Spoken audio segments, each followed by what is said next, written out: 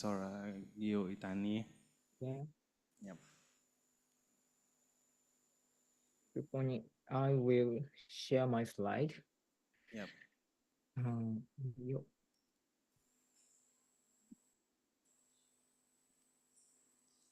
can I share my slide?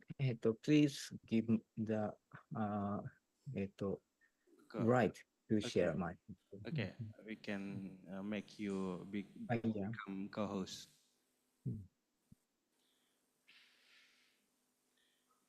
Okay. Okay. Professor Gio Itani Okay. can start in this first season. So before we start, we say thank you to Prof. Gio Itani to join in this activity in this first international summer course, become a keynote speaker in this first session, and then I am say thank you to for Ibu Faradiba from the Dean Faculty of Forestry, Tanjung Pura University. And then I say thank you too for Bu Farah Akmal from Unimas Malaysia to become a second keynote speaker after Professor Gio Itani presentation. Before we start, maybe I can introduce myself. My name is Marwanto. I'm a lecturer from Faculty of Forestry, Tanjung Pura University. Now I am become your moderator for this season. For the first, let me provide you with information about first international summer course offered by the Faculty of Forestry at Tanjung Pura University in 2024 or 2025. In this activity, we have 24 participants from different universities, follow like IRS University, Wageningen University from Netherlands, and then Sciences Po from France, and then UITM from Malaysia, and then other university in Indonesia such as ITB Bandung, and then Tanjung Pura University.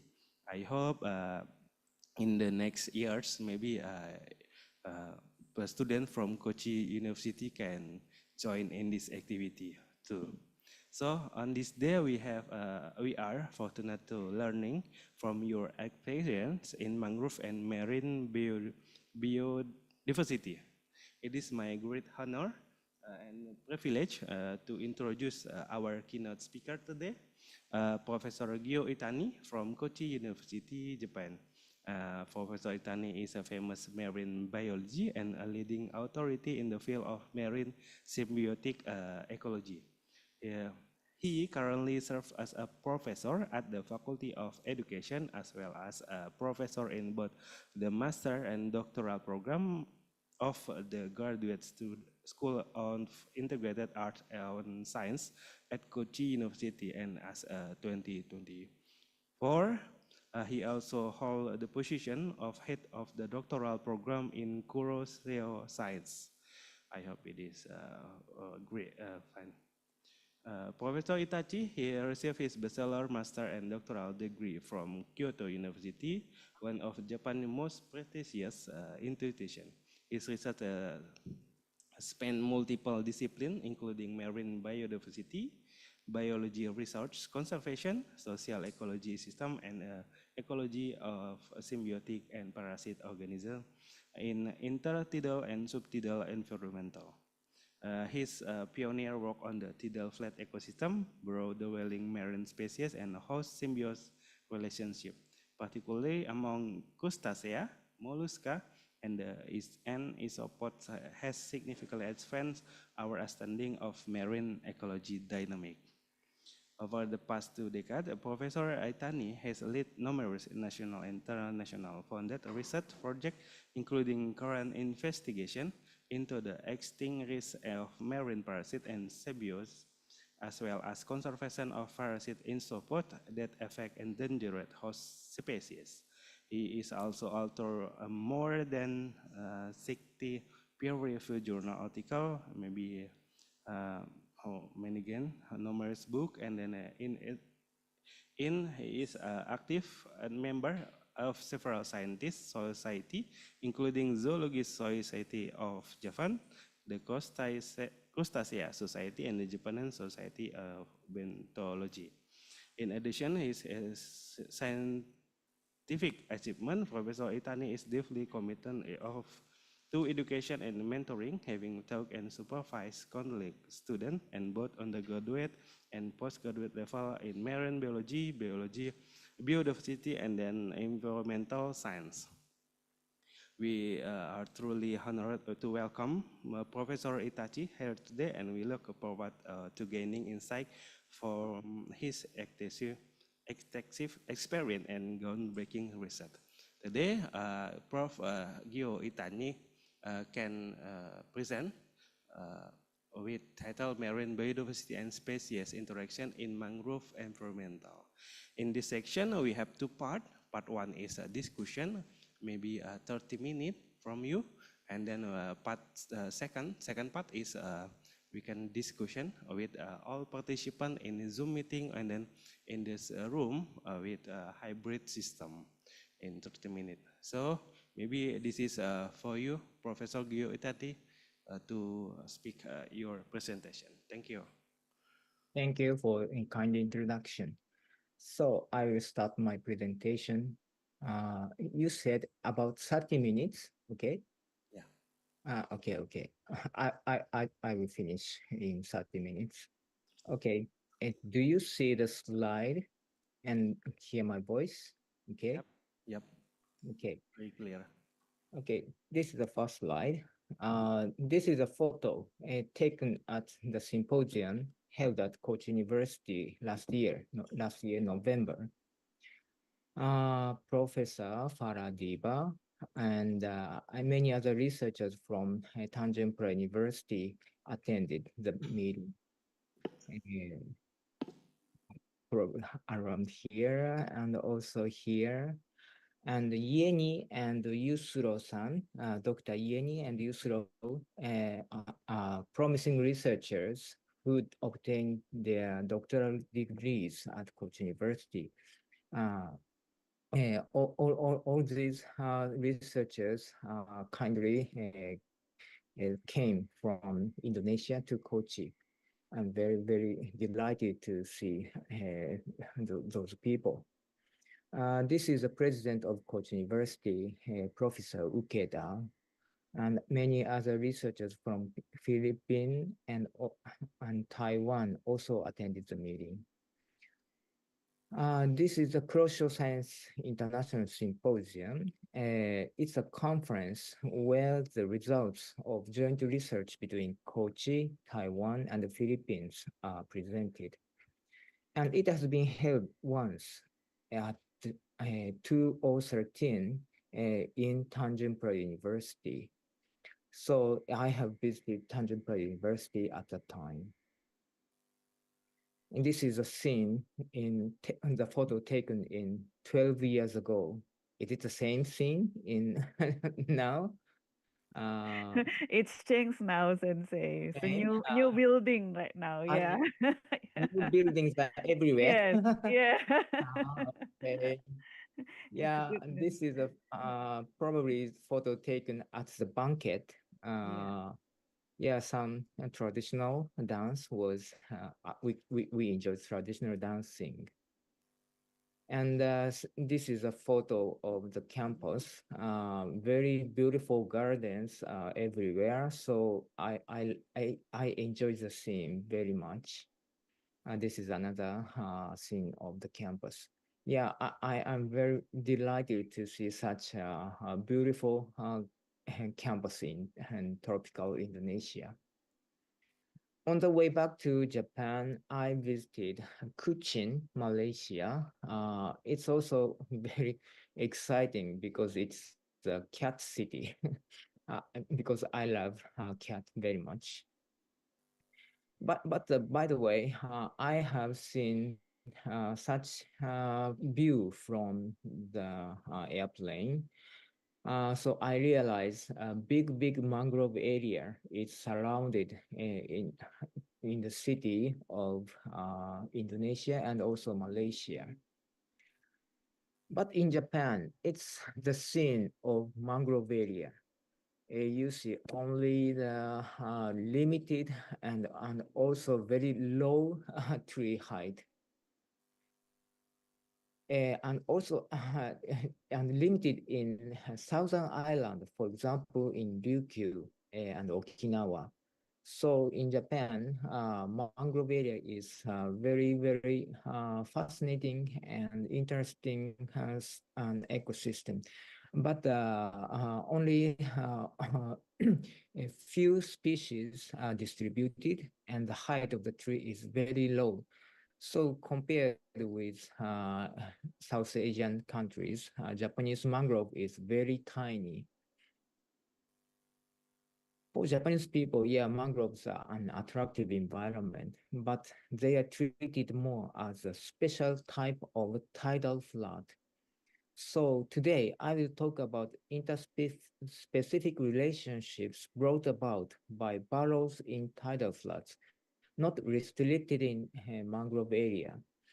Please forgive me for such the restriction of the research topics.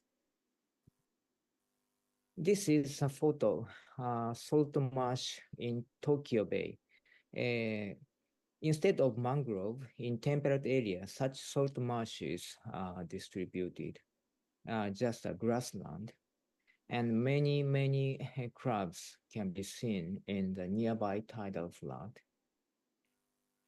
It's a rather offshore area of tidal flood, facing the open sea, like this.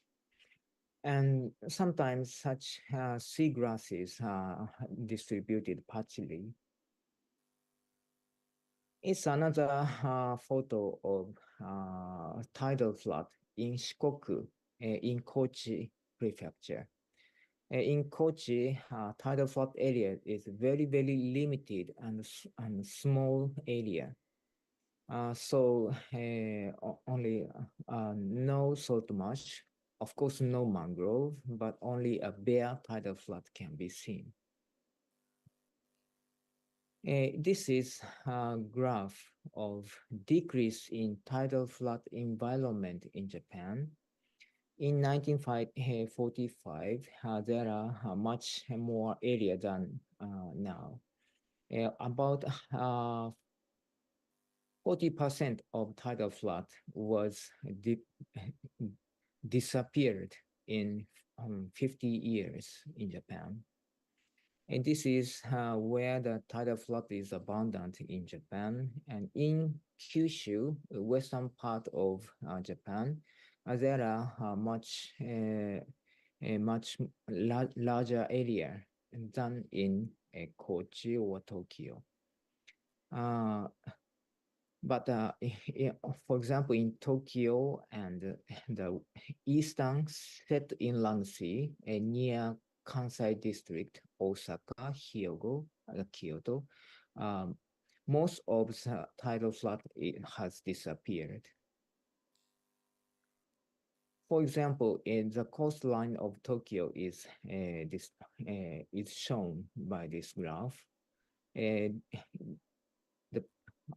most tidal flood is disappeared in 1960 to 1973. This is the pink area. Now, the newly disappeared area is around airport. Haneda Airport is now enlarged. So another new area was reclaimed.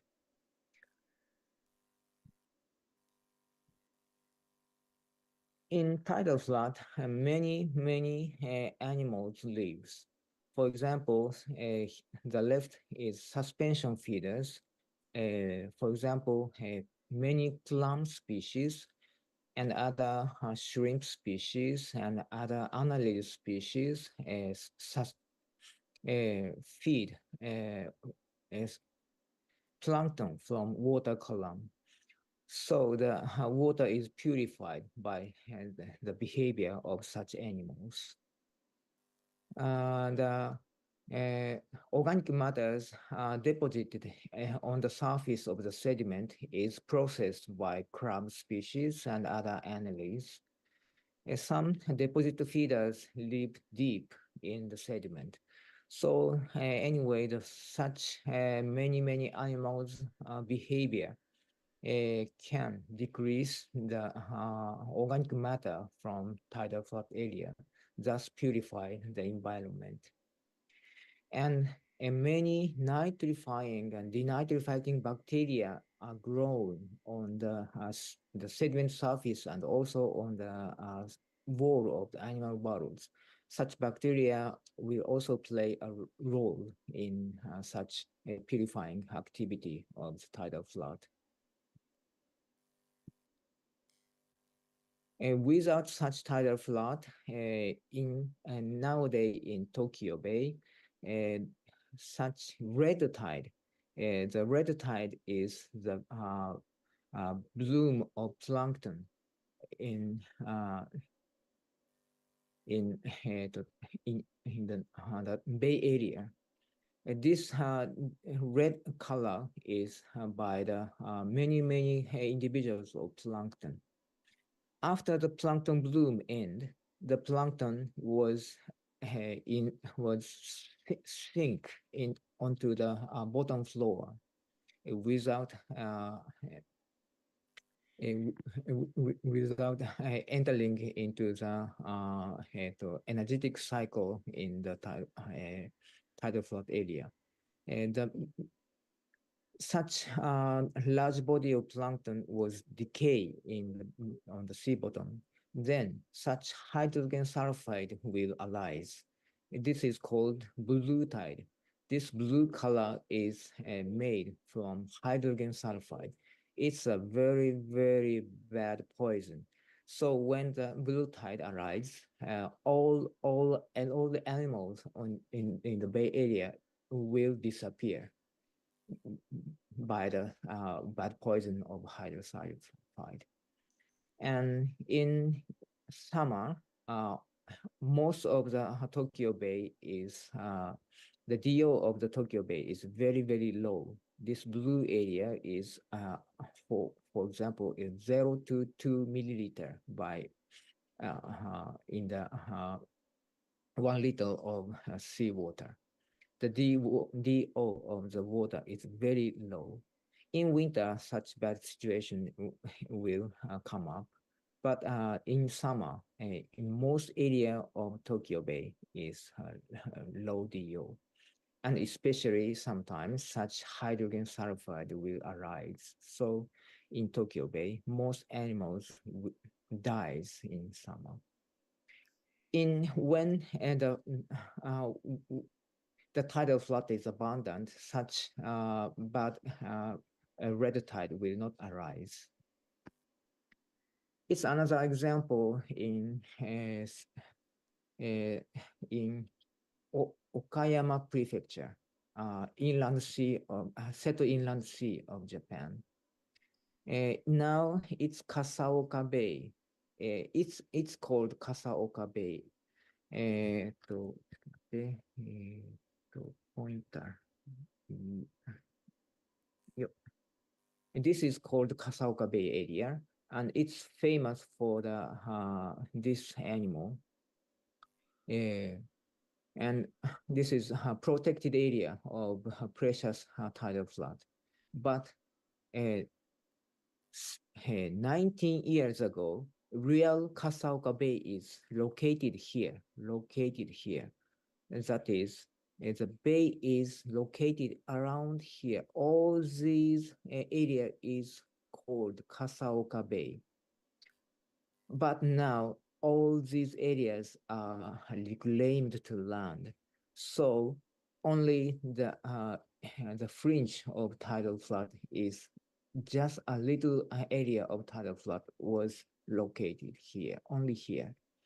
But 90 years ago, all this area is Kasaoka Bay, and abundant and diversity of tidal flood animals lived there. But all these are disappeared.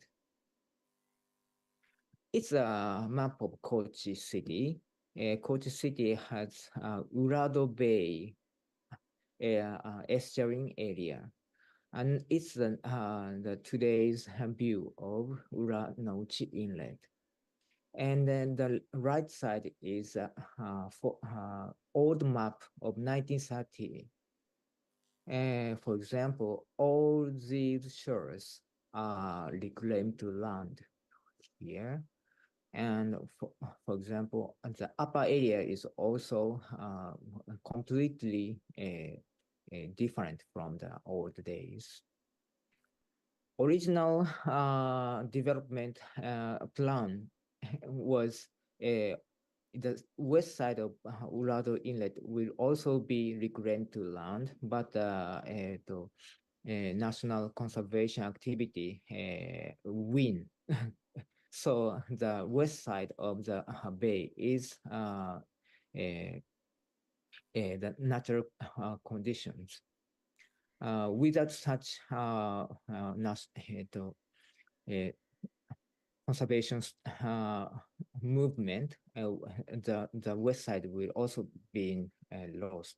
So it's important to fight for the government for protect the national coastline. It's one procedure of protection is creating red list. In Japan, only the terrestrial animals and freshwater animals red list was created, but no such list was made for tidal flood animals, that is marine animals. So we made such list and make a book of picture book. And when we finish the writing tidal flood red data book, 655 species were designated as threatened basic animals. Among such animals, a largest number of RDB species were recorded from Ryukyu area, so southern Japan, including mangrove and mangrove area. As a major reason for RDB listing were habitat degradation and population decline. The relatively high percentage of parasitic and symbiotic RDB species indicate that the conservation of the host species must also be taken into account. So even the host species is not RDB species, the host harbors the many symbiotic RDB species.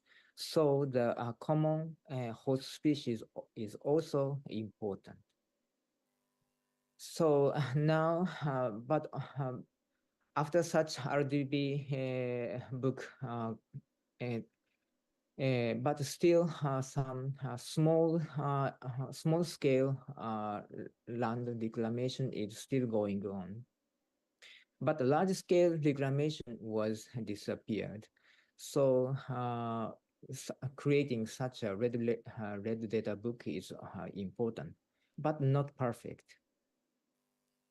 My students studied many aspects of tidal flood animals, especially animal symbiotic in animal burrows. This is surface sediment feeders. We can see such animals on the tidal flood sediment floor. Another is suspension feeders, but they use the surface water column, so they live near the surface sediment. But many other species live deep in under the sediment. And the variety of baromorphology, we can see many variety of baromorphologies.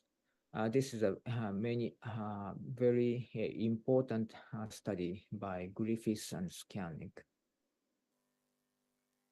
For example, in Kochi, Japan, we can see a small mound of everywhere in tidal flood.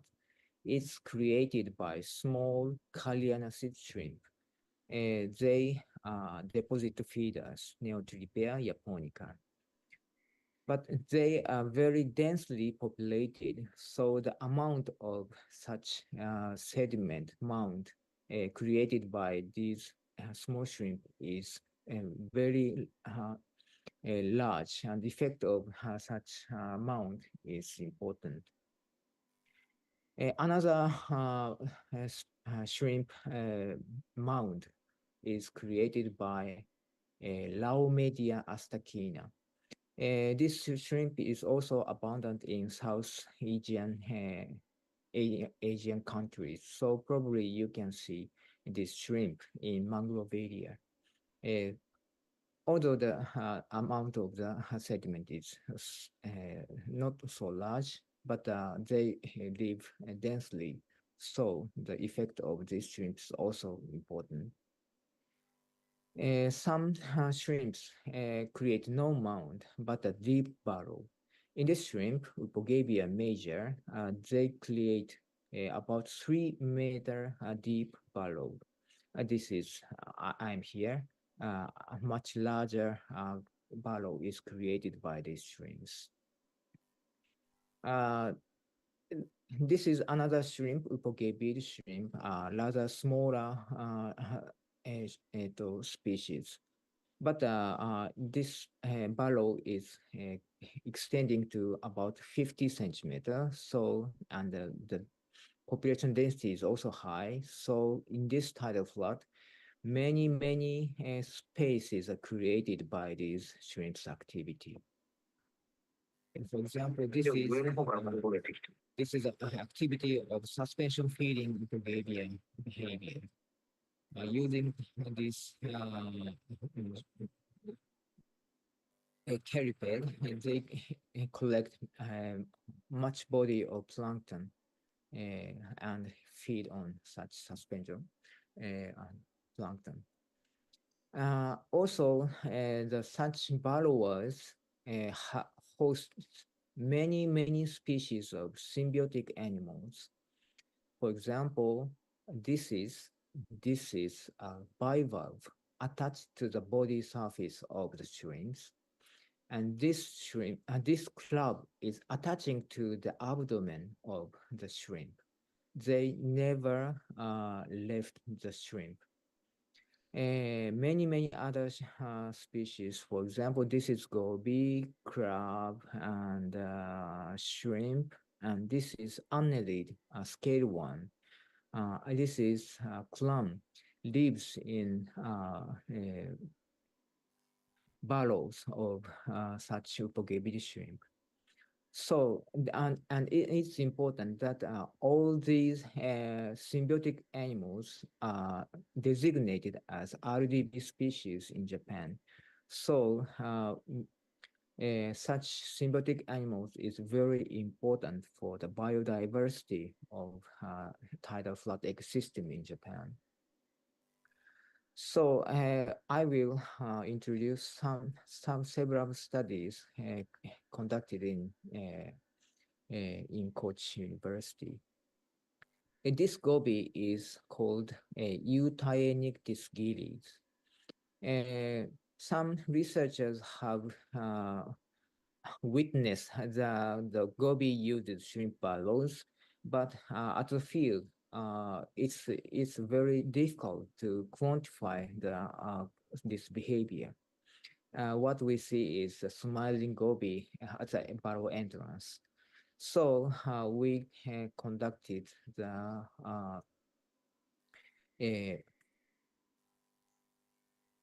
mesopoial study. This is the goby, and goby is entering the burrow.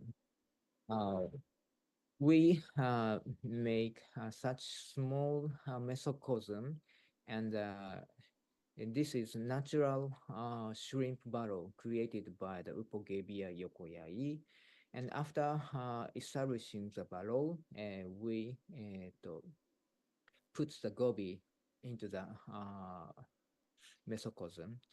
and film the behavior of the goby. The goby frequently burrow and enters the burrow, but also exits the burrow often. So in the 100 minutes observation period, the goby entered and exit the burrow uh, 8 times on average. And the total time spent in the burrow in by the goby is about 25%. So the goby frequently entered and exited and spent 20% of the observation time. It is suggested that the goby feeds on small-sized crustacean and other organic matter on the mud surface and frequently utilizing the shrimp burrows for possible predator avoidance, even in the mescos environment.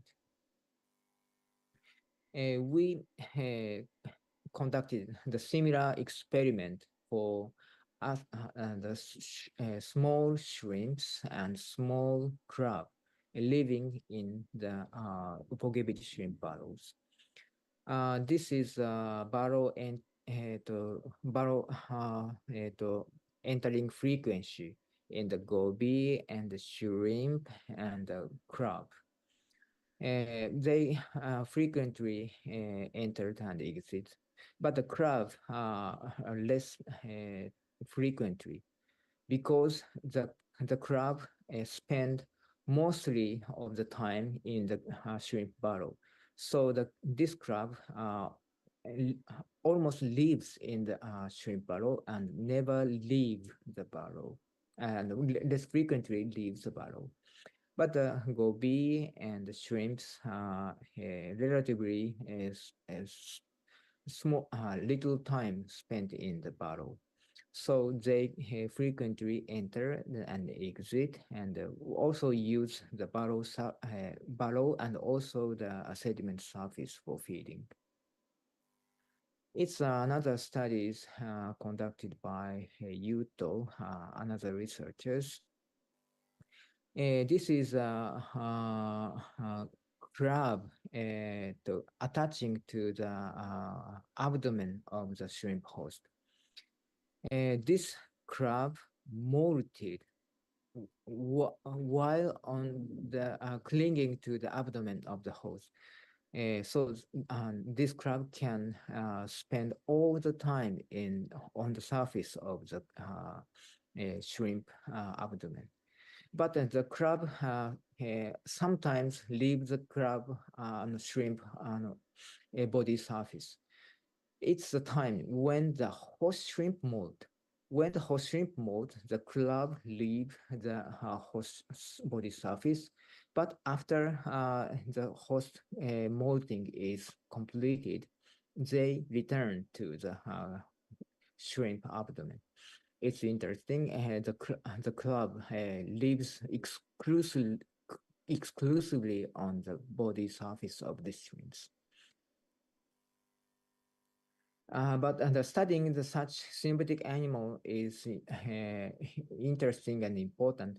But most important is the systematic and taxonomic account of the shrimp symbiotic species, because many new species and undescribed species is found in such tidal flood. This is a symbiotic shrimp species, but several taxonomic the hypotheses are proposed. My student Christian settled such taxonomic problem. This is some researchers, this is the most important characters, but Christian found this is a secondary growth character. So when in the small specimens, such a character cannot be seen. Also, this shrimp has very characteristic of the shape of the cheliped. But he also elucidate. This is also the secondary growth characters. Very big specimens. Only the big specimens has this character. only the most smaller specimens has such usual and common shape of this scalpel. So collecting many specimens and describing the growth pattern is very important. So for the taxonomy of the such shrimp species.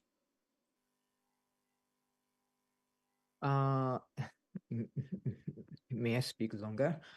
This is an example of the resin casting technique.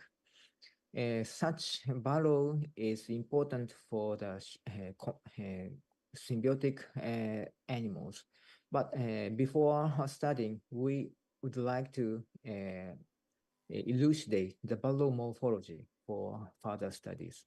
This is a barrow morphology of Alpheus gravicristatus, the commonest Alpheus species in Japan. And this shrimp sometimes is accompanied by such goby species for some mutual relationships. Another case is this Alpheus. This create very, very complicated shape of barrow morphology. In this barrow, threatened goby species lives also. Next slide is another example. This is, we can see such a crater-shaped mound in tidal flood in temperate estuary in Japan. So, but no one knows what lives in this barrow system. So we made resin casting studies. After resin casting, we retrieved very, very complicated barrow morphology. And we found Tinioides gobi. This fish species created such a complicated barrow system. This is very, very important. So such gobi can also make such complicated barrow systems. This is the Tinioides gobi species. They have elongated body and they have only the small eye.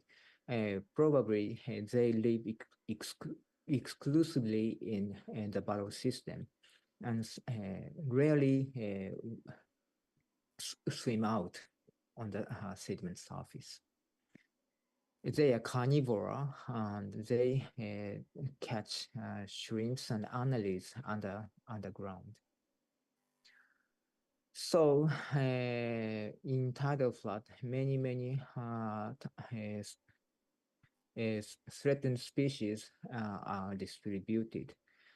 Also in tropical environment, such seagrass area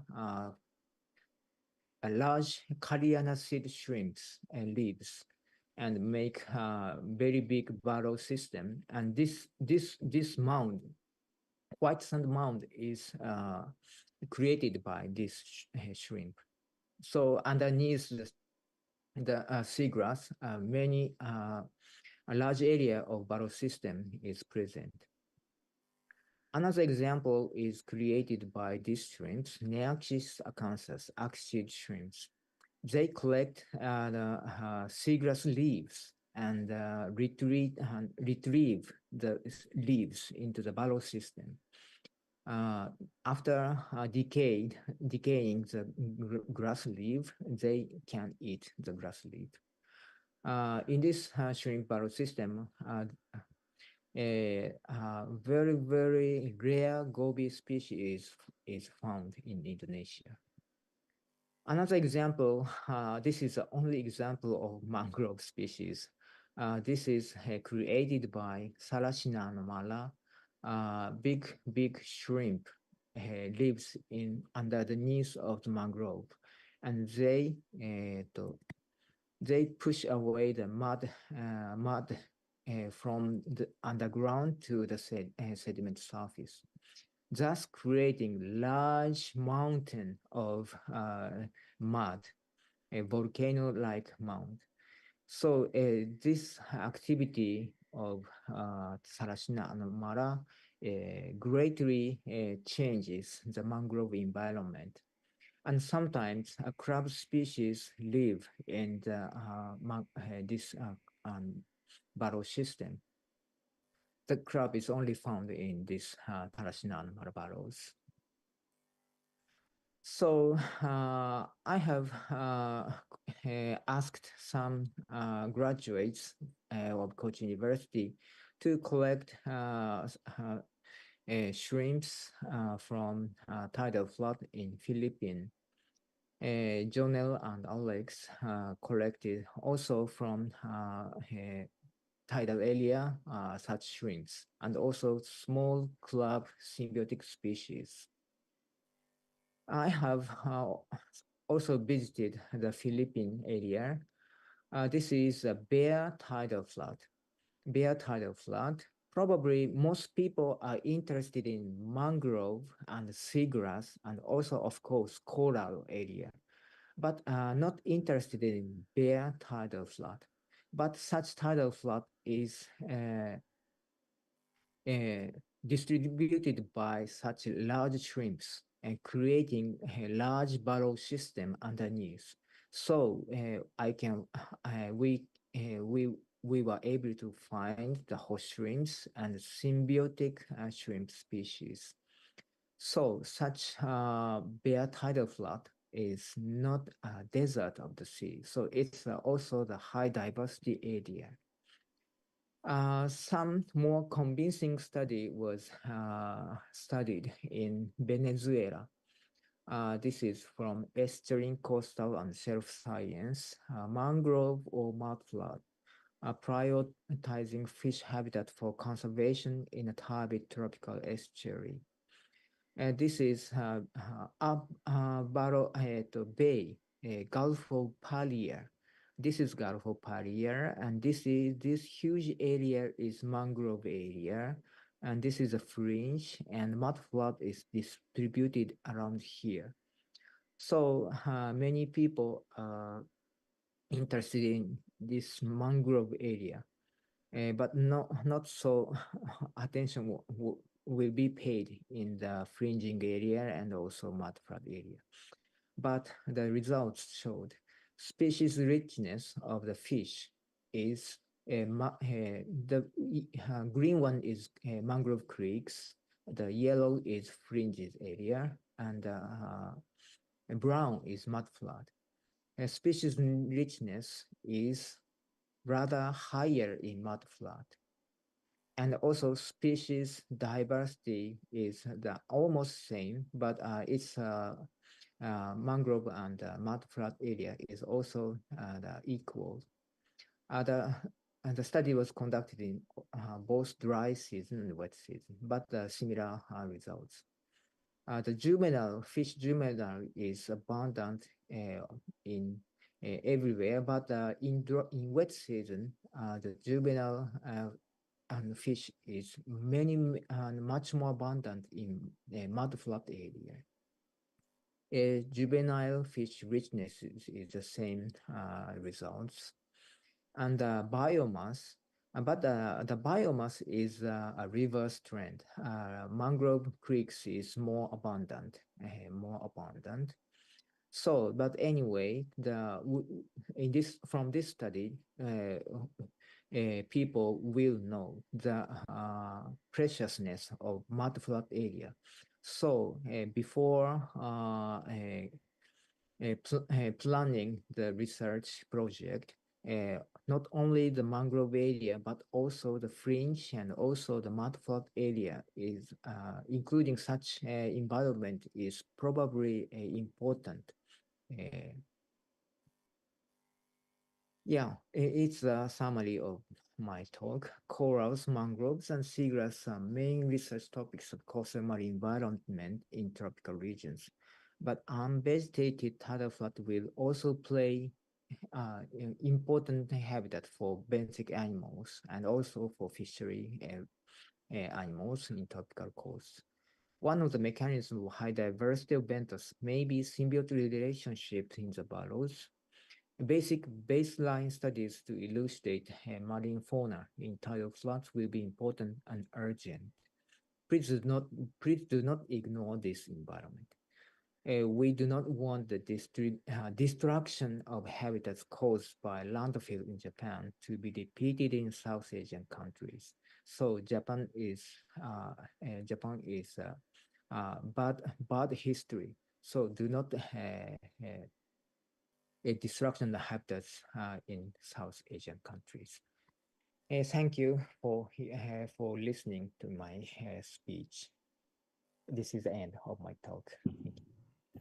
Okay, thank you for Professor Gio Itani for your presentation. It's very nice because this is first time to me to know how to fish, shrimp, and then crab make their burrow, and they are very nice engineering.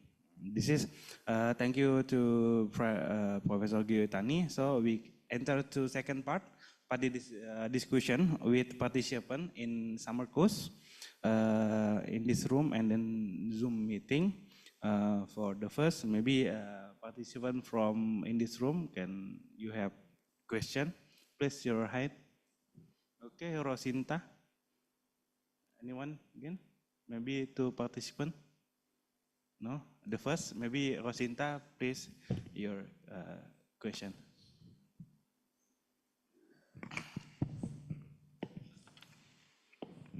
Thank you very much, Mr. Marwanto, for the opportunity. Ohayo gozaimasu, Itani sensei. Mazu wa watashi o jiko shokai o sasete itadakimasu. Watashi no namae wa Roshinta desu. Watashi wa University Tanjung Pura Daigaku Ringakubu Shushin desu. Yoroshiku onegai shimasu. So moving on to my questions, you are mentioning a lot of the species that can be found in mudflat, also in mangrove ecosystems. But I would like to ask, with the rising trends of ecotourism, and especially to support the economy, people sometimes make fisheries. How will these natural species will be faring in the future? Because I believe if we disturb these species too much, it will affect their propagations and their sustainability. And from your experience, how could we address this challenge, and how can we make more sustainable tourism that won't disturb these species? Thank you very much. Arigatou gozaimasu. Arigatou gozaimasu. Thank you for your question. Yeah, for example, this crab, uka, you can see from the sediment surface.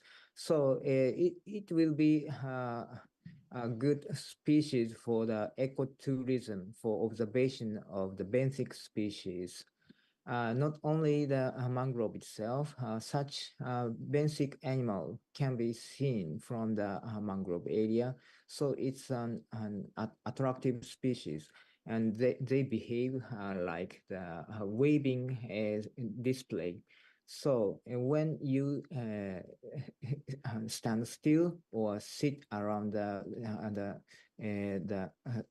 sediment floor, the club will emerge from the burrows, so you can observe the behavior and the lovely behavior.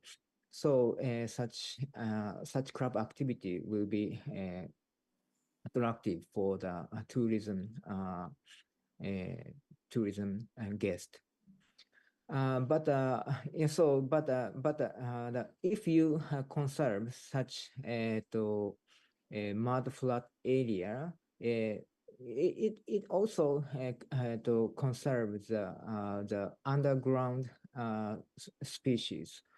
For example, if you conserve such area of mangrove, probably no one can witness the shrimp will come about from the burrow, because the shrimp is very awkward and probably come out only in the pushing sediment from the underground, probably at night. So no one can, no tourists can witness the behavior of this shrimp. But anyway, the tourists can witness such a huge mound of this shrimp. So when the tourists see the mud of this shrimp, uh, the tourist guide will explain the behavior and the importance of the shrimp behavior. In such ways, such a burrowing animal, some of them we can see, but most of them we cannot see the behavior. But we can see from the sediment surface uh, the some light of their activity. For example, the mound. For example, the barrel some barrel system of the top of the barrel system we can see. So for when we see the barrel opening of the animal, we can explain what lives under the ground and the activity of the shrimp behavior and other animals, and also the symbiotic species, existence of symbiotic species. Yeah, anyway, so the to conserving the such to mangrove area as a whole, including the fringing area and also the mudflap area, is important for conserving all such animals living in and living adjacent to the mangrove. It's my answer. Is it okay? It is okay. Arigatou gozaimasu, Itani sensei. Okay, thank you, Professor Itani Sensei. Kemudian, the next maybe anyone have question in this room? Maybe we move to Zoom meeting. Anyone have question? If you have question, maybe you can use icon raise hand. Before we have 9 minutes before we close. Huh? Maybe in this room? Yeah, we have one question again from Farah.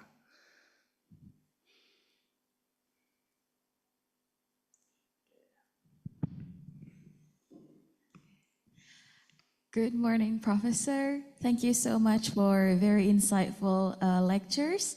Very interesting.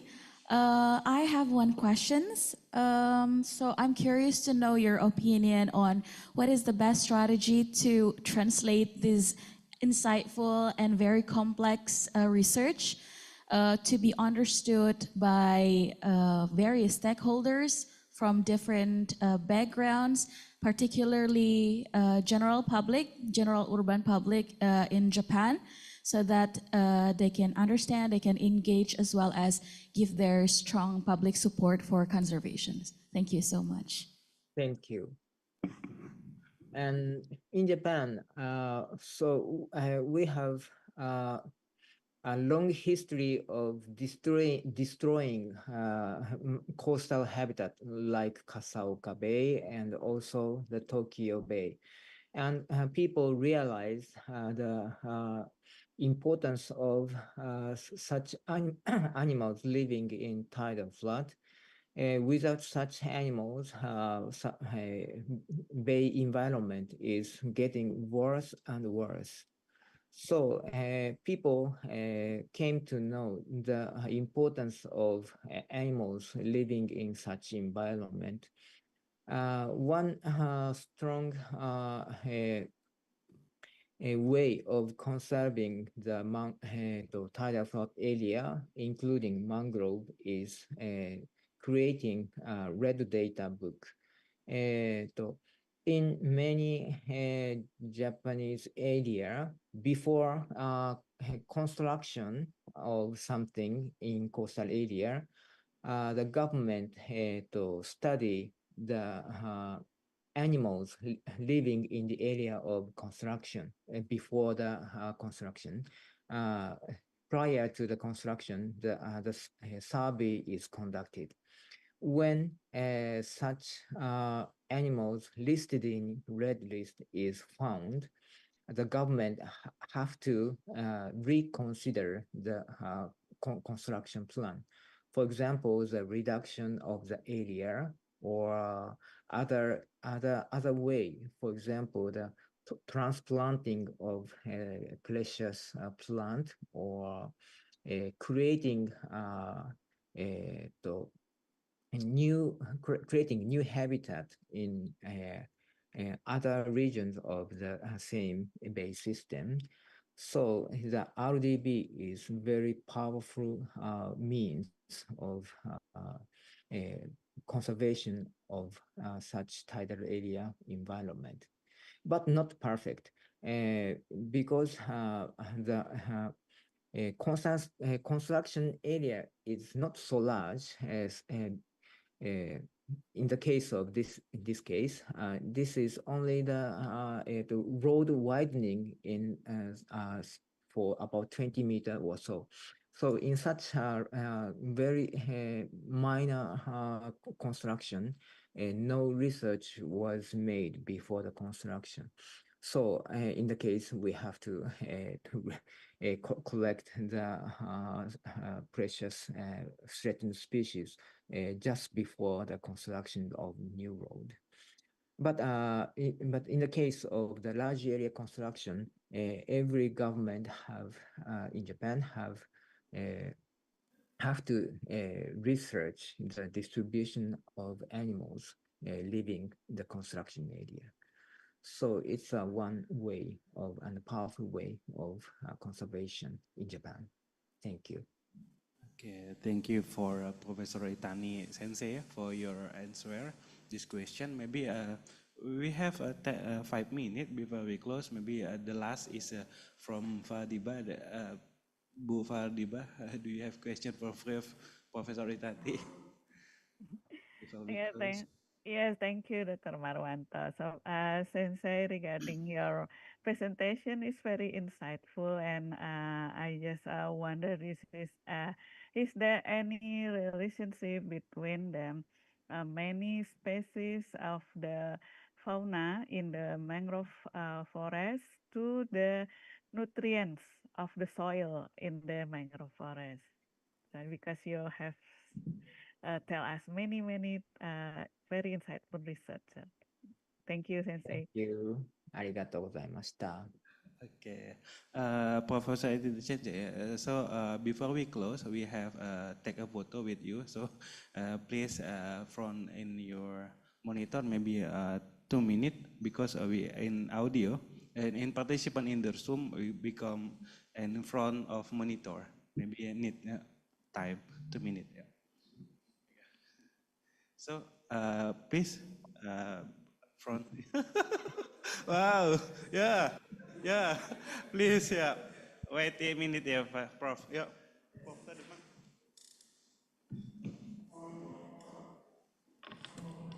Wait, we can stand in monitor first.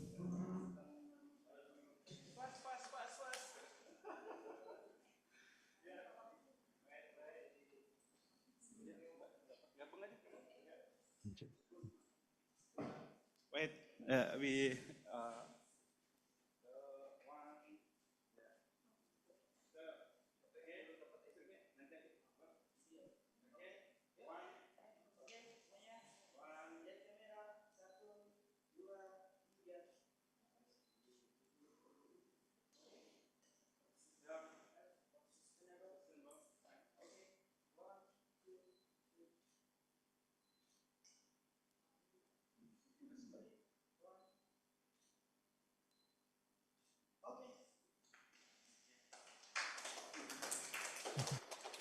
Thank you for your presentation, very nice, Professor Itani Sensei, and then give applause for Professor Itani Sensei.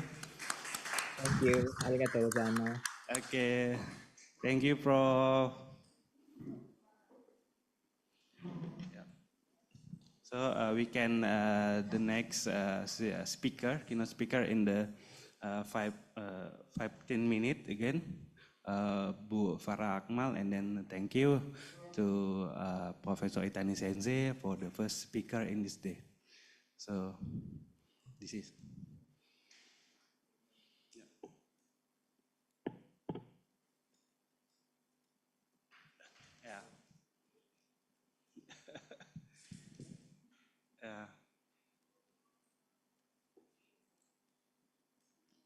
Okay, Bu Farah Akmal, we can start in the next second speaker, maintain 15 minutes in the 15, because we are in participant in this room, make a drink first, gitu. Okay, so we can break in the 15 minutes. This is free time.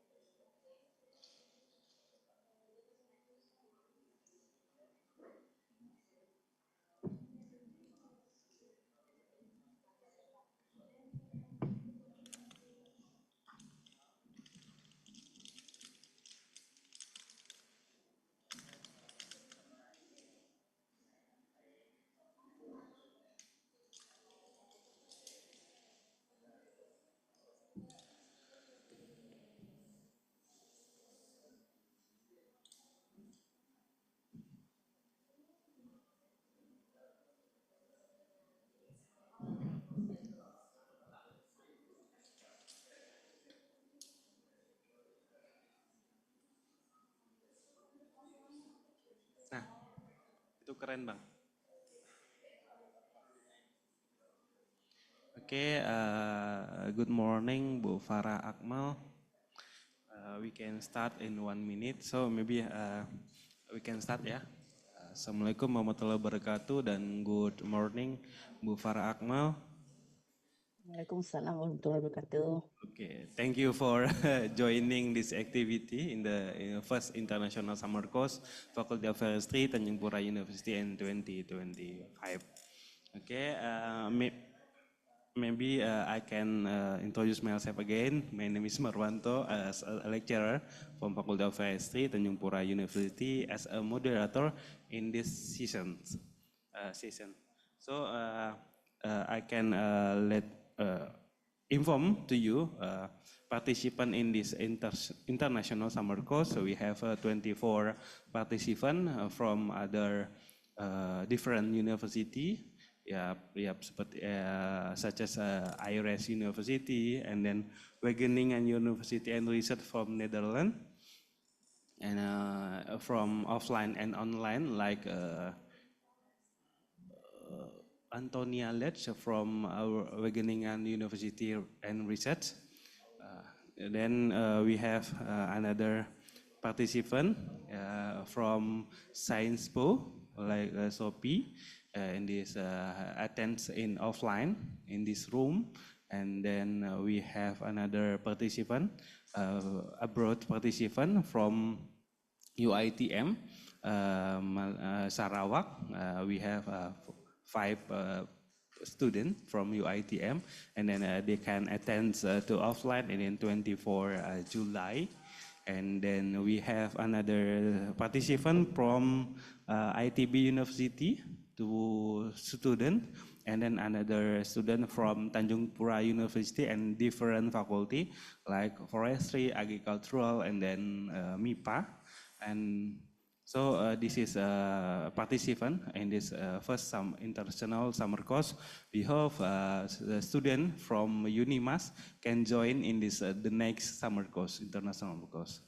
So before we start, I am very happy and then very honorable to Mr. Dr. Farah Akmal to join this activity. Maybe I can introduce yourself like. Today, we are honored to be joining by exceptional scientists who work on the forefront on the marine chemistry and environmental research. Dr. Farah research focus on understanding the role trace element, particularly mangan, as about as a control and a tracer of major element cycle in the ocean. This trace metal took a present in a minute concentration and are critical for life in marine system, especially in process like photosynthesis and antioxidant enzyme function. And the deficiency in metal can significantly limit ocean productivity. So Dr. Akmal is focused on the environmental marine, So in this agenda, we have 1 hour, but we divided 2 sections. one section, first part is this your presentation, maybe 30 minutes, and then we next to discussion, maybe 30 minutes again. So before we start, before that we take this time for you, Dr. Fahutan, to present your presentation. Thank you. Okay, thank you very much for the introduction, Dr. Marwanto. I hope all of you can hear my voice clearly. All right. Okay, I will Very share. clearly. Okay, I will share the slide.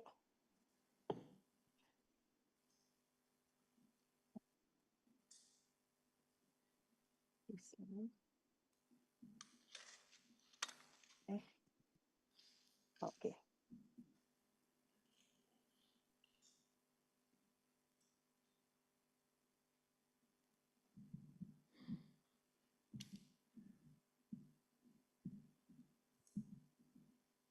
All right. I think all of you can see my slide here.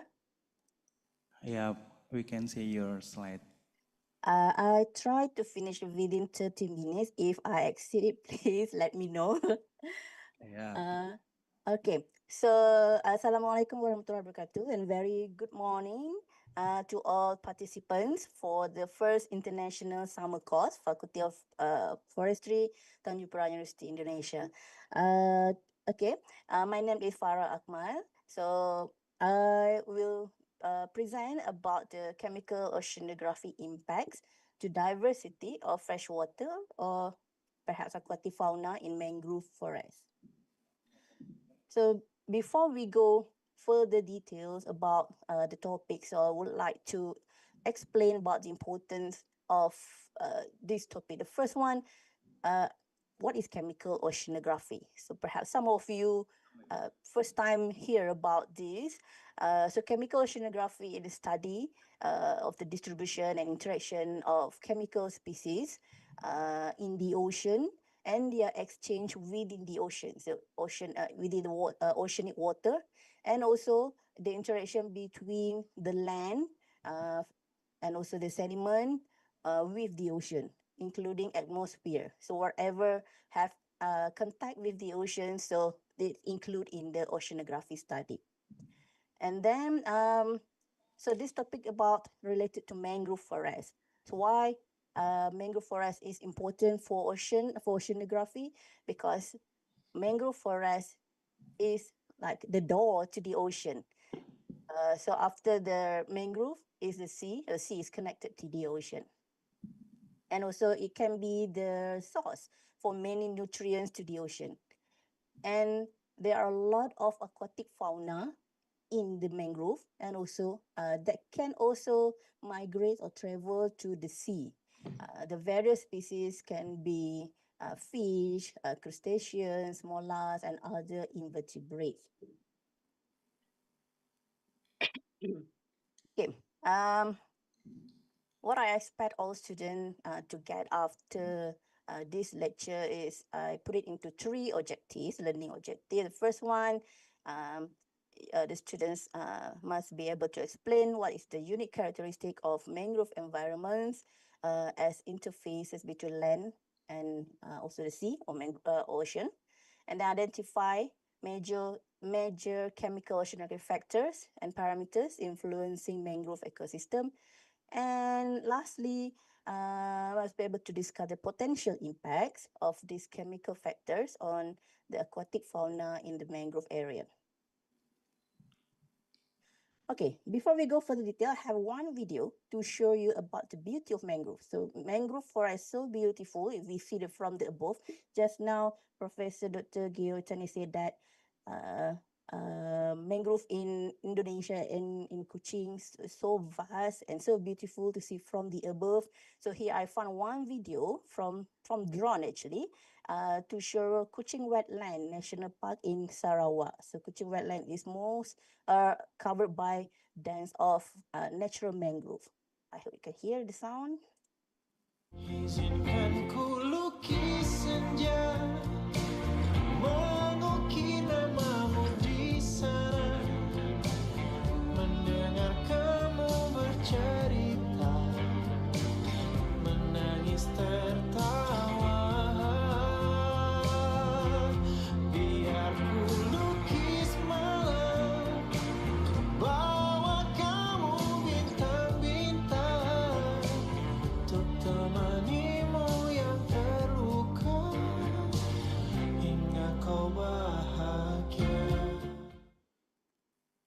Okay, so it's beautiful, isn't it?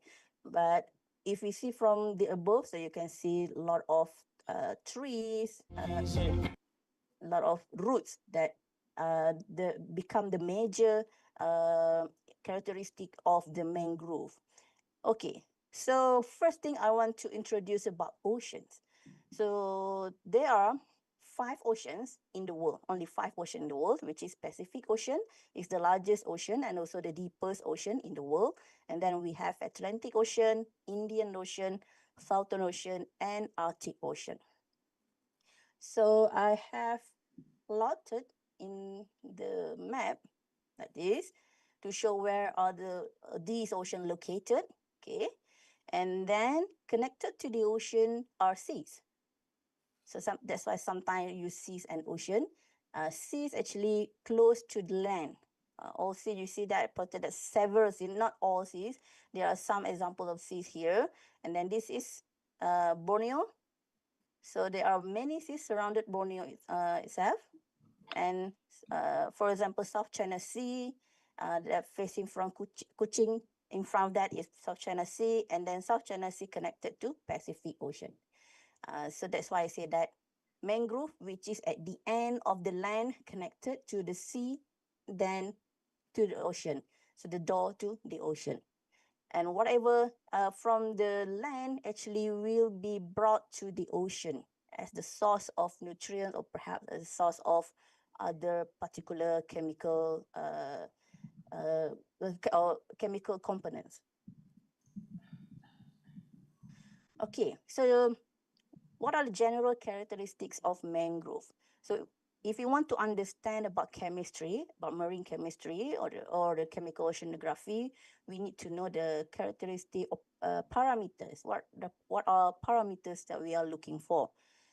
Main parameters that define marine and other aquatic environment are salinity. So mangrove have special adaptation for saltwater content, and also low oxygen tolerance. So here I present here the aquatic environment. There are 3 types of water: fresh water, which is from the river, and then before it enter to the sea or ocean, there will call brackish water. Brackish water here is where mangrove usually grow. And then after that, seawater. Because this is like in between, it's a transition between land and sea. So of course, there are a lot of interesting characteristic or parameter and adaptation at this area. So salinity at fresh water, usually below 0.5. Brackish water around where mangrove grow, more than 0.5 to less than 30, depending where you collect the samples. If you collect very close to the sea or at the sea, means at the coastal area, perhaps you will get higher salinity. If you go further deeper of the mangrove, so maybe you will get less less salinity value. For the seawater, so the salinity of seawater around 30 to maximum around 50. It depends also the location. If you collect it at the beach area, for example, which is close to the river mouth, perhaps we get low salinity value due to the freshwater input. Okay, salinity units. Salinity has many units. Some researchers use part per thousand (ppt), or also a symbol like this one, like percentage, but have another zero down there, or measure the chloride content for salt by using gram per kilogram. The mass of the salt divided by the mass of the sea water. Another one is ratio. So ratio, there is no unit. So example to be written as S, salinity equal to what is the salinity value. Okay, so mangrove have special root system for stability because the impact from the wave and a tidal wave, they are very strong. So they need to have a special root system that can make the tree stable at the especially at the coastal area, and also that root is for the oxygen uptake. And also, all of you know that mangrove only can be found in tropical and subtropical intertidal zone. Okay, move on to salt contents. We talked about salinity just now. How much of salt content inside the water, inside the seawater? It depends. It's varied actually from place to place. If you are looking on the concentration, so it varies depending on where you collect the sample. But for in percentage, it look like this one. Um, the salt content also we call also minerals. The mostly are chloride content around 55%, and then there are sodium 30%, and other minerals such as sulfate, magnesium, calcium, and potassium, because they have a very strong preferable reaction between sodium and chloride. So that's why usually we call salt as sodium chloride, the combination of sodium and chloride. Okay, here I listed other chemical compositions that can be found in seawater. So there are major ions. The major ions is the salt mineral just now, and also minor ion also such as carbonic acid and others. Gases in the seawater are similar with the gas on land. The percentage is similar, and gases are also important and involved in biogeochemical cycles. Okay, nutrients. So nutrients, for example, nitrogen base, which is nitrate, and then phosphate, phosphorus base, and also another one is silicate or dissolved silicon. They're important in the seawater, and behave like it can be as the source of nutrient for the phytoplankton and other organisms. And all in water, in seawater, also contain trace metals. This is example of trace metal. Sometimes they call it heavy metal. How to differentiate between trace and heavy metal? Trace actually look on the concentration. How much concentration are required by the biological activity, and also how much concentration are naturally available. So actually very small, that's why they call trace. Meanwhile, if some researchers use heavy metals, that look on the molar mass. Heavy metals such as mercury, lead, cadmium, they actually they have high molar mass value compared to iron, for example. But overall, they are all considered as metals. Dissolved organic compound such as amino acid, humic acid, and then others. And if in the mangrove area, particulate matter is also important, very important parameters to look on for the grain size. Okay, so this question, apart from salinity and other chemical compositions listed just now, what other chemical conditions do you think would be available in the oxygen depleted environment? About the smell. If you go to the mangrove, first thing maybe you can smell something. The stinky smells. So that smell actually come from the hydrogen sulfide. Okay, so hydrogen sulfide is primarily produced by sulfate reduction bacteria in mangrove sediment.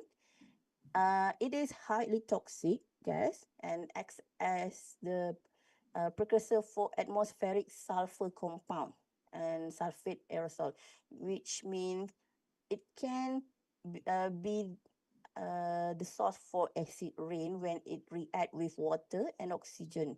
So that's why it have implication for global climate change. Another compound are thiols. So thiols are organic compound also containing sulfur and hydrogen group. So they produce during the breakdown of organic matter and also can be found through degradation of hydrogen sulfide. Thiols are antioxidant components. So example of thiols are glutathione and also cysteine. So later here, thiols here, I will explain later why it's important in mangrove especially after this, okay? So I want to show about hydrogen sulfide. How much hydrogen sulfide were produced from the mangrove. So from this paper, Jacotot et al., 2023, they measured the soil hydrogen sulfide in sediment, in soil, the concentration. So here is the concentration during high tide and low tide, because mangrove have big influence by the high tide and low tide. So during high tide, the concentration of hydrogen sulfide are higher. But during low tide, a little bit lower, around 1.5 lower compared to the high tide. So why is higher during high tide? Because it's have reaction with water, the sea water, and it helps to develop more hydrogen sulfide. Hydrogen sulfide produced in sediment. Just now I said that it can be the source of acid rain released when hydrogen sulfide in the sediment released to the atmosphere. It can be oxidized to sulfur dioxide, and after that, at the atmosphere, react with oxygen and also water, especially involve rainwater, and can come back as acid rain. However, this is not the main source for acid rain. Industrial activity produce a lot more of this mechanism compared to mangrove. Okay, so we proceed.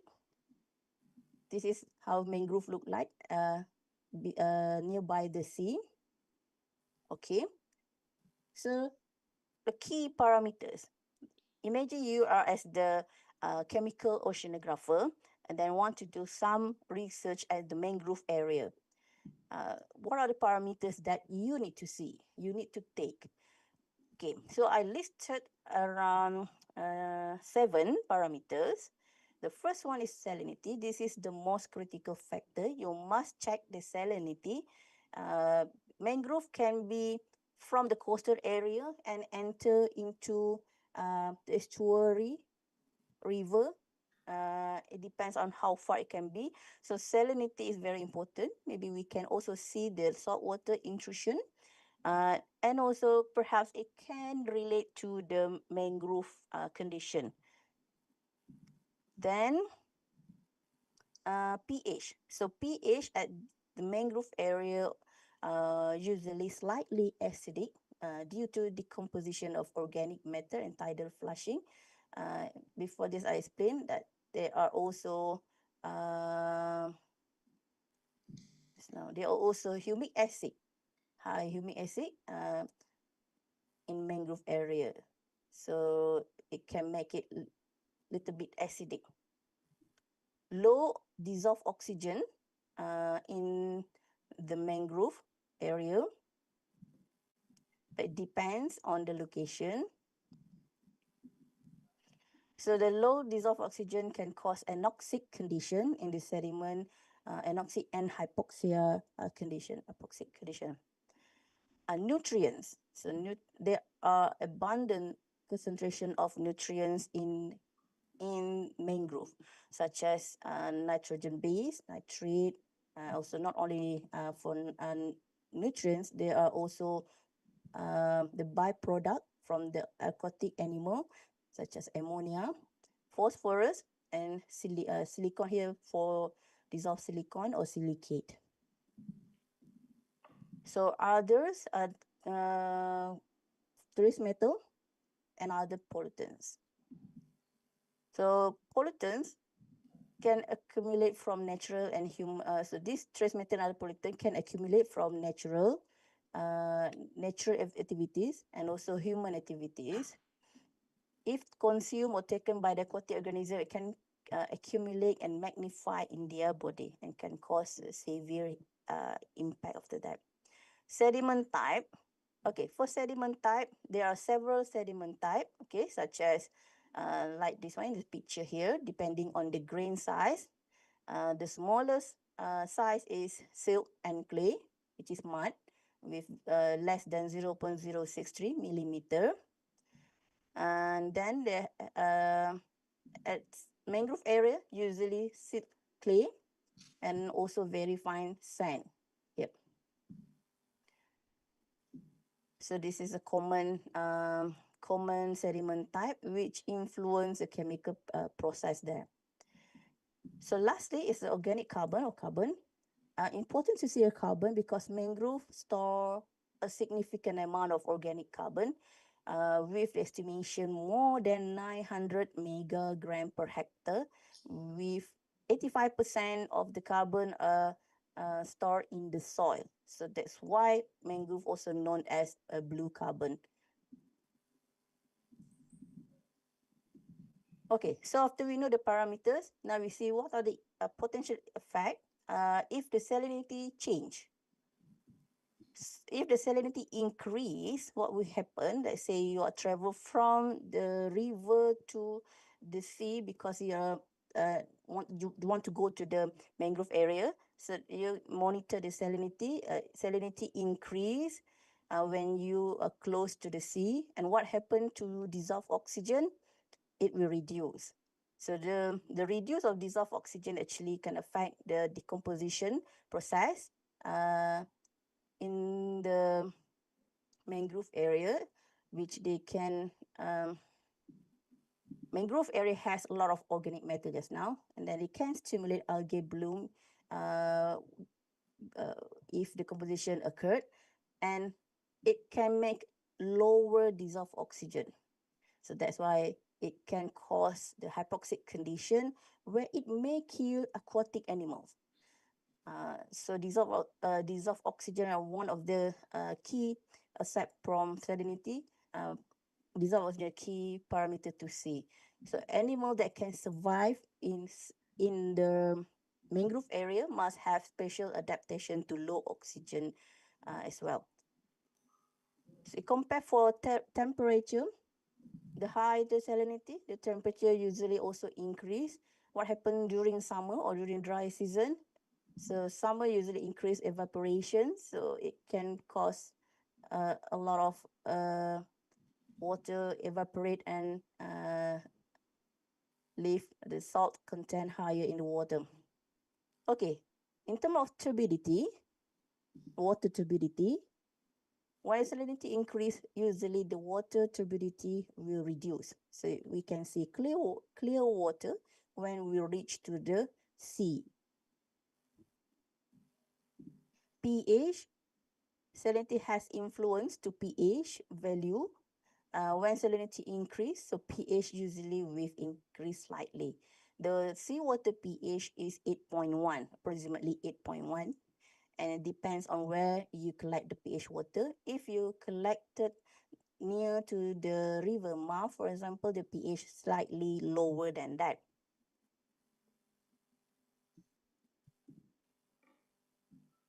Okay, this is example from the paper at the mangrove area from Reddy et al. 2021. They collected the sample from the mangrove in India. So you see that when compared to the land, so to the sediment characteristic or sediment type, they have they have sand, silt, and clay, like in the bigger figure here. So this is sand. The blue one is sand, the red one is silt, and then the green one is clay. We can see they compare with ammonia, the byproduct from the animals. So you can see when high percentage of sand, ammonia concentration are lower. Meanwhile, when high percentage of silt, ammonia also high. So it's because of the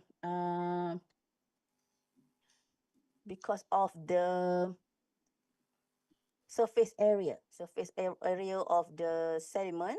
So silt contain lower surface area, so they can trap more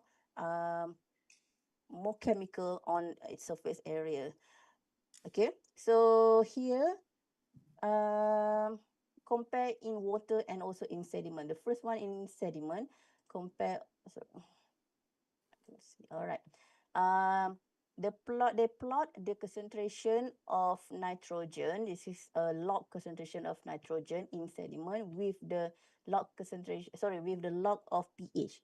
So you see, when the pH level slightly lower, concentration of nitrogen is higher, and when it increase, the pH increase when going towards the sea, the concentration of nitrogen sediment getting a little bit lower. Here they compare with clay percentage.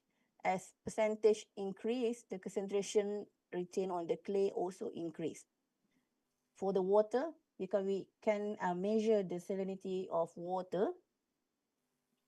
So you see here, when the salinity of water increase, the concentration of nitrogen also increase. But for pH, same with this one. The pH level increase, the concentration of nitrogen decrease. So temperature similar with salinity just now because it follow like this one, high salinity, also high temperature. That this paper, they also influenced that the mangrove area that they did the study has high influence of the agriculture practice nearby the mangrove. So that's why it intensified the concentration of ammonia in that area. Okay, so now I want to show about the biogeochemical cycle. In chemical oceanography, biogeochemical cycles are very important because it will tell about what happened to the chemical composition. If it change after some ration or maintain like that. Biogeochemical means it involves biological, geological, and chemical processes. It's all together. And also it also influenced by the physical movement, that water current and so on. Okay, the first one I show about the nutrient phosphorus cycle. So in the ocean, so here I show the plot how it behave in the depth profile of the ocean. At surface water, 0 here means surface, and here is the depth in meter. The ocean has the depth very deep. Perhaps I think here is in the Indian Ocean, up to 5 kilometer depth. And then the phosphate at the surface area, usually the surface concentration of phosphate almost almost gone, almost 0 here. Why? Because they involve in many processes, especially the biota uptake by the phytoplankton and bacteria as well.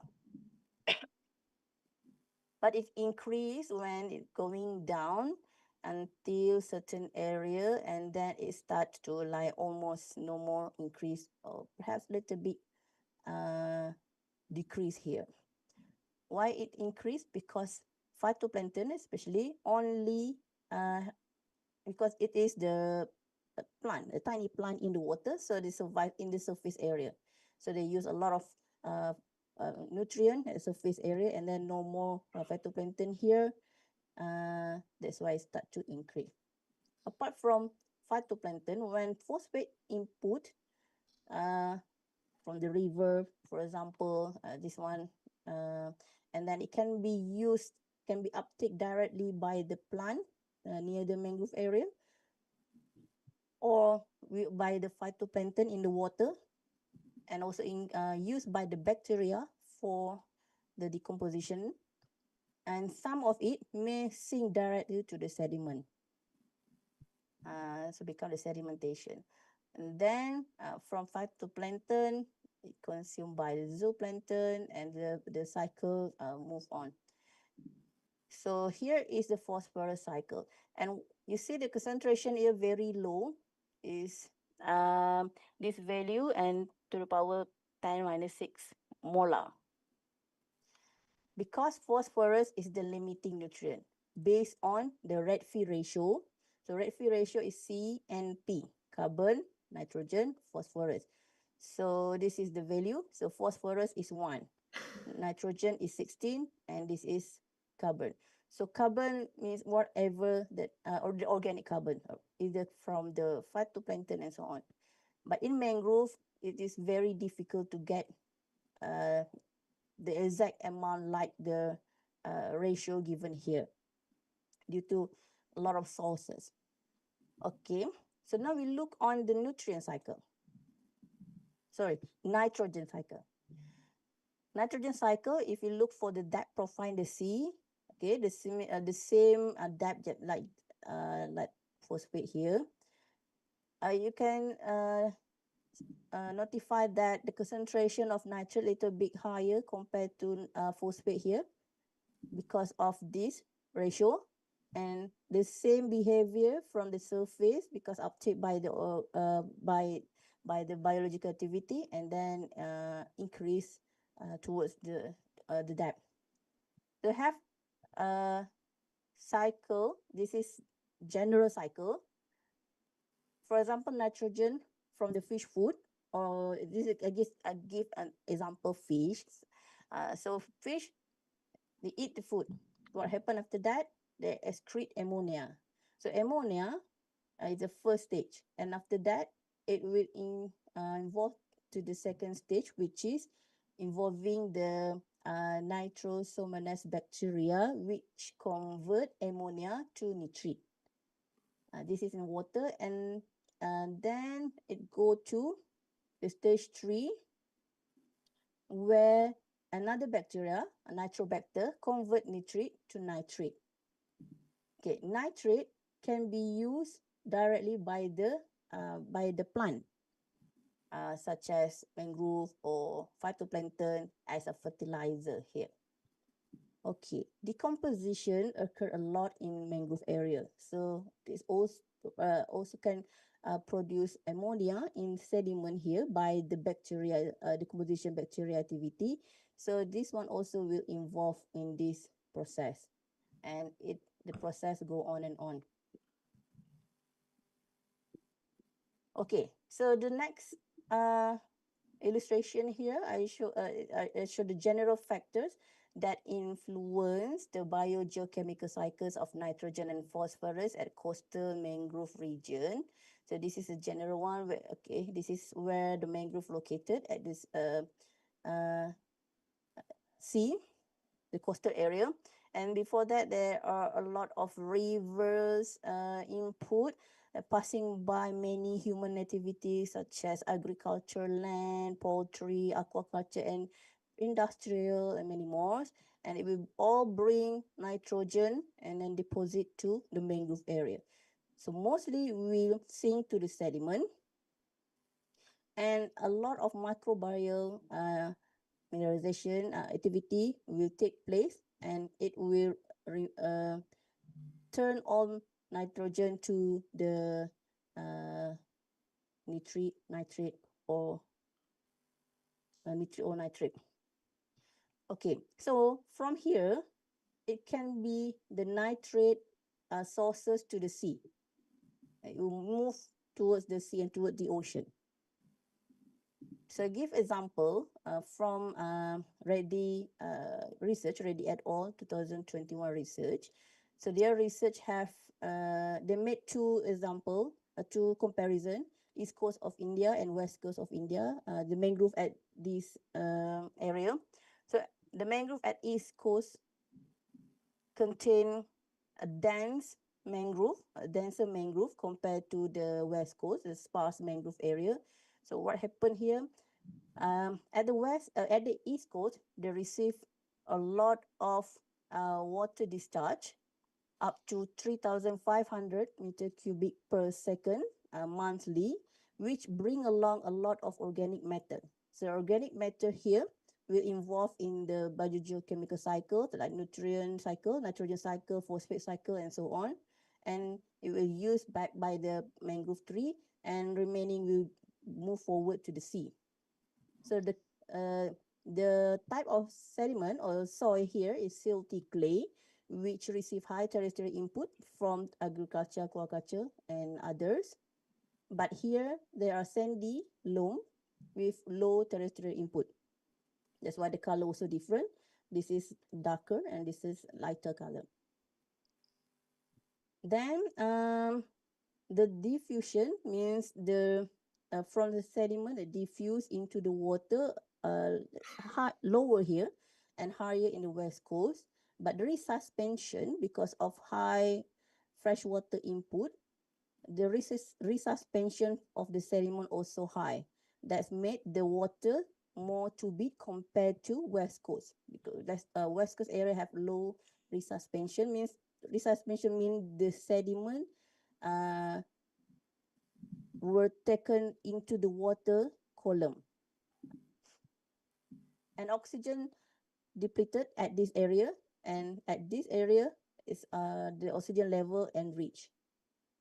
If the water from the river are not so strong like in the west coast, what happens? Seawater will take place. They will go into the river. So what? That's why I have different mechanism about this one. Okay, so in the mangrove, they have carbon, high amount of carbon, and then we need to understand about the carbon cycle. So this is another cycle.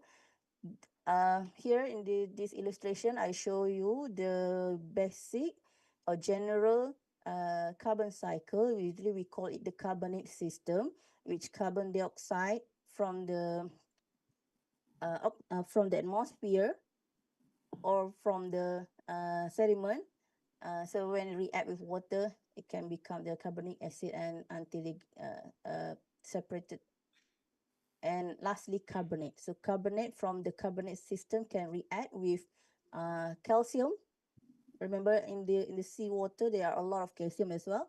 So it become calcium carbonate, and so they have like involved in other chemical cycle. So here, the carbon also come from the CO2 emission, from the additional stresses, such as habitat loss, deforestation, microplastic input, and other invasive species, overfishing as well. And here, and from the agriculture, from the mangroves, being what we call as land-based runoff. So it will make the cycle more interesting, and a lot of cycles. So we need to look what we want to highlight if we want to understand about the cycle. So let's say we want to highlight the carbon cycle in the mangrove area. So I took this illustration from Barnes et al. 2023. So carbon from the atmosphere enter into the water, mangrove water, and then it can store or sequester into the sediment as organic carbon. And if there is no disturbance at the mangrove area, so it can sequester further deeper into the ocean, into the sediment, and that's what we call carbon sequestration. So it can make the climate less the heat in the climate will not be so high because it store it in the sediment, deeper in the sediment. Some carbon may be absorbed by the tree and store it in the tree. And then because of the anaerobic condition, low oxygen conditions, so they can also produce, organic carbon here can also produce methane. So methane will be released into the atmosphere So methane and carbon dioxide both are the greenhouse gas. But if we can reduce this disturbance to the mangrove, so usually it will sequester in the sediment. Okay, so this I want to present about my students and I study. My students study actually. We collected, we analyzed, we get sediment in water and sediment. So let's focus on sediment here. Organic carbon, TOC is total organic carbon, is in different sediment, in a different river sediment. So this sediment during the dry season and wet season are slightly different because they have influenced by the rainwater and also high flow of water during monsoon season. According to Highland et al., 2005, a high TOC value in sediment can cause stress to the benthos, to the benthic organism, benthic animal. So just now, Professor Dr. Gio Itani has extensively explained about the living mechanism of this benthos to avoid from the stress and so on, how it can react with the friends, so on. And TOC actually is at the surface sediment. So surface sediment here is, we cannot call it as carbon sequester. The carbon has sequestered into the sediment yet. That is maybe the come from the pollution or the new carbon from the decomposition of the organic organism that die and so on. So if high of that one, it can also tell high pollution input from the river, for example. Okay, sorry, Dr. It's 30 minutes already? Time is limit. Oh, okay. All right, can give me another 10 minutes, please? Yep. All right, okay. So here show you when the sediment in the mangrove area especially were disturbed. So here we went to one of the river that have activity, sand dredging activity. This is at station 5 and 6. So we have a lot of TOC value, gram per kilogram, up to 250, and compared to here is only milligram per kilogram. So that's what make the stress more on the benthos animal. Okay, so I want to explain about the trace metals. This is the biogeochemical cycle. About the same cycle just now with other like light or carbon just now, but metal have different mechanism. Like they can also bound with organic matter to reduce their toxicity, and also can be uptake by the root, and can also be transported into the water. And when the animal in the water, such as fish, they use or uptake the metal, that can make the impact to them. So here is the food chain. Okay, trophic levels start from the phytoplankton as a producer, and this is zooplankton, and transfer to higher food trophic level here. If you see here, when it transfer to higher trophic level, the concentration inside the animal body also increase. This is what we call biomagnification. Means the predator, such as crocodile or human, contain high metal inside the body. And paper by Santosh et al., they said that the toxic effect of heavy metal in aquatic organisms such as fish, it can damage the nerve cell and abnormal behavior, and also can cause the DNA damage in the fish. Gills can have oxidative damage, and also what we can say that it can cause the problem for the fish physiological growth. Another terms that important if involve pollutants is bioaccumulation, where the metals, for example, in the water or in the sediment taken by the one species, and then that same species grow. So in the same environment, so take more and more and more metal, and then until there are a lot of metal inside their body. Okay, so this I want to show that one of my study in the fish and other aquatic organism at the mangrove area in Santubong, Sarawak. So the bigger size of the animal, the high concentration of metal are detected in their body size. We have made until muscle in the muscle, exoskeleton, and gills. This is in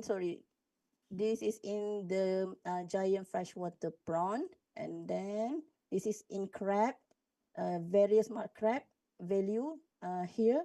But mud crab, we need to look on the size compared to other study.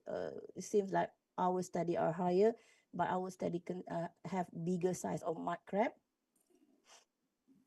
And here in fish and prawns, it seems like lead and cadmium higher than the permissible limit set by the FAO, WHO, and also Malaysian food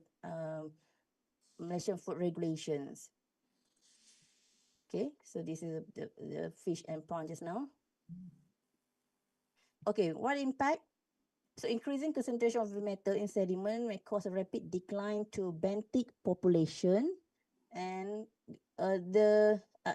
those that retain must have the tolerance, high tolerance to this condition.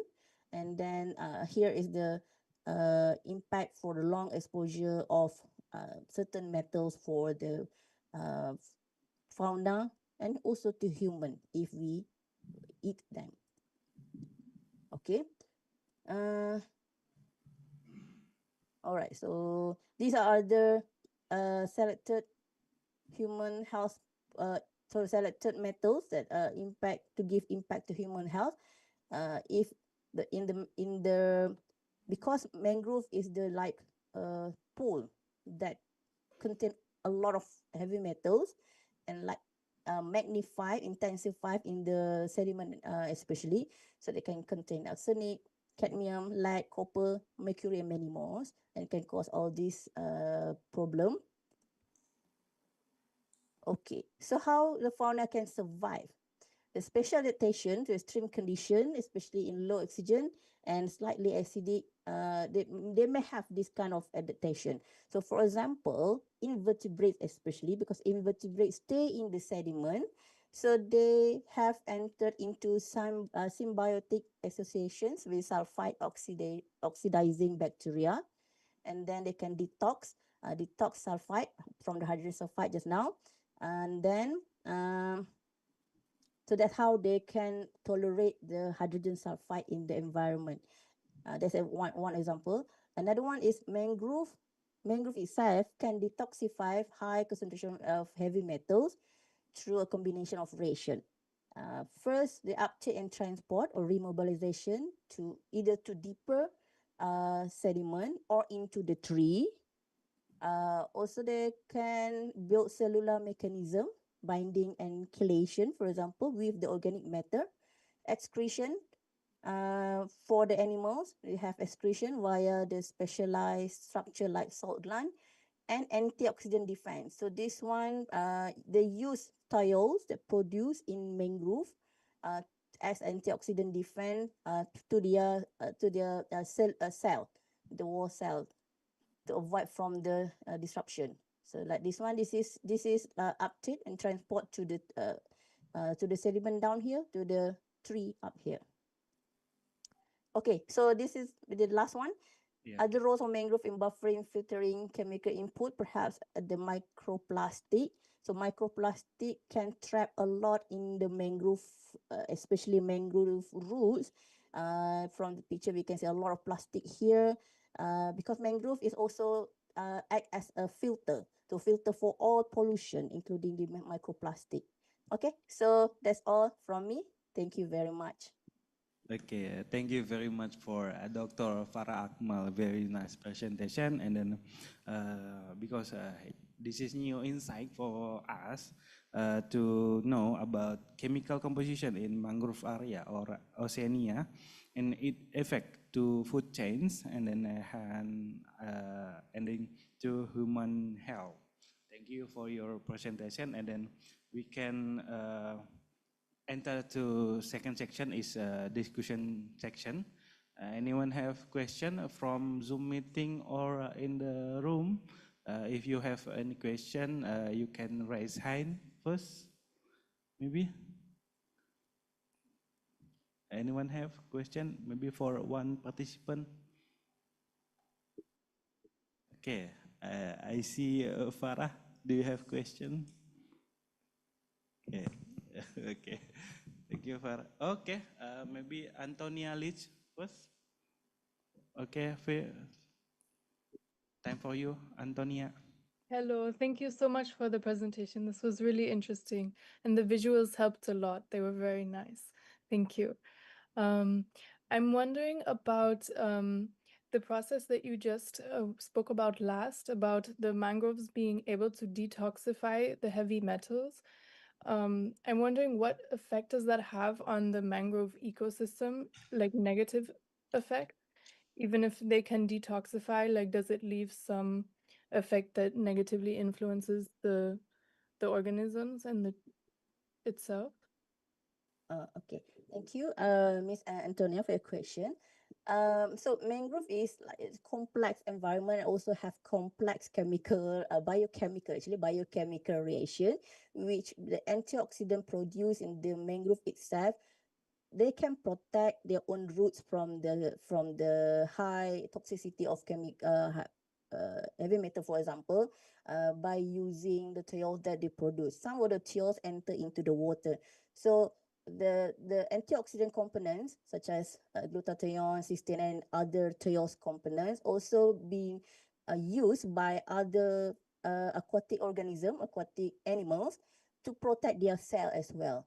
So there are a lot of antioxidant component in mangrove area. That's why when we want to detect, it's quite difficult because it seems like almost no, because all of the, like that I show you the nutrient depth profile. So at the surface waters, almost no concentration because have been used a lot by other organisms. So the same for the thiols as well. So this one will help uh, uh, to repair and to protect the cell from the damage, from the toxicity damage. So that means so far, if there are not more pressure from the industrial, for example, perhaps they can regulate the toxicity effect themselves in the mangrove area. But the program may be different if behind the mangrove of if the river uh, crossing the mangrove area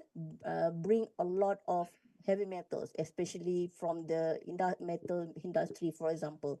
So they they can show the problem like what Prof. Itani explained just now. It can make the animal dead, dying, or become extinct for certain animal that don't have the special adaptation for these changes. Thank you so much. Thank you.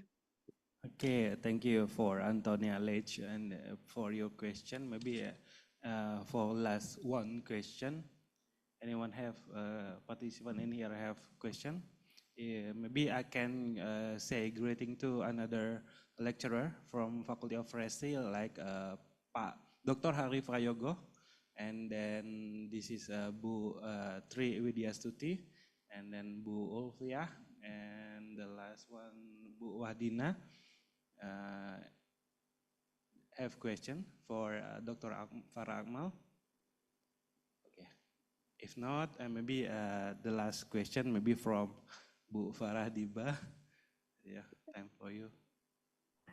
Thank you, Pak Marwanto. I think I don't have a question. It's just the impression presentation from Dr. Farah regarding the chemical of the soil and the ecosystem of mangrove, which will be develop a better ecosystem for the livelihood in the mangrove ecosystem. Thank you for Dr. Farah for the great presentation today. Thank you so much.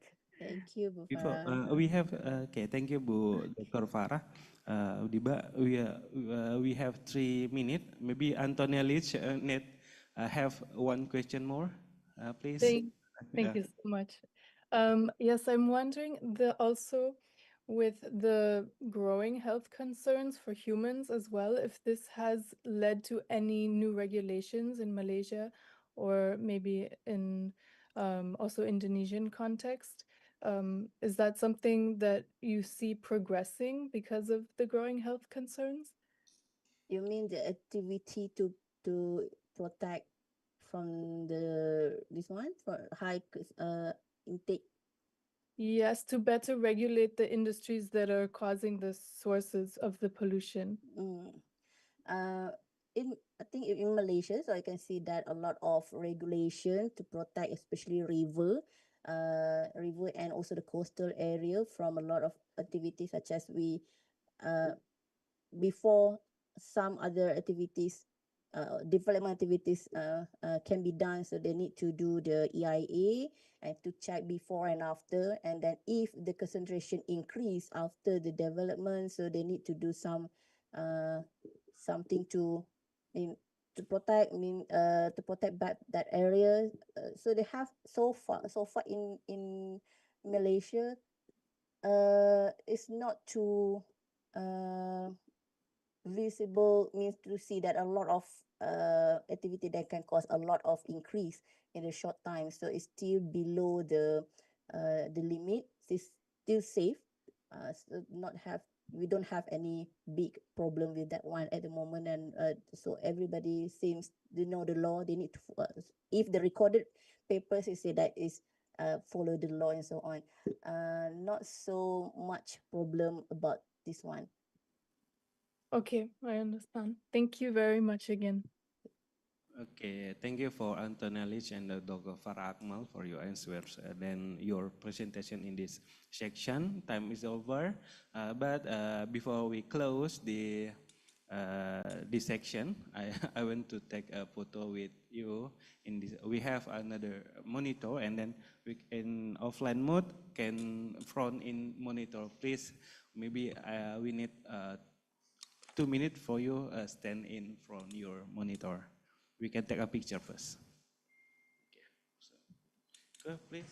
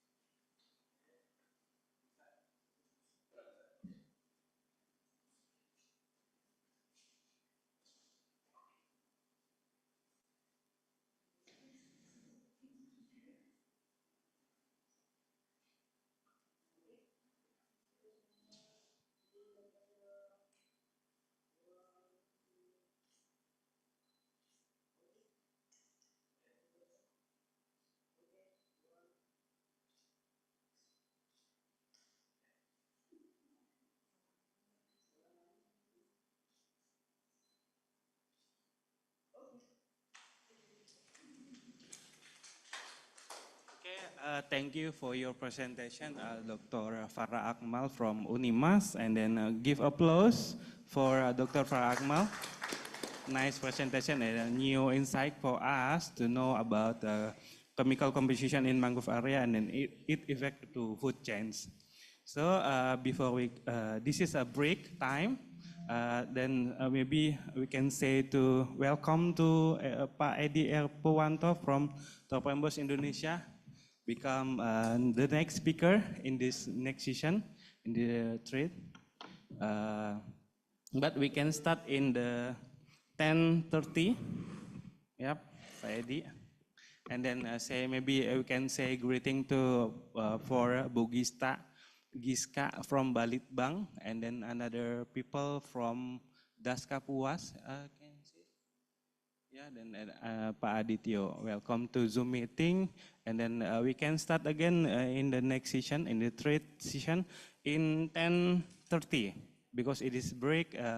Another participant in the offline mode can drinking water.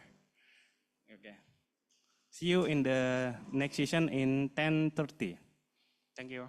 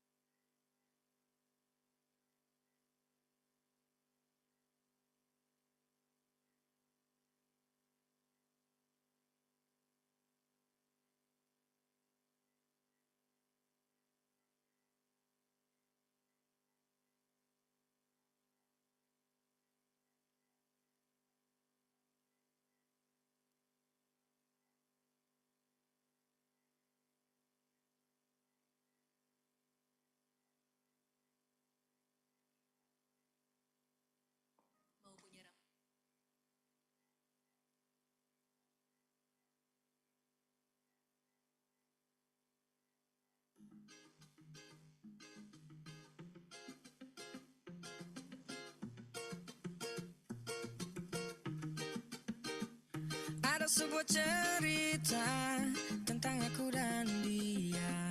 Jumpa pertamaku dengannya di satu sore yang cerah. Singkat kata singkat cerita, ku berjalan dengannya. Namun apa yang aku rasa, oh mungkinkah ini cinta? Dan aku bayangkan dirinya, mulai ada rindu. Duniaku terhenti karena kamu. Mungkin bisa jadi milikku. Semoga lagu cinta ini bersarang tepat di hatimu. Satu kali ku bertemu, dualah sudah rasaku. Tiga kata yang ku tahu, aku cinta padamu. Empat malam ku menunggu jawaban cinta darimu. Lima tanda yang kau beri, nampaknya kau cinta padaku.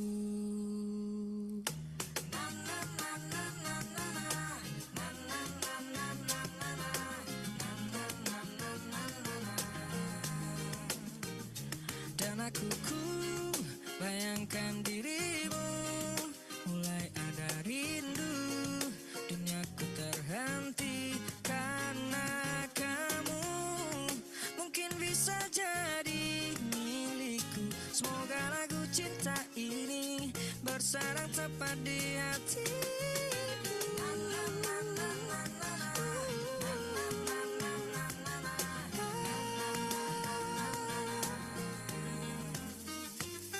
Kau di sana, ku di sini, kau tersipu, artinya mau.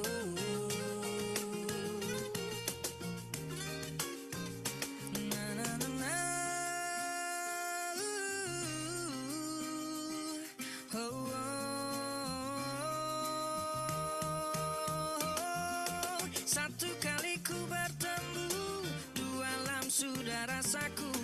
Tiga kata yang ku tahu, aku cinta padamu. Empat malam ku menunggu jawaban cinta darimu. Lima tanda yang kau beri, nampaknya kau cinta pak. Satu kali ku bertemu, dua alam sudah rasaku. Tiga kata yang ku tahu, aku cinta padamu. Empat malam ku menunggu jawaban cinta darimu. Lima tanda yang kau beri, nampaknya kau cinta apa? Nampaknya kau cinta apa? Nampaknya kau cinta padaku.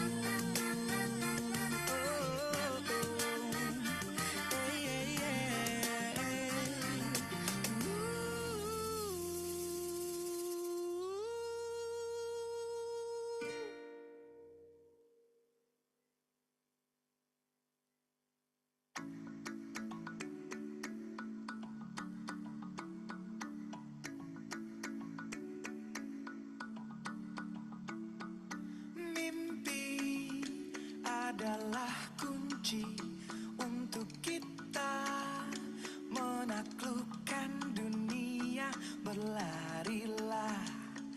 tanpa lelah sampai engkau meraihnya. Laskar pelangi takkan terikat waktu. Bebaskan mimpimu di angkasa, warnai bintang di jiwa. Menarilah dan terus tertawa, walau dunia tak seindah surga. Bersyukurlah pada yang kuasa, cinta kita di dunia. Oh, oh, selamanya.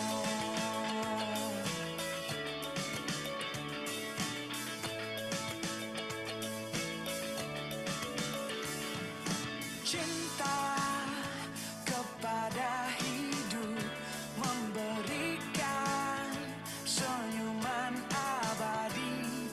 Walau hidup kadang tak adil, tapi cinta lengkapi kita. Oh, oh,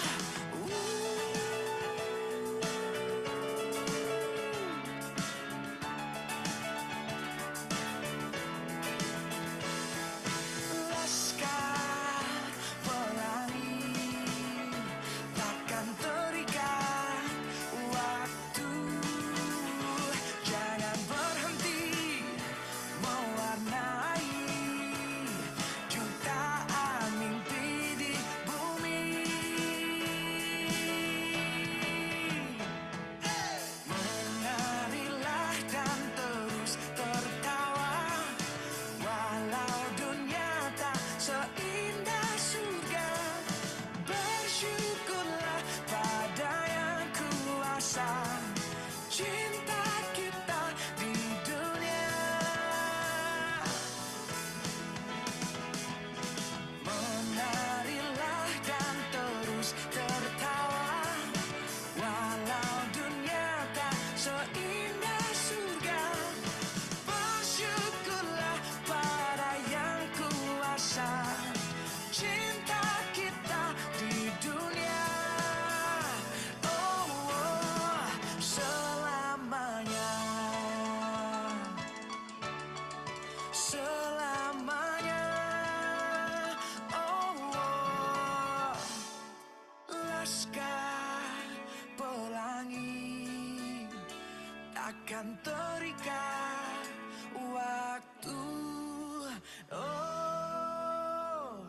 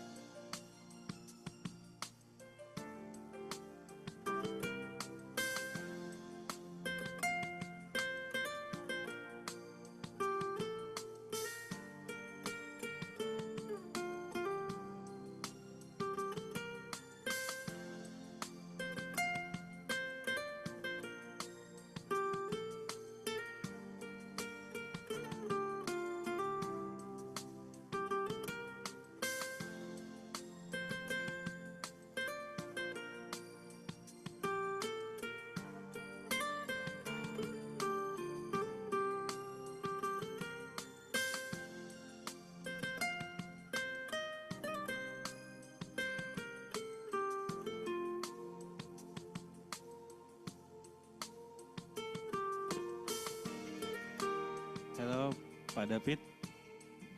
Ya, halo selamat pagi, Pak. Pagi ya. Ini presentasinya Pak Edi ya. Dia Iya, udah betul, Pak.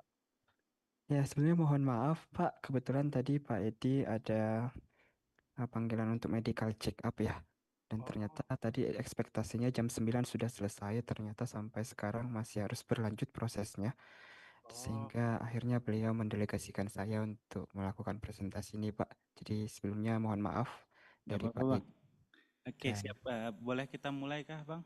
Oh ya, bisa. Jam 10.30, jadi nanti moderatornya ada Kak Widya. Oke, baik. Kita gunakan izin pakai bahasa Inggris semua, Bang ya. Oke, siap. Aman ya, aman kalau Bang David mah. Oke, Yes. we can start in the next session, in the third section.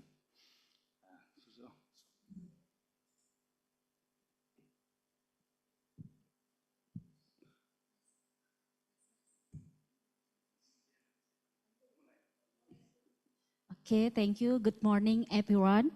Assalamualaikum warahmatullahi wabarakatuh. Peace be upon you and welcome back to the 2025 summer course on coastal resilience and carbon sequestration, exploring the role of mangrove and peatlands forest contribution to climate change.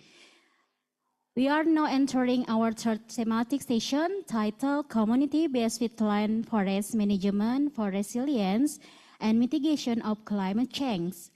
I'm Widya Sriutami and I'm as moderator for this session. In this session, we'll divide by two sessions, our presentation by keynote speaker and discussion. It is my pleasure to introduce today distinguished speakers. Pak David Simanjuntak from Trovenbos. He changing the Dr. Edi Purwanto because it cannot to convey this topic. Okay, without further ado, please join me in welcoming Pak David Simanjuntak to deliver his presentation on community-based peatland forest management for resilience and mitigation of climate change. We give 2 minutes to pairing to convey this topic. Please, Pak David Simanjuntak to convey this topic. Okay, thank you very much, Ibu. So, ladies and gentlemen, let me introduce myself. My name is David Simanjuntak. I am a communication staff in Tropenbos, Indonesia, and we are really sorry that actually today Pak Edi is the one that who will present about this presentation with all of us here, but due to the sudden event for the medical checkup that we expected that will be finished at 9 this morning, but it takes quite a long time. Until now, it's still not finished yet. So he delegated me to conduct this, but soon he will try to join. Maybe in the middle of this presentation. So now I will start to conduct this presentation. And first, before we going to the presentation, I want to ask the Bapak Ibu there that become the committee of this program. Can I conduct some small 10 minutes quiz for all of you guys, just to give you, just for ice breaking and also to increase your curiosity on what exactly what I'm gonna do. So basically, it is an online quiz. You can use quizzes, and hope all of you can hear. You can join. You don't have to get all of the answer right. It's just for ice breaking and also to increase your curiosity. And it's not it's okay if you cannot answer all of the question. Is it fine if I conduct this? How guys, everyone, is this fine? Maybe for the link, to send in Zoom room, the chat room. Yeah, I will join the chat room. With quizzes.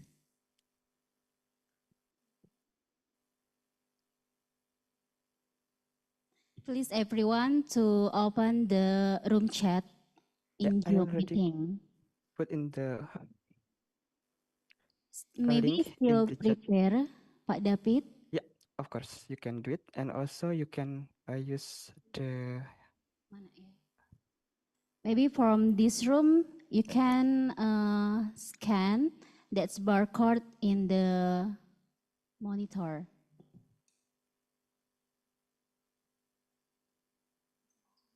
Okay, we will wait you to join.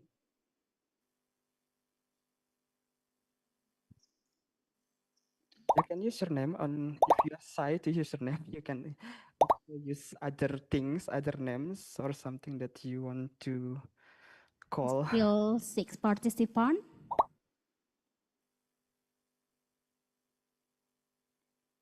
To left participant. 10. Total 10.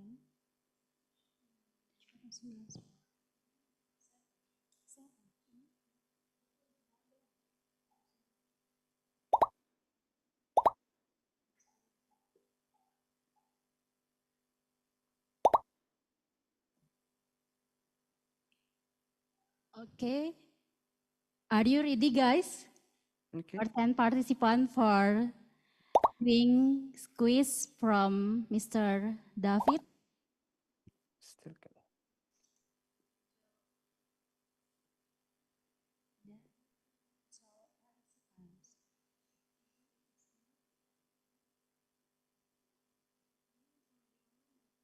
Okay, is it all?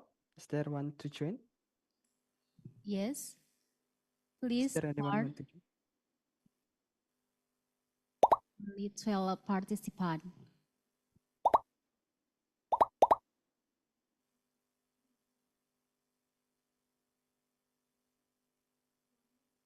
One more. Only 15.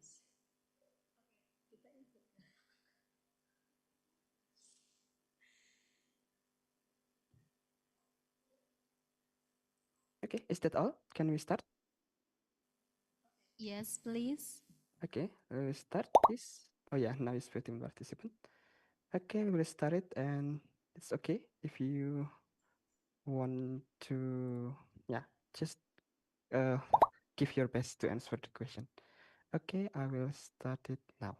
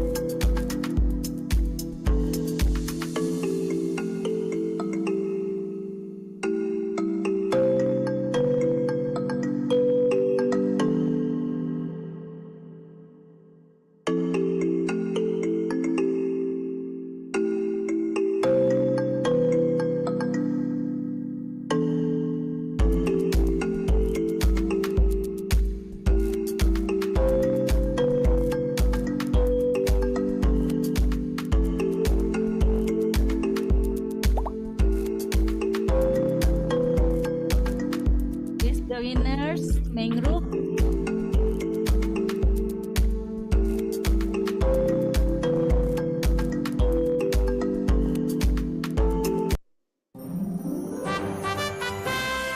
Winner is mangrove. Who is Okay, that? congratulations. Who's Mangrove? Welcome.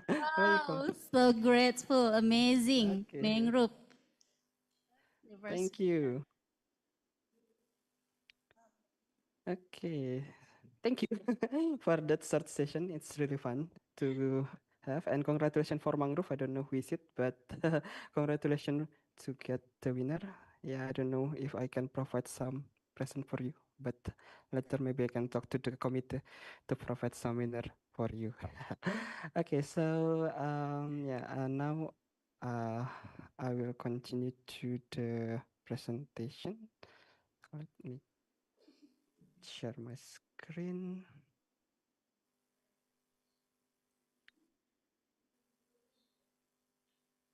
Yeah, yeah, sorry. Previous, because I think Pak Edi already here. Um, where is it? Oh yeah, I already gone again. I think he don't get the connection. So I will start the presentation. So thank you for the chance that have given for us for Tropan Bos Indonesia to share our story about the community-based peatland forest management for resilience and mitigation climate change. Our case study is in Ketapang district based on Tropan Bos Indonesia experience. So first, I want to introduce a little bit about Tropan Bos Indonesia. So Tropan Bos Indonesia is an independent non-government organization which established in 1986. So first, when we were established, we are the country program out of 7 other country in the Tropan Bus International, but later in 2016, we independently become the Indonesian non-government organization, and we called as the Yayasan Tropan Bus Indonesia. And then we are part of the global Tropan Bus International Network, who has other network in different countries. In Asia, we have Indonesia and Vietnam. In Africa, we have Ghana and DRC or Congo, and in America, we have Colombia, Bolivia, and Suriname. And together, the head office of the Tropenbos International is in Ede, Netherlands, while our office in Tropenbos Indonesia based in Bogor.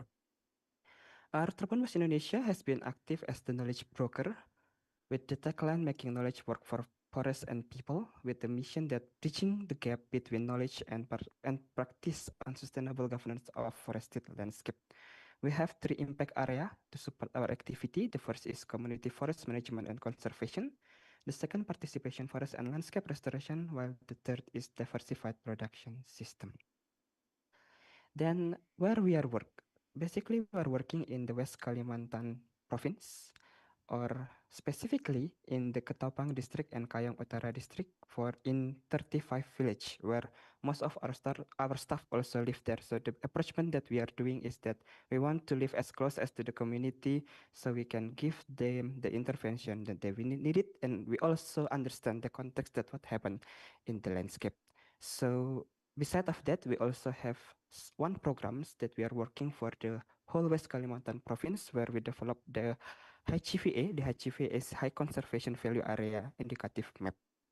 And this is our staff. Currently, we have 35 staff and resides in 4 office.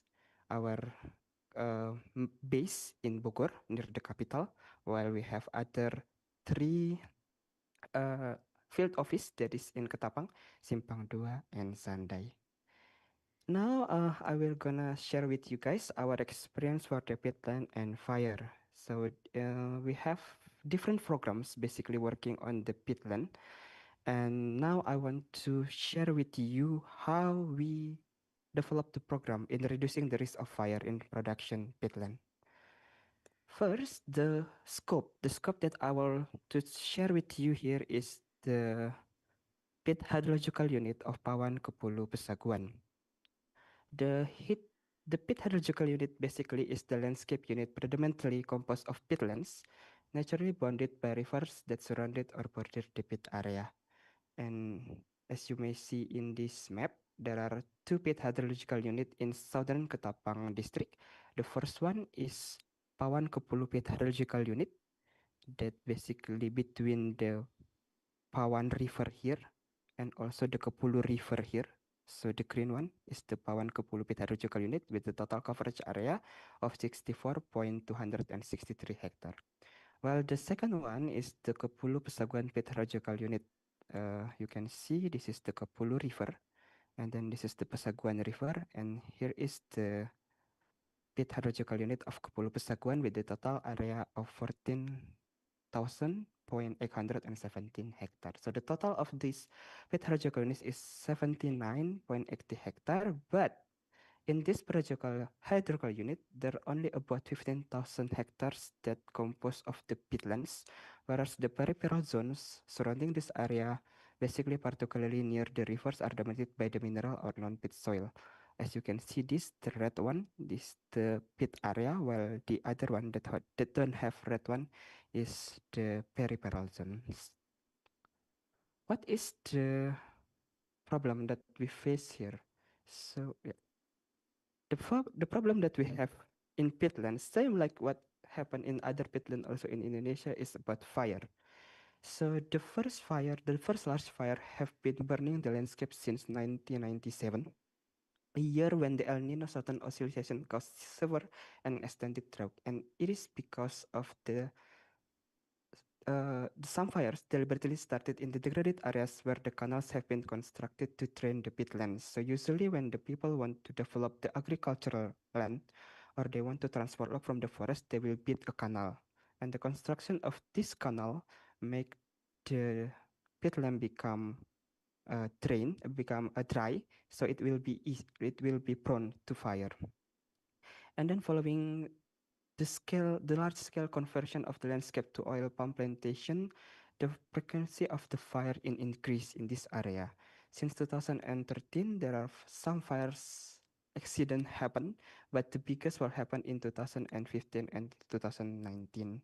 So the peatland fire produced the long-lasting and low-intensity flames that accompanied by dense and persistent smoke. This results in severe air pollution, reduced visibility, and widespread haze, which affect human health and disrupt air traffic at the nearby international airport in Pontianak. So basically, this not only affected the area surrounded the Ketapang district, but it also surrounded the other district, the other province, or either the other neighbor countries.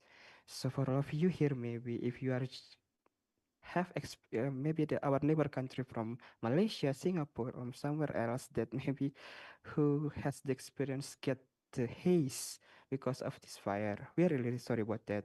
And here we try to do something to tackle that issue. So how we tackle this issue? So basically, if we learn into the fire triangle, I think this is one of the question that also have in the quizzes. From all of these three components, peatland has one of the component that's really high abundance, and that is fuel. The peatland area basically has the huge amount of organic material content, and this has become the fuel for the fires to become bigger. And because the fire usually have an underground, and this is really difficult to extinguish. And when we want to tackle these issues, it can take months or even years. So now I want to ask for all the participants here, if it's possible, given these challenges, what do you think is the most effective way to address or manage fires in peatland areas? I want to hear some of the feedbacks for the participant here about this question. You can share it based on your experience, based on your knowledge, based on what you have seen so far. So maybe if it's possible, I want to hear one or two inputs for the audience. Will it be possible?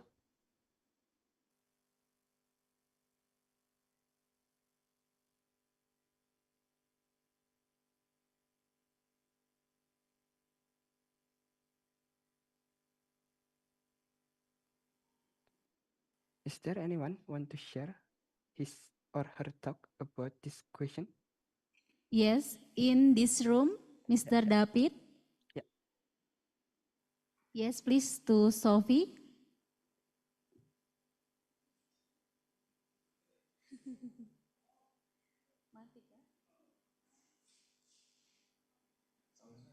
It's working. Oh, it's working. Hello, Mas David. Hello, So Sophie.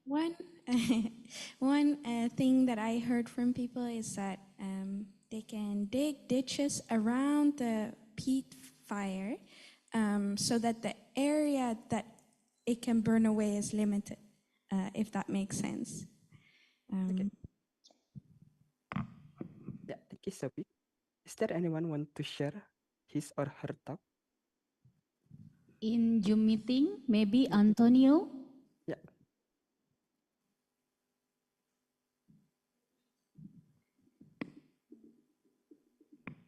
Hi, everyone. Thank you so much, David. I just wrote into the Zoom chat, re-wetting the peatland by removing the drainage channels so that the fire wouldn't be able to spread as much anyways, because there's more water to counter it, I would Okay, assume. thank you. Okay, thank you for all of the feedback. I think both of the feedback that you give is giving us the ideas on how it's working. And now I want to share about what we are doing in Troponbos Indonesia on how we tackle these issues. So first, we activate the multi-stakeholder platform in Ketapang district. We began our approach by activating a multi-stakeholder platform when we call it as a joint secretariat of the multi-stakeholder forum for natural resources management, or in bahasa Indonesia we call it Sekretariat Bersama Pengelolaan Sumber Daya Alam or Sekber PSDA. So, this platform brings together representatives from the government, private sector, NGO, and the local communities.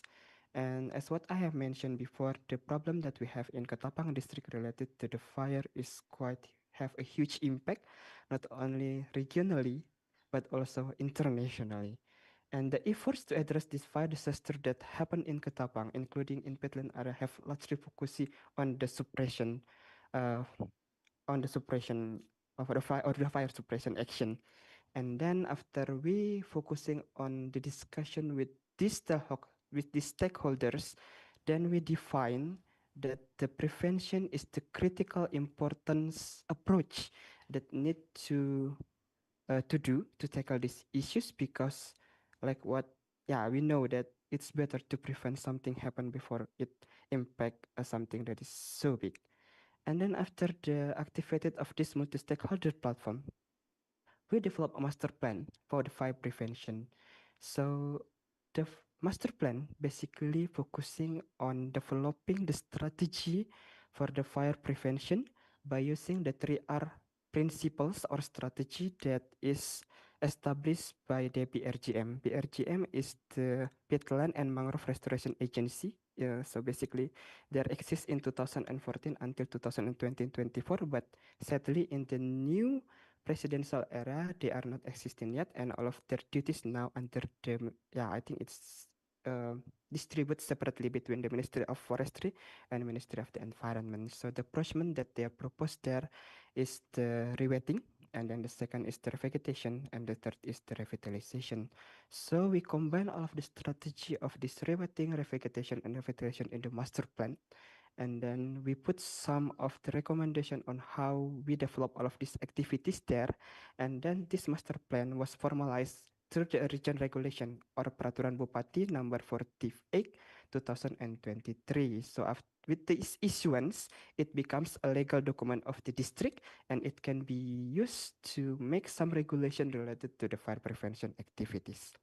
And this initiative was also followed by the preparation of the district action plan. So this district action plan basically related to the involvement of each stakeholders in the fire prevention activities, including the governments, including the NGO, including private sector, and also the communities that will be involved as the main actor to conduct these activities.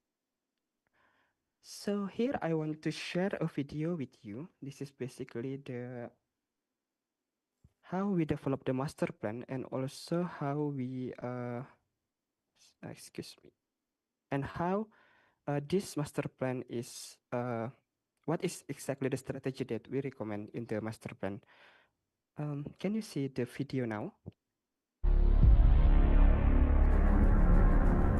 Kebakaran hutan dan lahan gambut masih terjadi di berbagai daerah. Dampak bencana alam juga menimbulkan kerugian ekonomi sangat besar, mencapai angka ratusan triliun rupiah.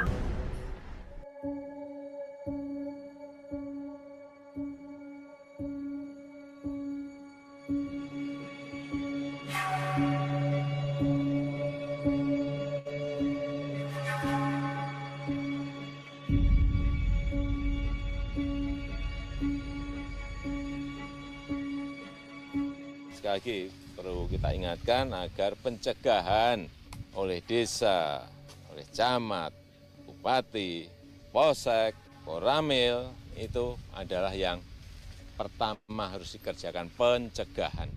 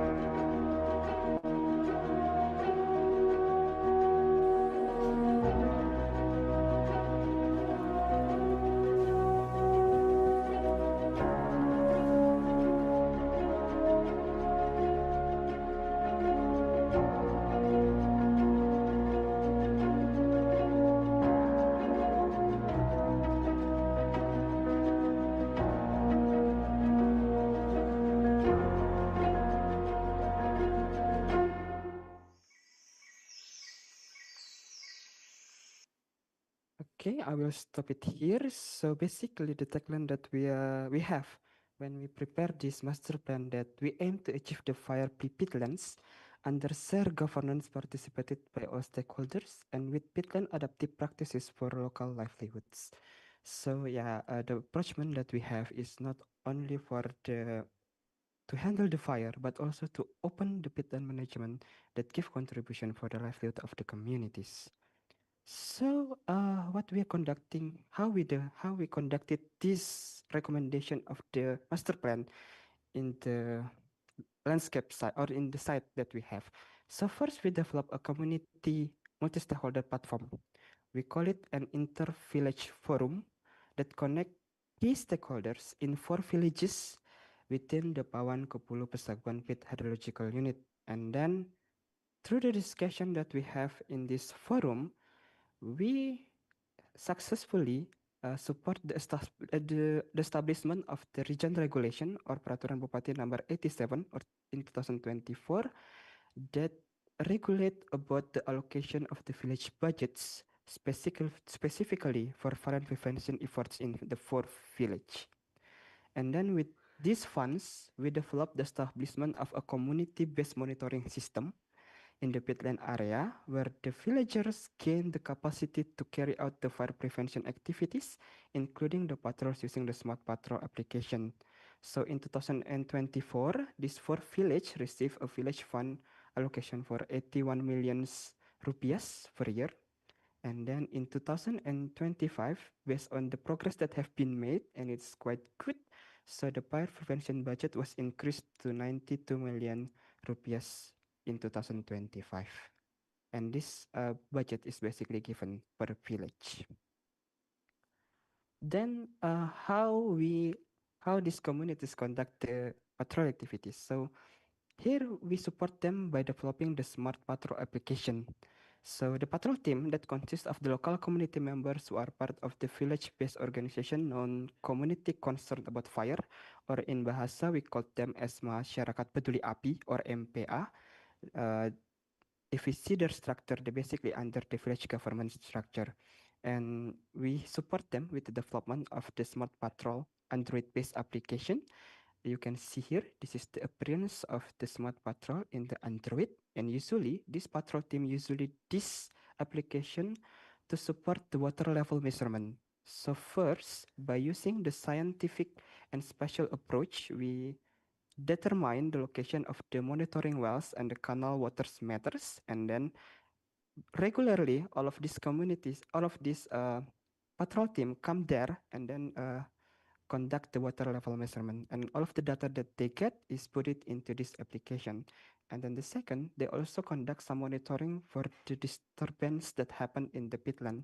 So it can be the fire prone area, active burn sites, burn area, or even the rewetting infrastructure that we have conducted, like the monitoring wells or canal water meters, or other things like canal blockings and also boreholes. And also, by using the monitoring data from the patrol team, we use that to develop the recommendation. So basically, when the water level is high, it means that the potential of fire to occur is decreased. But when the water level is really low, so it means that the peatland is dry and there's a high potential for the peatland to be burned. And basically, we're using this recommendation collaboratively with the Regional Disaster Management Agency or BPBD, Badan Penanggulangan Bencana Daerah. So basically, they are the one that who responsible uh, to give the next follow up based on the recommendation that we have. And also this BPBD help us to conduct the regular joint patrols among the related organization in the peatland area. And then the next is about the rewetting. This is the constructor cannot blocking. So this is, I think, Antonia also mentioned about this earlier in his talk about how we tackle the fire in the peatland areas. So we developed the canal blocking. If you can see here, this is the picture of the canal blockings. And we use this canal blocking to maintain the water level, so the peatland will keep wet and the fire, and it will not be easy to burn by the fire. And then when we conducted this canal blocking, we follow the guidance from the BRGM, from the Peatland and Mangrove Restoration Agency, where they recommend some of the coordinate where we want to build this canal blocking. And then from there, we use this data as the base to conduct the free, prior, and informed consent of FPIC, or this discussion with the communities. In Bahasa, maybe we usually know this as Padia Tapa. And then we discussed this location with the communities. Will it be possible to construct the canal blocking there, and also we identify the status of the area that will be constructed with the canal blocking, so to avoid the land tenure conflicts. So the construction of this canal blocking was carried out by the community groups, such as community concerned about fire, village forest management unit, farmer groups, or other local community groups that as agreed upon during the FPIC process. So to construct these canal blockings, we invite the BRGM and also some experts in Tropenbos Indonesia to monitor the activities, to give capacity building for the communities on how they build the standard canal blockings. And then from that also, after they construct this canal blocking, the designated community groups are responsible for monitoring the condition of the canal blockings. Then the second is about the revitalization. So for the revitalization, we conduct some activities. The first one is the peat-friendly agriculture. So this peat-friendly agriculture refers to the cultivation of the crops that prioritize the sustainability of the peatland ecosystem while minimizing environmental degradation and the risk of fire. So there are three approaches that we conducted for peat-friendly agriculture. The first one is land clearing without burning. And then the second, the use of organic fertilizer and pesticide. And then the third is about maintaining peat moisture. And also, in collaboration with the Agriculture Agency, Tropenbos Indonesia facilitated a farmer feed school. So where farmers establish learning plots that serve as demonstration site which can replicate in their own gardens. So we give them example in the learning plot, and then from that they can replicate it to their own garden. So currently we have a program in Tropenbos Indonesia. We call it Strengthening Community-Based Peat Forest Management in Indonesia, or COMPET project. So we collaborated with some university in the Netherlands to conduct this program. That is from Van Halarestan University, Iris University, and in Holland University, and also with Universitas Tanjung Pura. Maybe some of the students here are involved in this program, or maybe later they will involve in this program. So basically, through the program, we want to identify the suitable communities for the wet peatlands that can support the rewetting efforts that we have conducted through the construction of the canal blockings. Okay, so maybe I want to continue. So I want to share with you the videos on how we develop all of this project with the communities, to give you the idea on how it goes in the field. So here I want to share another video with you guys. Please enjoy.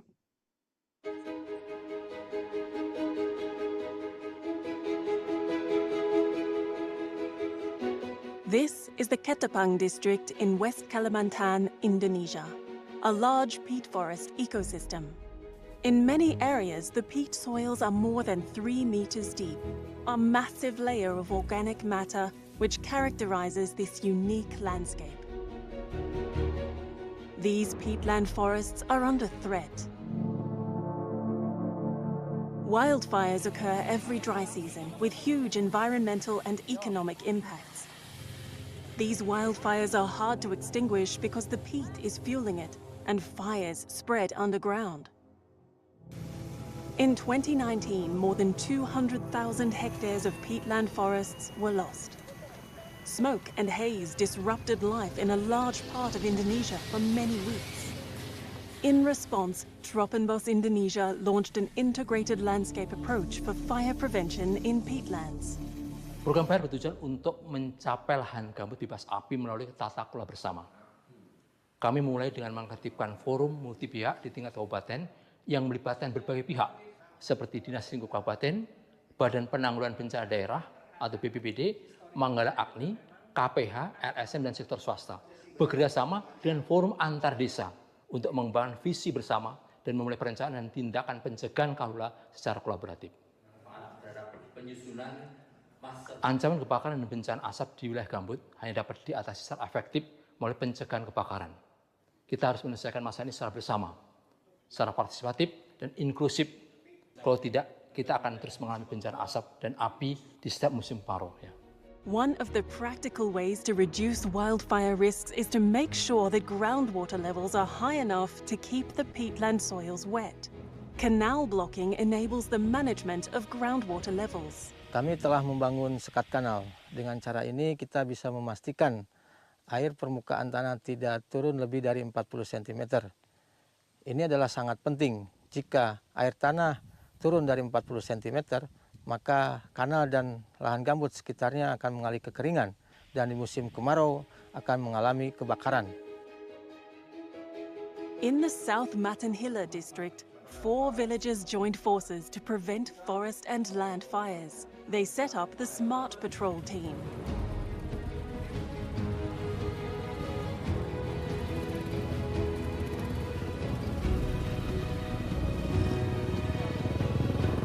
Tugas dan tanggung jawab kami menjaga hutan gambut ini agar tidak terbakar. Tim ini bekerja selain melakukan patroli dan pemantauan terhadap karhut labun, kami juga mengadakan pengukuran tinggi muka air, terutama di titik-titik rawan di kawasan gambut yang mengalami kekeringan. Hal ini akan kami sampaikan kepada masyarakat, termasuk juga MPA, dan juga instansi-instansi pemerintah lainnya seperti BPBD, Manggala Agni, serta kepolisian untuk melakukan kesiapsiagaan ketika terjadinya kebakaran. Selain itu juga kami melakukan kegiatan dalam hal pemasangan baliho, himbauan tentang dilarangnya pembakaran hutan, kebun, dan lahan tersebut dan memberitahu mereka sanksi-sanksi apa yang akan mereka alami ketika mereka melakukan pembakaran hutan, lahan, dan kebun tersebut. Another way to prevent wildfires is to change and adapt agricultural practices in the landscape. Traditionally, farmers use fire to convert natural vegetation into new farmland. Dropenbos Indonesia is experimenting with and promoting new ways of clearing land without burning. Kami bersama petani di desa ini mencari alternatif penyiapan lahan tanpa bakar. Ini merupakan salah satu lokasi yang sudah dibuka oleh petani. Pertama-tama saya membersihkan rumput-rumputnya, ranting-rantingnya, kayu-kayunya dikumpulin dulu. Terus ditumpuk jadi satu supaya dia membusuk menjadi mulsa. Sekarang lahan saya sudah siap ditanam. Yang saya tanamnya itu semacam sayur-sayuran, terong, tomat, cabai, dan sebagainya. Saya juga menambahkan pupuk organik. Pekerjaan memang berat untuk melakukannya, tapi lebih bagus tanahnya dan lebih subur. Menurut saya, salah satu pencapaian utama dari program FIRE oleh Dropenbos Indonesia adalah peningkatan keterlibatan para pihak di berbagai tingkatan yang mendorong perbaikan kebijakan dan praktik tata kelola gambut dan disahkannya master plan pencegahan kahula di tingkat kabupaten.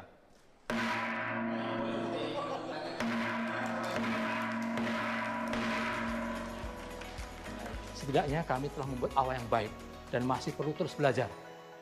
Langkah selanjutnya adalah mereplikasi solusi lokal ke tingkat nasional.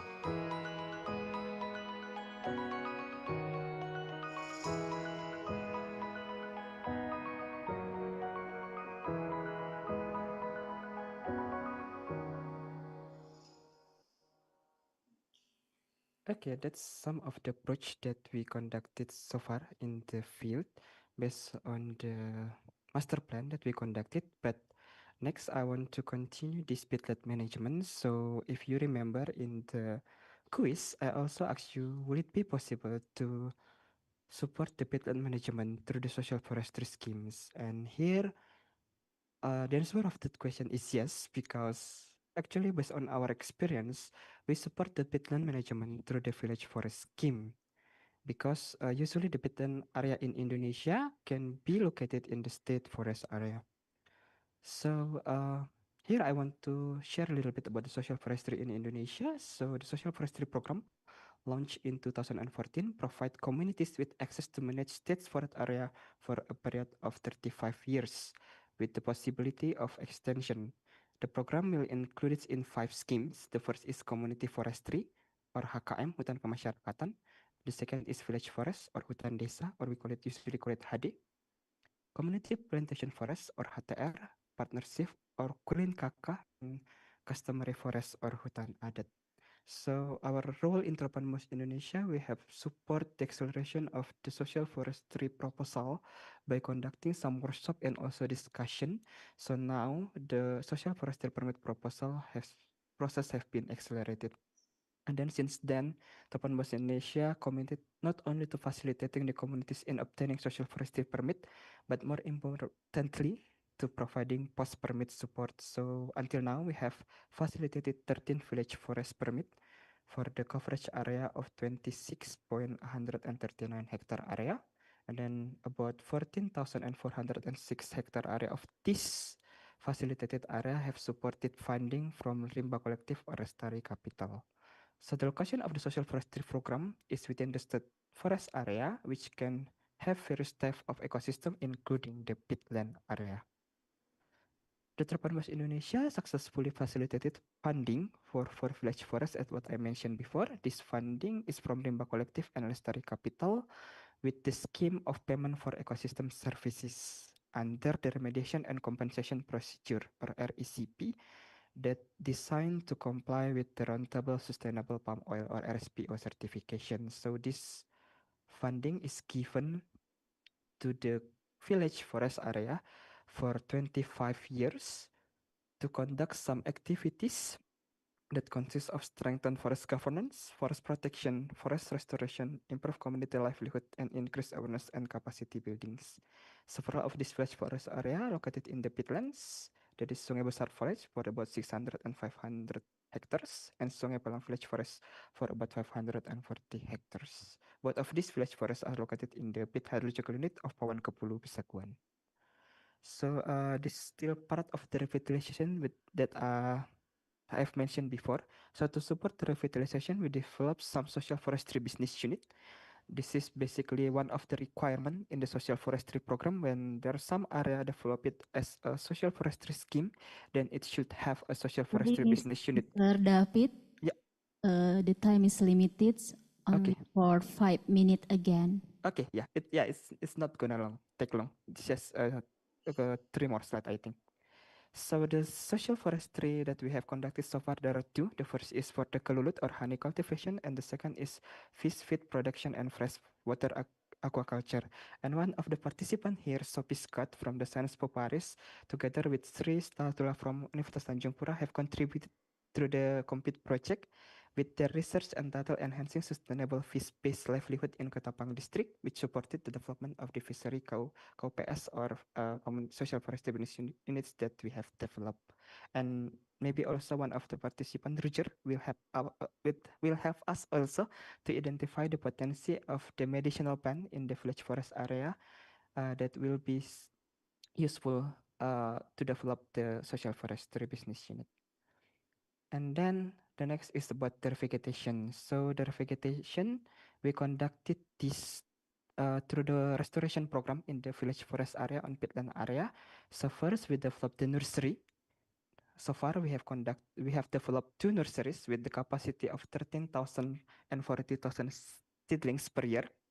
And then we involved the community to develop this nursery because it's become the village nursery. The woman usually will engage in preparing the growing media and monitoring seedling, while the man usually responsible for collecting wild seedling from the village forest area. The next, to conduct the restoration activities in the village forest area, there are 3 methods that we are using. The first is intensive restoration for the open area, and then assisted natural regeneration or ANR for the support the natural regrowth or for the enrichment. And then the last is about agroforestry that usually implemented near to the settlements. So far we have a target for about 200 and 934 hectare within the village forest area and former illegal gold mining sites.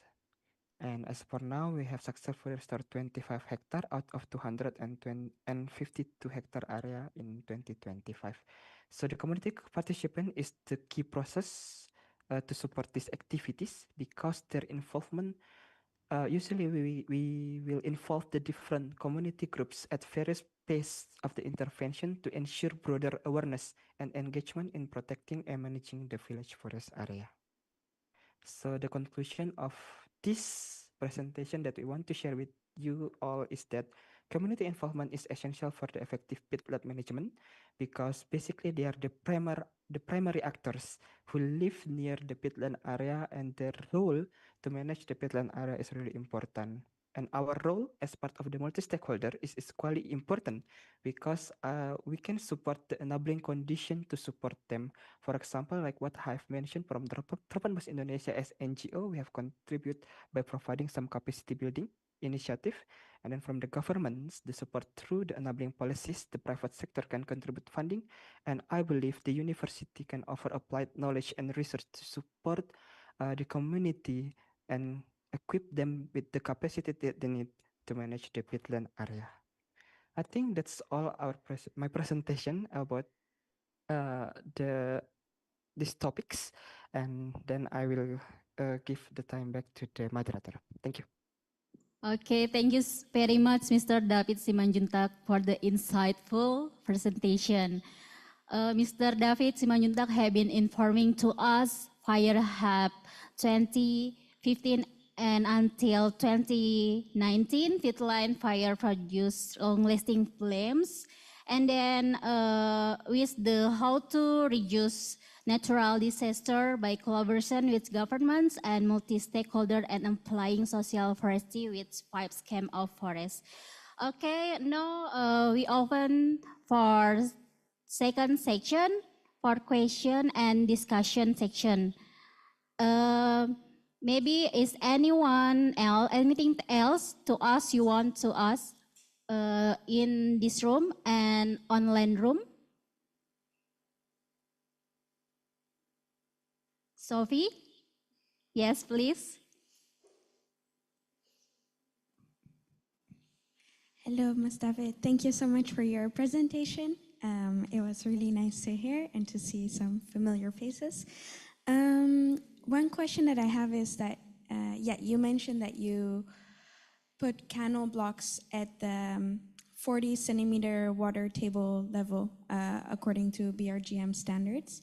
And I was wondering whether Topambos has ever considered changing that to maybe 20 centimeters underneath the level, or having fully waterlogged areas, and what are some of your considerations in deciding? Yeah. Okay, thank you for your question, Sophie. I think you already visited some of the location in the village forest area, and you're already familiar with that. But for your question, basically that is the standard we need to follow, the 40 centimeter below the ground, because that's how we will put the recommendation. Basically, this will be our best to put the recommendation, because usually the recommendation will be it can be determined to build a new canal blockings, or maybe we want to to limited the activity of the community to the forest and everything like that is really important, because so we use that as the basis, as the standard, and we follow that to give the recommendation for the communities and also for the governments. Okay, thank you. Is it enough?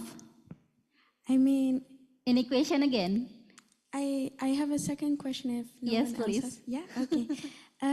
I was also wondering, earlier you mentioned that one of the main causes of fire is land clearing, and that Topambos Indonesia is trying to shift that by providing infrastructure for different forms of land clearing.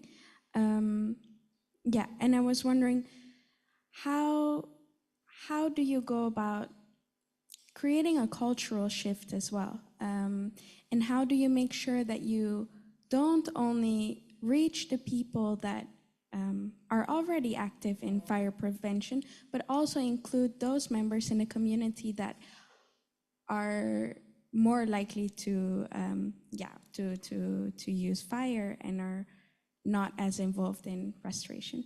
Thank you. Okay, that's an that's interesting question. So the community that we have basically is the immigrant community. So basically, they are the transmigrant from the Java Island in back in 1980 when that's program is conducted. So basically, they don't have the enough capacity to manage the peatland. They don't have kind of the local knowledge on how they support the peatland management, and usually what they know is the easiest way to open the land is by using the fire. And then our approach basically is through the to the raising awareness, because that's the one of the key point where we can get into that attention about what happened, because this problem is really huge now. There it's affecting their life and also their source of livelihood. And yeah, like what I mentioned before, instead of um yeah, because usually in conducting their activity, they can use fire. Usually, we ask them to collaborate with us in conducting this peatland management. So yeah, like what I've mentioned before, we involve them in the restoration program and also in the some of the social forestry business that we have developed. And from there, we hope that they get the awareness of how the importance of that peatland area for them, because they live there, and then that's their home and that's the potential that they can use for to support their life when they live there. So yeah, this more on the raising awareness approach that we are doing to support these communities. And then for the infrastructure that you mentioned before, basically the infrastructure that we develop basically mostly on the rewetting activities. Yeah. So when we develop these canal blockings, we involve them, and then from that we have the chance also to share with them what is the importance of to build that canal blockings, and then from there they can get the awareness on how it is important to keep the peatland far from the fire. Thank you so much. And then thank you so much this answer, Mr. David. And from this room, anyone? Yes, please.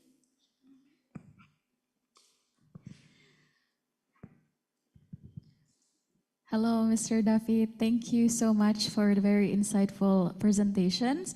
My name is Farah, and I would like to ask you questions. So I want to ask the questions related to social forestry schemes.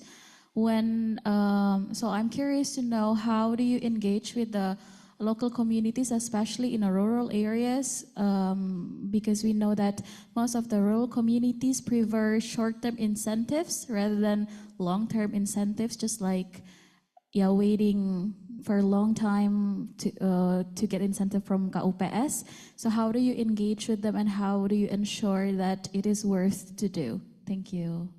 Okay, thank you for the question, Farah. So yeah, our intervention with this community start when we conduct our activity there with this fire program. So first we come there and we support them we support them to conduct all of these activities, uh, and then we realized that some of the area that they have basically is part of the social forestry recommendation in the PIAPs, or indicative map of the social forestry.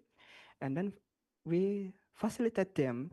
At first, we conduct the discussion with them. Will it be possible for them to propose with the social forestry schemes? And then they agree, because the problem that usually they have the limited access to the state forest area.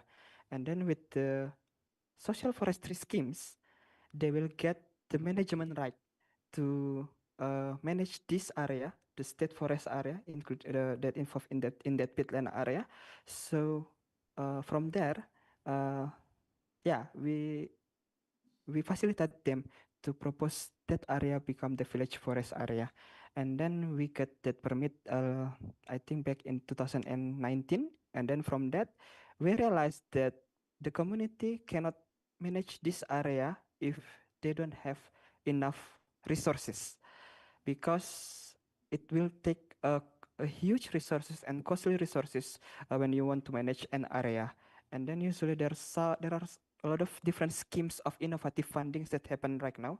One of them is one that I have shared to you through the payment ecosystem services. So basically, this is with the remediation and compensation procedure that developed by the RSPO. So the companies that uh, yeah, because of the mistake that they do in the past, they open the area without doing the HGV assessment. So some of the forested area is open, and then they want to remediate that with by facilitating the communities to conserve and to develop the forest area that they have. And then they provided funds for 25 years. I think this is quite good for them. So it's basically for the one generation. Uh, and from that, they will get the money, the resources that they have to manage that area. And then they will have the base cost that they need to develop the social forestry business unit that later in the future that we hope that it can sustain. And of course it's yeah, of course, for to develop this there's a lot of challenge, because there's are some communities that yeah, there's a lot of different opinion on how they use the fundings and how they manage the money that they have to manage the forest. But that's actually how the role of the NGO and also the university. It's also possible to help them with the capacity buildings on how they can use the amount of money to support the peatland management, and also to support that money to use as the sustainable livelihood for them. I hope that answers your question. Okay, thank you. Yeah, you have a further. Farah? Can I ask like Yeah. very short one more questions? Do you have any tips or maybe like things that we can do, for example, like for the community who has gotten the permit already, but there is no support from NGO, and then they are quite unreachable, so that how can we bring the NGOs or support to them? Yeah, basically this is also the challenge that we have, because not all of the communities will open to every organization, even it from NGO, government, or even university. But what from our experience is that is try to understand their context, what exactly they need and what exactly the problem that they're facing. And then from that, you can try to engage with them and provide it your help and the expertise that you have to support these communities. It will take a long process, but when you keep trying, usually the community will open their area. And also don't forget to bring some successful example that you have, and then or best practice that you have, so it can become their uh, reference to uh, to have you as their partners. So yeah, I think that's some tips that we have so far. But the community basically is different from one group to another group. So yeah, basically back to the first one that I mentioned before, learn about the context that they have, and then what they need and what the problem that they facing. I think that's my Okay, thank answer. you. Okay, thank you so much, Mr. David. And this for online room, there is Ibu Warda, Ibu Adina, and Ibu Wahdina. Or maybe Antonia.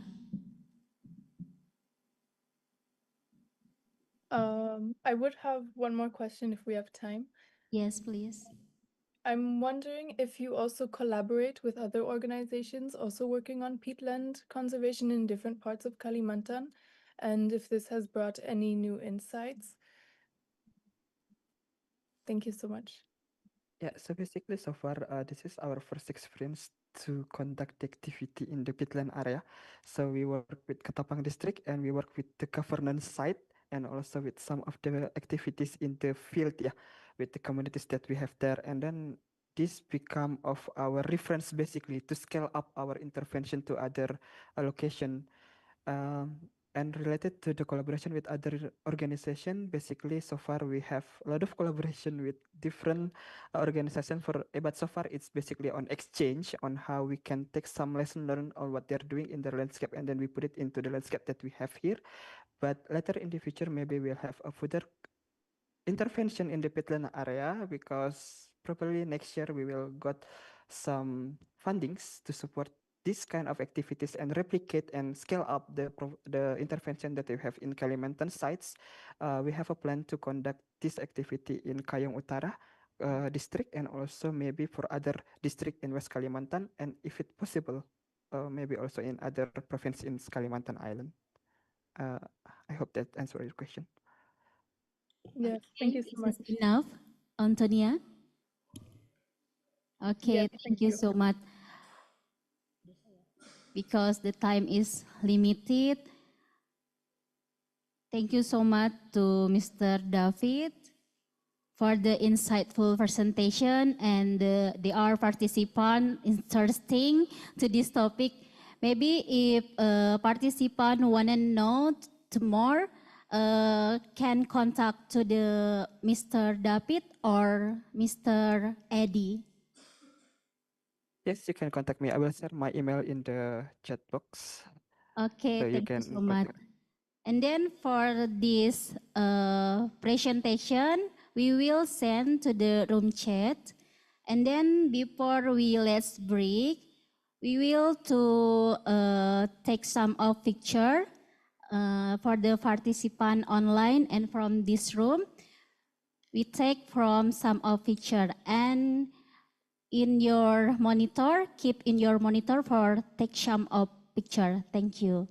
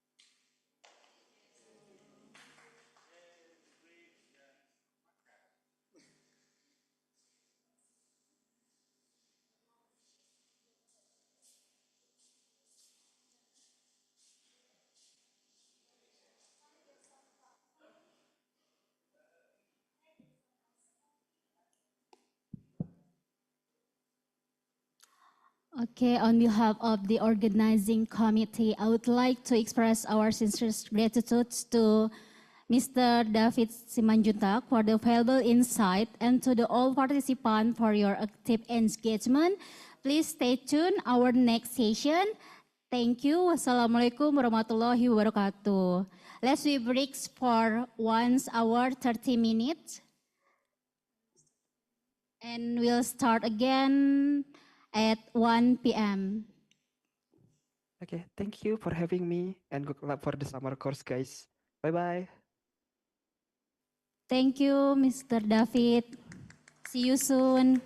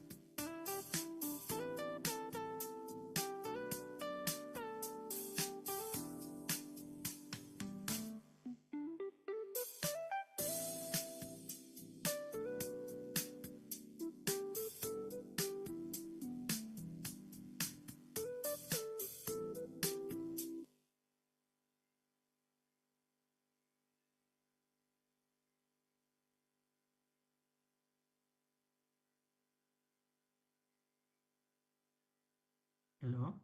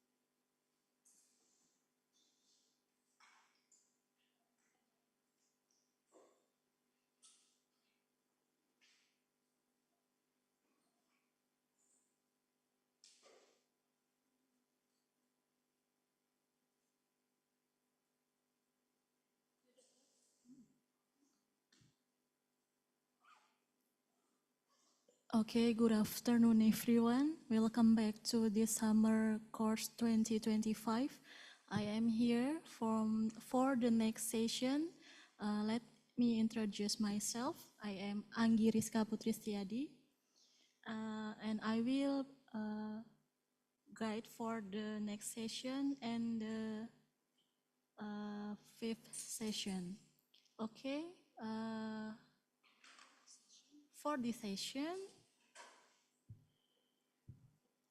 we will have a topic about marketing practices and challenges of agricultural product from peatland, and with the case study on pineapple, which will be bring from Prof. Dr. Abdul Rahman Saili from UITM Sarawak.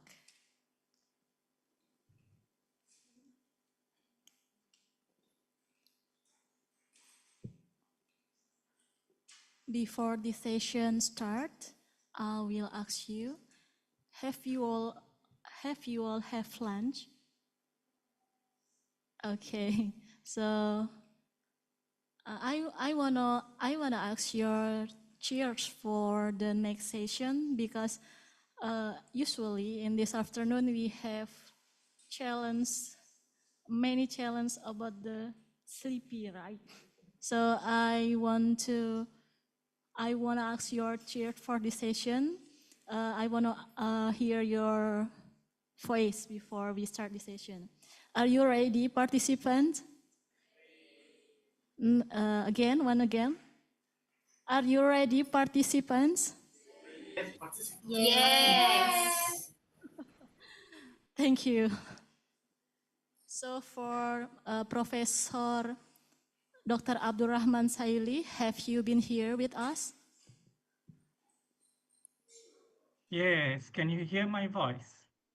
Okay, we can hear you, but we can't see your face. Excuse me. Thank you. Okay. Okay, not for take a long time. We will start the session. So the session have a topic about marketing practices and challenges of agricultural products from peatland, which is you bring this case study on pineapple, right? So for Prof. Dr. Abdul Rahman Saili, the time is yours. All right. So thank you very much to the MC. Right. Welcome everyone. Today we are going to explore the marketing practice and challenges related to agriculture product from peatland ecosystem, specifically through a case study on pineapple cultivation. All right, I hope you can give full attention, yeah, because at the end of the session, I will give you a quiz. Is that okay? Okay, All right. Yes. Yeah. This topic ties, I think, into our broader summer course team that is on coastal resilience and carbon sequestration, as peatland are not just a rich carbon sinks, but also support local livelihood. All right, so understanding how pineapple farming on peatland intersect with markets, with environment, with climate change is the key for designing sustainable development pathway. So I'm going to share the slide. Okay, let me.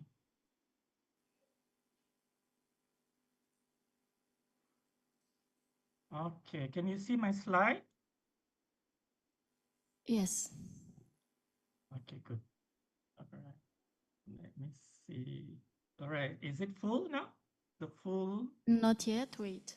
Maybe Okay. connection. One minute.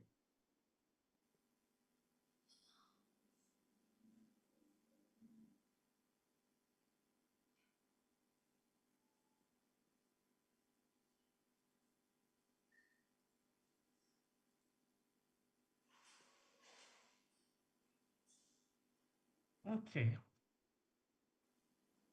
Can you see my slide clearly? Maybe Professor, can you move to the next slide to try? Oh, still there is a box. Yeah. What is that? Is it moving? Not yet.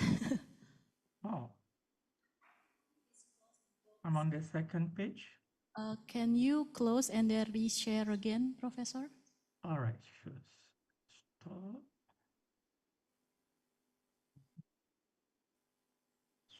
Okay, let me share again.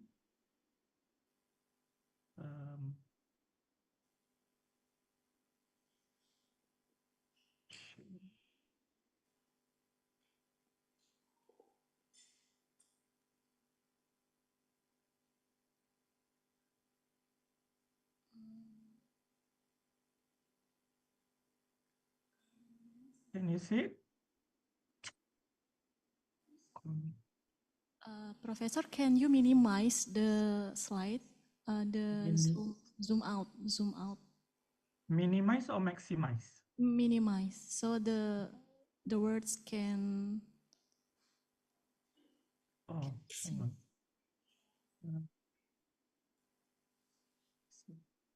Let me share again. Share.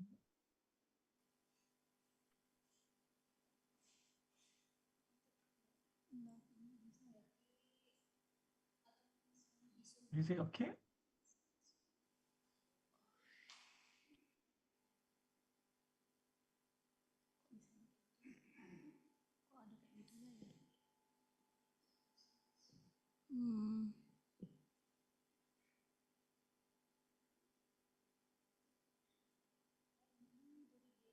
No? No, we can't see the slide. You can't see the slide. Okay. Or maybe you can export it to PDF, Professor. Okay, hang on. It will, yeah, it will reduce close. size. I stop first. And then let me share again. Smile.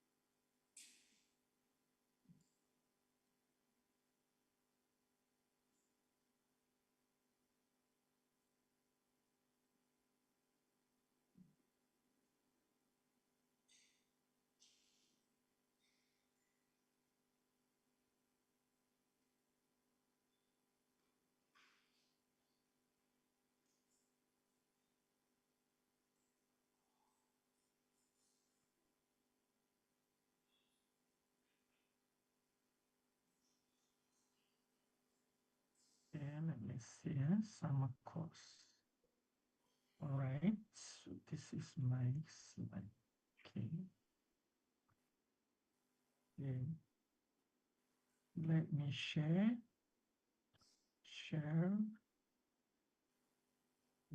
This one. Okay.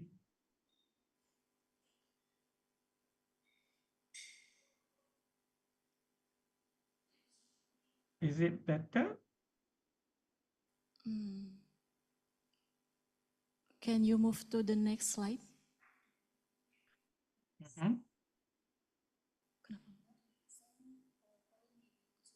more? Professor, can you send can you send the material on the chat room so we can, we have to show the slide. Oh, hang on. In the chat, yeah? Yeah, In chat. the chat. Yeah. Hang on, let me share. Document.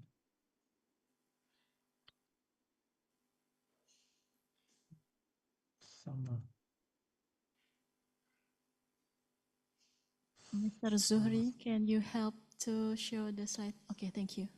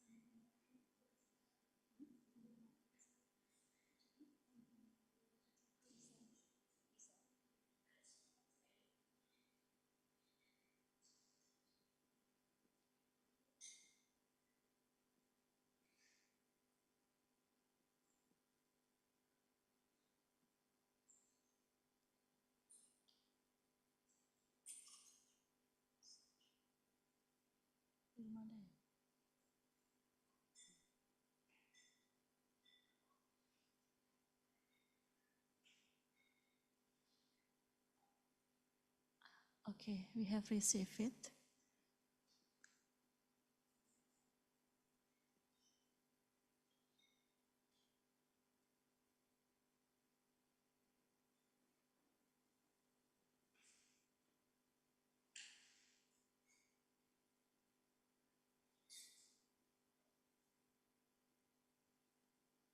Oh, we still downloading the material.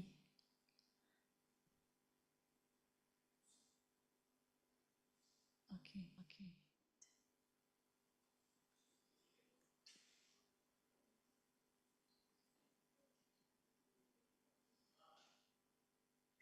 Can you see my slide now? No?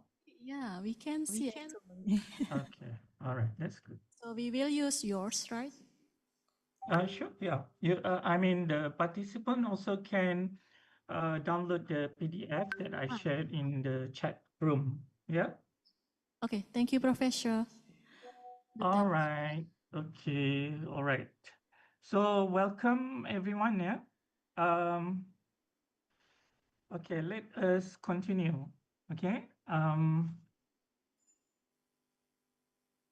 All right. Before that, may I know how many of you here in the room? So in the room there are around 1, 2, 3, 4, 5, 6, 7, 10, and on the Zoom there are 10 also. About And 20. now it is 13. 13. Okay. All right. Never mind. I will start. Yeah. All right. My name is Abdurrahman Saili. Actually, I'm from University Technology Mara, Malaysia. Yeah. But my campus is in Sarawak. It's very near to Pontianak, actually. All right. I will start with the introduction here. All right. What Okay, I think from the previous talk, yeah, you might know already what is peatlands. But I will explain it again. So, peatlands play a crucial dual role in supporting biodiversity and sequestering carbon. Yet, they are also home to many communities that rely on them for farming. All right. If you see people in even in Borneo Islands, yeah, there's a lot of peatland. Yeah, even in Sarawak, I bet also in Kalimantan as well. There is a lot of peat soil, right? So actually, there's a lot of communities that rely on this peat soil for farming. So one of the most economical significant crops grown on tropical peatlands is actually pineapples. So today we will investigate how these pineapples are marketed, what barrier producers face, and how climate conscious marketing could help make farming more sustainable. So we will also look at how these challenges connect to broader global goals, including SDG 13 on climate action. Yeah. All right. Why do we focus on pineapple from peatlands? Okay. Pineapple is well suited to tropical peatlands because it can tolerate acidic, nutrient-poor soil. So it's widely cultivated in Indonesia, particularly in the region like Riau or and also South Sumatra. So it's a low input crop, meaning it doesn't need heavy chemical use, making it attractive for small holder farmers. So pineapple is also in high demand domestically and has potential as a processed export product. Because of this combination, the ecological suitability, local relevance, and also market value, it serves as a great lens for understanding the intersection of agriculture and peatland management. Yeah. So now we move to what do you call it? Agricultural practice on peatland.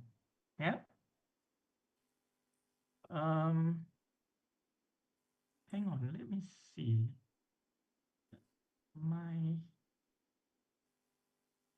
Yeah. Oh, I think I already.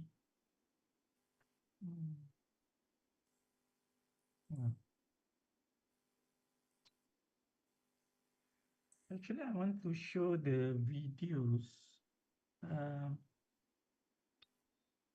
Can I stop first? Yeah. It's okay, Professor. Yeah. Stop first because I want to show there's one video. Hopefully, I still got it. Document download.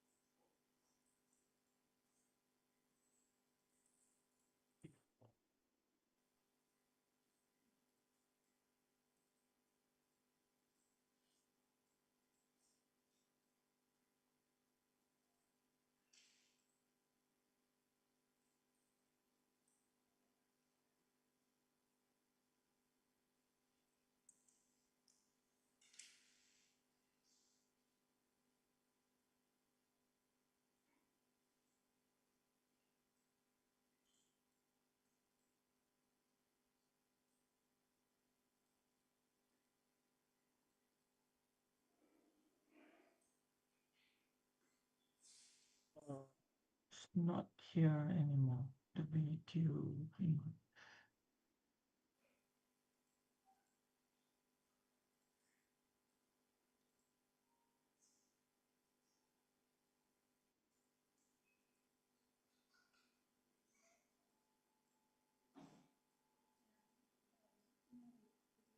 Okay. All right. I found it. Let me show it to all of you. I hope you can see the video. This is the video, right? And then I'll share.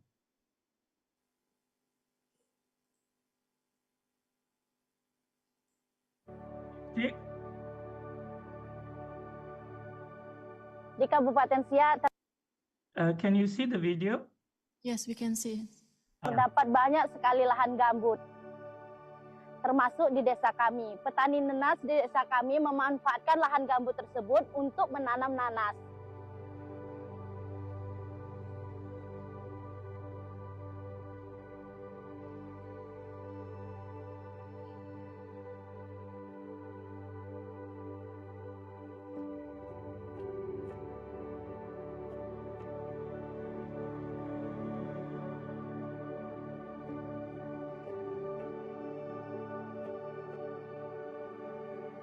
Sehingga banyak praktik-praktik di tingkat tapak yang mengupayakan proses-proses seperti menanam komoditi ramah gambut, bisa dapat berdampingan dengan menjaga lahan gambut ini agar tetap basah dan berkurang dari bencana kebakaran hutan yang sudah rutin dialami setiap tahunnya.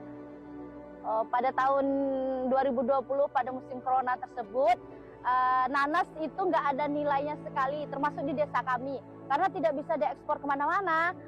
Dari itu kami, kelompok perempuan, berinisiatif gimana nanas itu punya harganya, harga jualnya. Lalu kami mencoba membuat beberapa turunan dan akhirnya kami fokuskan ke sirup nanas. Jadi kami memilih fokus ke satu produk yaitu sirup. Gimana caranya mengangkat sirup tersebut. Dan kami beri nama Pinaloka. Sehingga hari ini kami berupaya untuk dapat bermitra tidak hanya dengan kelompok wanita tani, tapi juga dapat bermitra secara langsung dengan petani dan mendengarkan apa saja kendala dan tantangan mereka yang mereka alami dalam proses penanaman hingga panen buah nanas tersebut.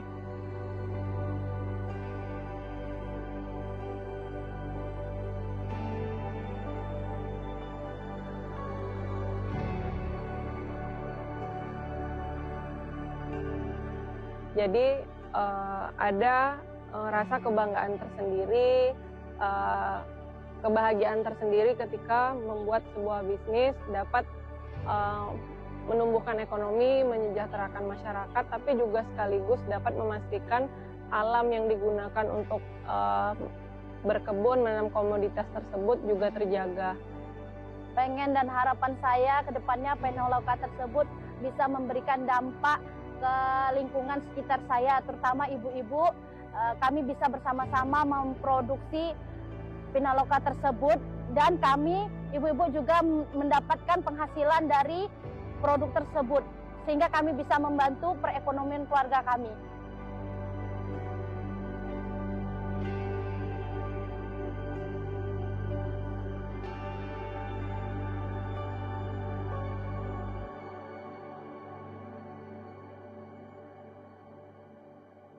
Okay, I think you watched the video already. Okay, let me continue with my PowerPoints. Okay, I hope that you can digest the video that I shared with all of you just now. You can see the importance of pineapples for the community in the peatland areas. Yeah. All right.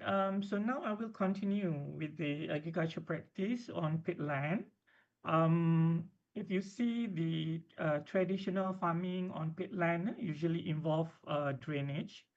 However, draining peat it can cause it to oxidize and release carbon dioxide, contributing to climate change. So this create a major tension between land use and the environmental sustainability. So more recently, there has been a push toward culture. We call it culture, wetland farming that avoid draining the pits, right? So pineapple can be grown in raised bed under this method. Yeah, if you can see at number 2, can you see that horticulture? Yeah? So pineapple can be grown in raised bed under this method, reducing peat degradation while maintaining the productivity. So adoption of organic input is also increasing, especially as consumer interest in eco-friendly farming grows. Yeah. So if you can see now, a lot of farmers as well, they use organic or at least semi-organic methods to improve the output from the pineapples. All right. So now we move to marketing channel for peatland pineapples. All right, let's take a closer look at the marketing landscape. So most pineapples from peatland are sold through informal local markets. If you can see even in Sarawak, Malaysia, a lot of traditional farmers, they sell their pineapples at the roadside, yeah, by the roadside, and then what do you call it? They try to market their product. All right. I believe the same thing also in Indonesia as well, especially for the traditional vendors. However, some reach broader domestic markets through regional distributor and supermarkets. So export is still limited and usually involve what you call that processed form, right? Like dry pineapples, canned juice, like what you see in the video just now. Some of them, they turn the pineapple in and they focus for the syrup, yeah, pineapple syrup. Okay, so export is still limited and usually involve processed form like dry pineapples or canned juice just now. All right. And then interestingly, there is a growing engagement with digital platform like Shopee, uh, Lazada, Tokopedia, and so on, especially among younger farmers or cooperative experimenting with online marketing, right? So this online channel present an important opportunity, but also come with their own logistic hurdles, actually, yeah. If you see, even in Malaysia now, a lot of farmers try to penetrate the digital marketing as well. But of course, the problem with digital marketing, it could be the logistic. As you know, the agricultural product like pineapples, it might have a short uh, shelf life set. So you need to post it very fast so that it will reach the consumer on time or before it's got rotten or anything like that. All right.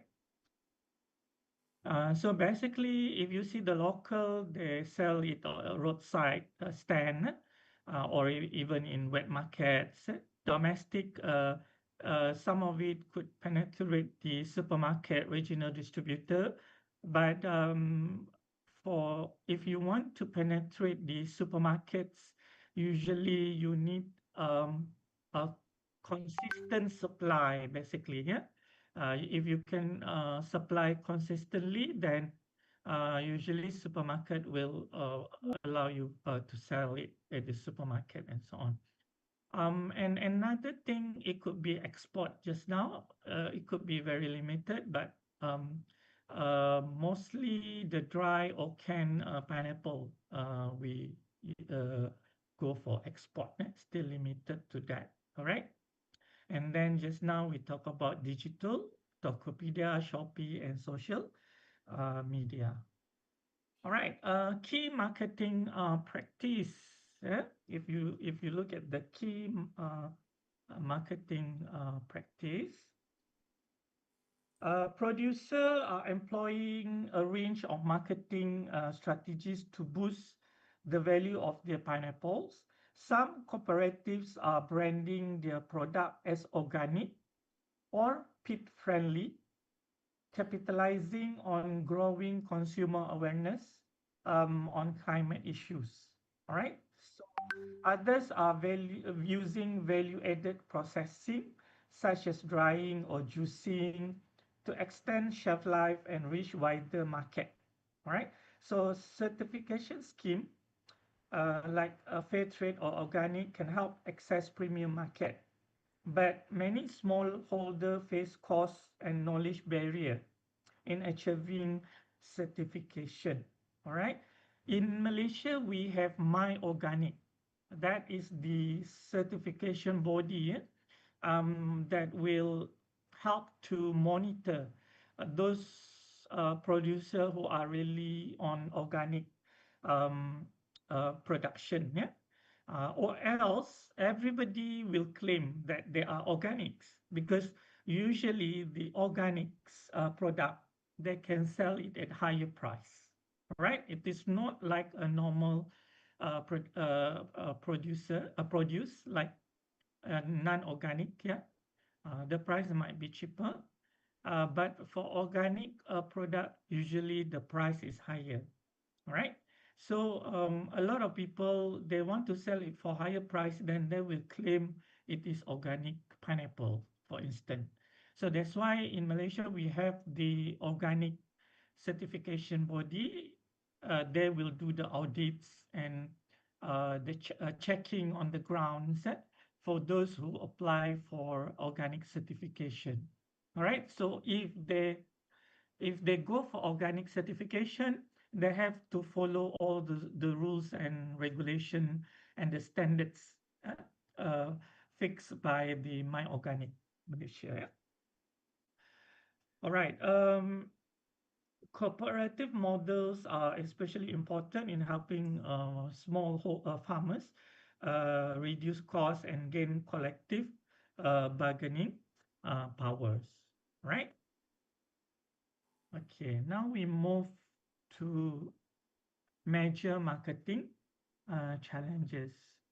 Despite the opportunity, we can see there is a significant challenges remain.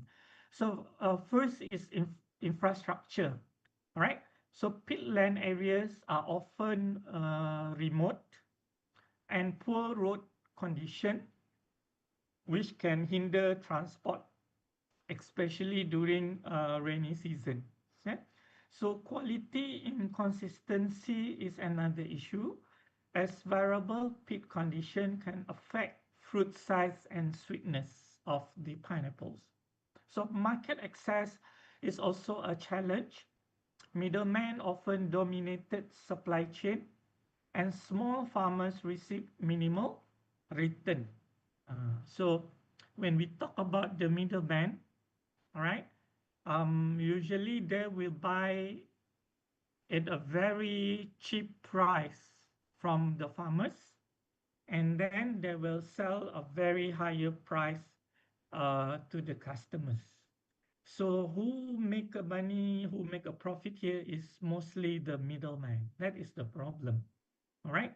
When the producer, the farmers, they sell at a cheaper price, they will get a very small profit as compared to middlemen, where they buy at a cheaper price from the farmers and they sell sometimes triple or even more than triple the price to the customers. All right. So additionally, there is increasing concern from environmentally conscious customer about the sustainability of peatland agriculture, which can hurt demand unless properly addressed through traceability and certification. All right.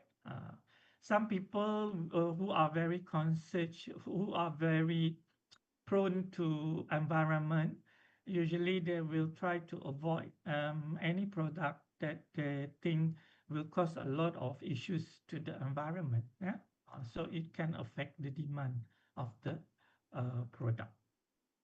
All right, you can follow me so far. So far, so good. Yes, Professor. Yeah.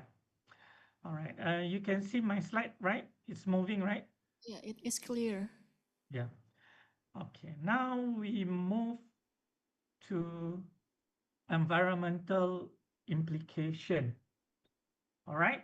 So environmental degradation is one of the most serious issues facing peatland agriculture.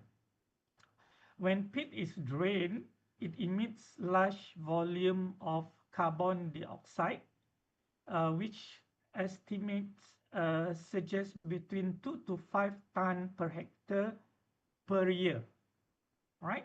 So if pineapple farming accelerate peat loss, it undermines climate mitigation goals. However, if done sustainably through culture and eco-friendly methods, pineapple cultivation could be part of a win-win scenario. Yeah. So marketing efforts needs to reflect this complexity by promoting sustainability and aligning with global climate goals and carbon accounting standards. Yeah. Okay. So now we move to innovation solution. All right.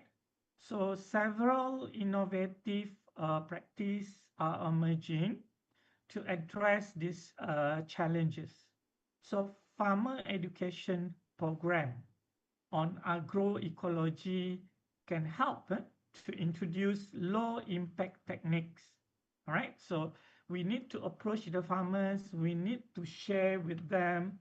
We need to educate them about the effect to the environment with the traditional methods. All right. So eco certification build customer trust and support premium pricing. All right.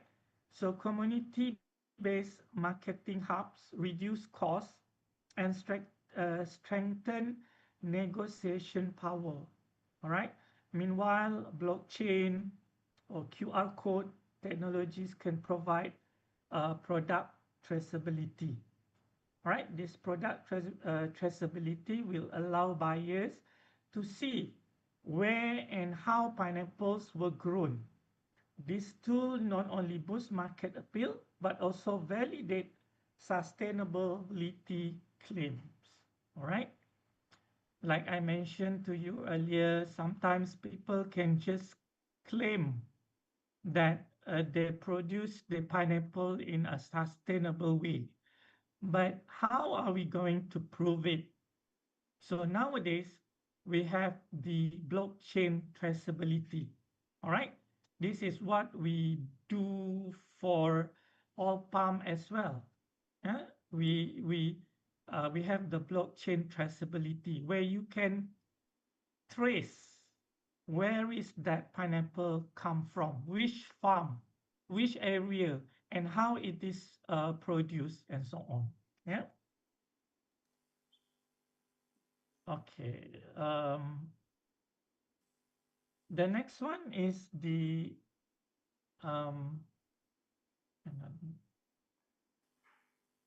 policy and market recommendation. All right. We have the incentives, sustainable farming on peat. We have the support for rural transport and cold storage. We have promote values, value added processing locally. Where we advertise that we should buy local product. And then also the link to carbon finance and restoration credit, right?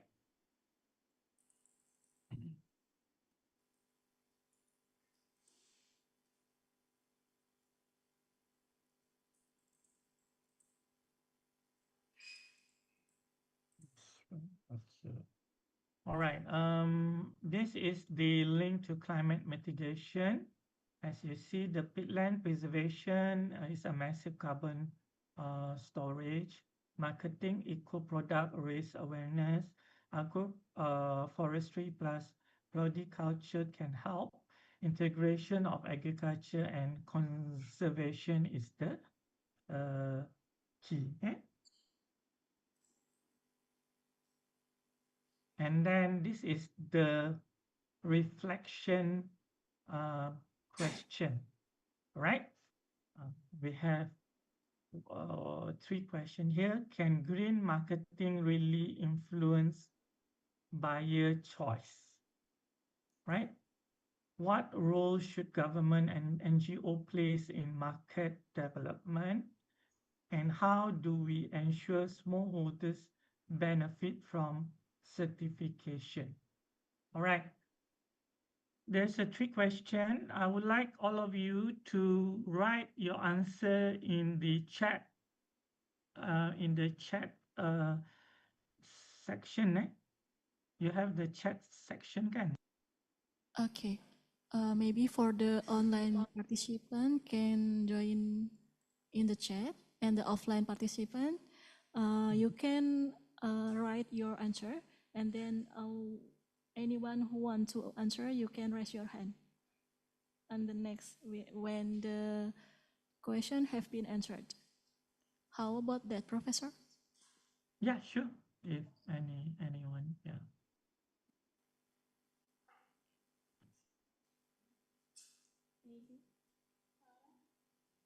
Okay.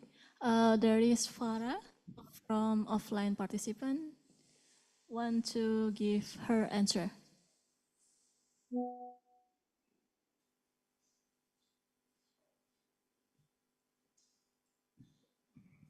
Okay, go ahead. Okay, Farah, which question you will answer? I would like to answer the middle questions. Can green marketing really influence buyer choices? Okay, please. So thank you very much for the presentations as well as the questions, Professor. So for me, with the current situations, I don't think green marketing really influenced the buyer, especially in Pontianak or West Kalimantan. So just to share, I also developed pineapple syrup for almost like 7 years until now in one of the remote villages in Siantan in here. And we think that we have tried some strategy to market the pineapple from supermarket, from traditional market, from B2B as well. But, and one of them is branding the syrup as a sustainable syrup, and then, yeah, branding this as green marketing. But we don't think that the consumer in here value those kind of things, value those kind of green marketing and then the sustainability. And me and our team think that our consumer in Pontianak is still not reaching that stage. Maybe for the next couple of years, after they understand the value of sustainability and those kind of green marketing concepts, then they can value that. But for now, I don't think it works. Thank you. All right, thank you. Farah, is it? Yes, Yes, Professor. Yeah, thank you, Farah, for your Very good answer, right? Is there anyone else before I comment on the answer? Maybe here again, someone? Anyone? No, Professor. You can maybe. What about those online? Yes, Do you online. have any answer for that? Anyone? There. Antonia. Okay. The chat. Remy, is it? Question number 2. Okay. Which one is question number 2? Is that about the certification? Certification. Okay. Hang on. What is the answer? The responsible parties should provide training and awareness on certification benefits. Yeah. Okay. All right. Thank you, Remy. What about the last question? Maybe someone can answer, please. Yes, the last question. Anyone? It is about the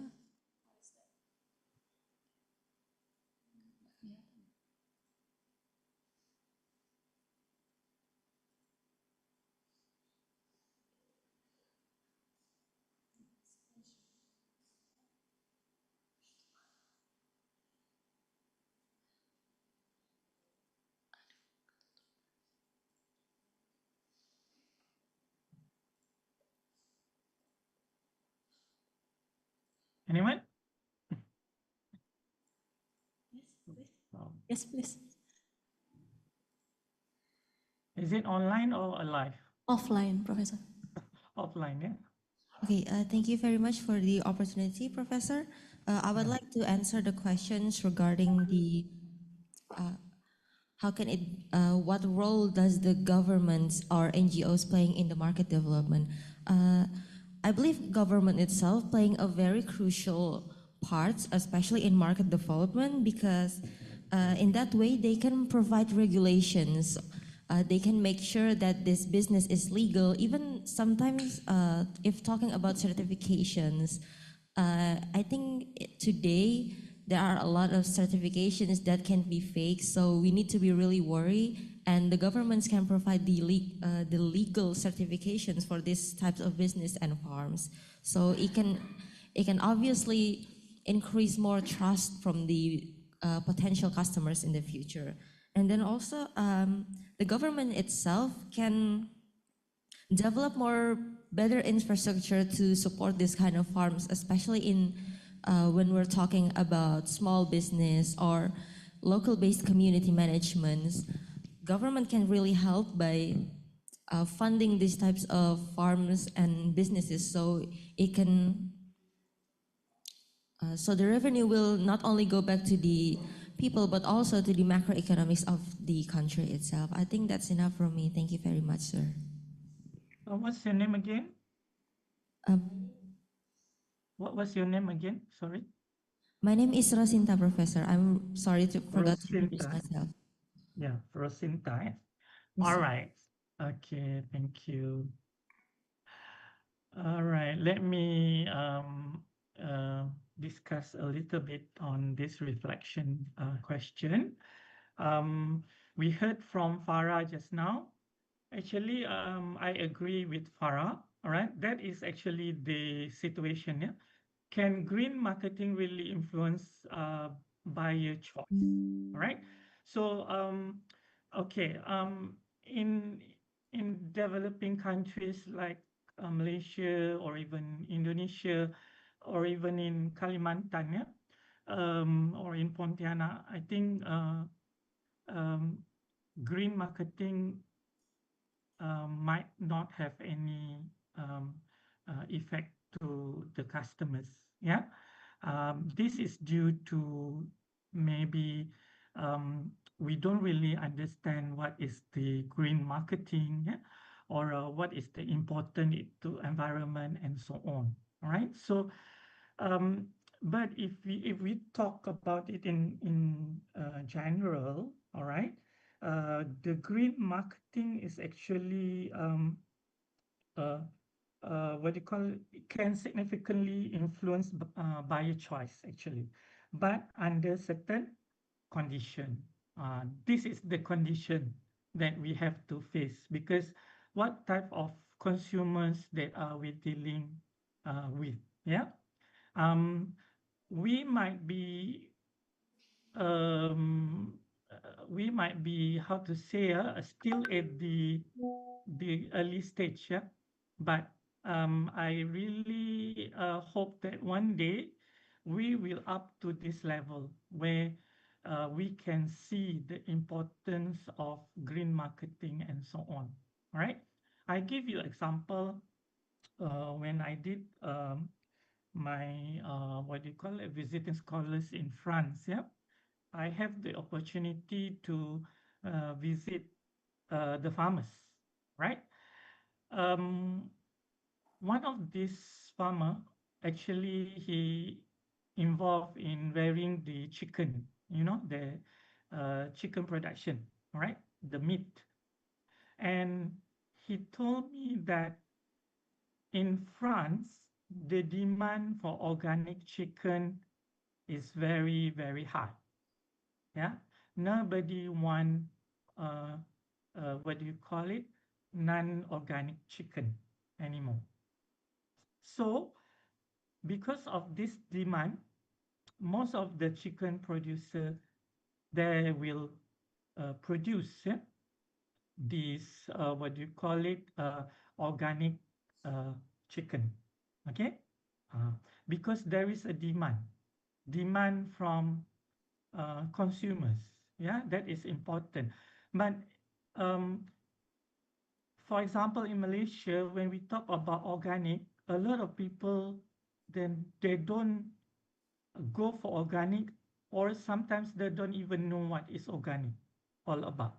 Yeah. In Malaysia, I can say that we have a certain group which go for organic. Usually, this group are educated consumer, and then they are professional. Professional here means they have the financial what do you call it? They can afford to buy organic. In Malaysia, organic is expensive. Yeah, so they only cater for certain group of people. Like I mentioned just now, usually they are professional and educated because they know the importance of organic product in the market. You know, they understand what is the effect of non-organics to human and so on. So that's why they go for organic. But the problem is the price of organic product usually very expensive as compared to non-organic, right? That is the issues lah, yeah.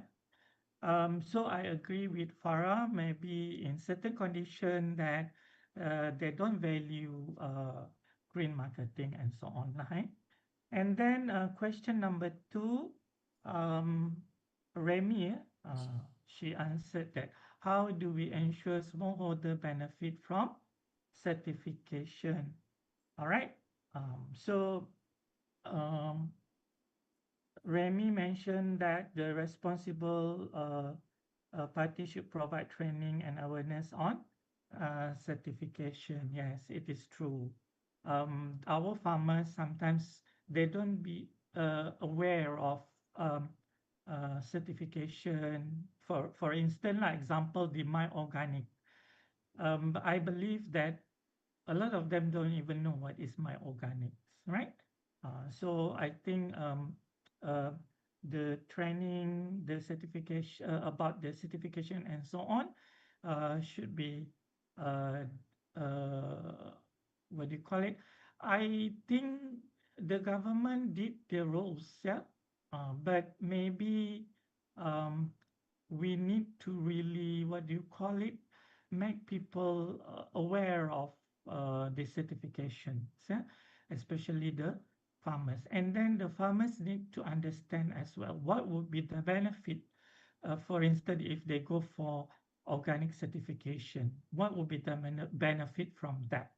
And number two, they might not prone to organic because of there is a certain rules that you have to fulfill, right?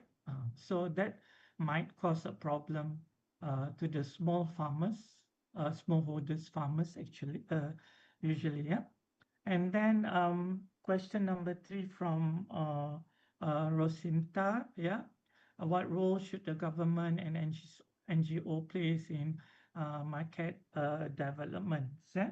I agree as well with Rosinta. Actually, there's a lot of roles the government can help. For instance, creating enabling policies and regulation. So the government can set market rules, ensure fair competition, protect consumer, prevent monopolies. This is in regards to enabling policy and regulation, maybe investing in public goods, for example, infrastructure, road, electricity, internet, and so on, right? In Malaysia, certain rural places, we still having a problem with internet connection. All right, the same thing like in Pontianak as well. Yeah, I think last month I went to Pontianak and then I went to the rural area in what do you call it? Actually, it's approaching the border between Malaysia and Indonesia. I forgot what is the area's name. We went there for a research actually with my what do you call it? My fellow friends from Universitas Panchabakti. And when we are in that area, there is a lot of internet connection. Yeah, we have problem with internet connection and so on. So I think this is what the government really need to invest in public goods. For instance, the road, a good road connection, electricity, internet, and so on.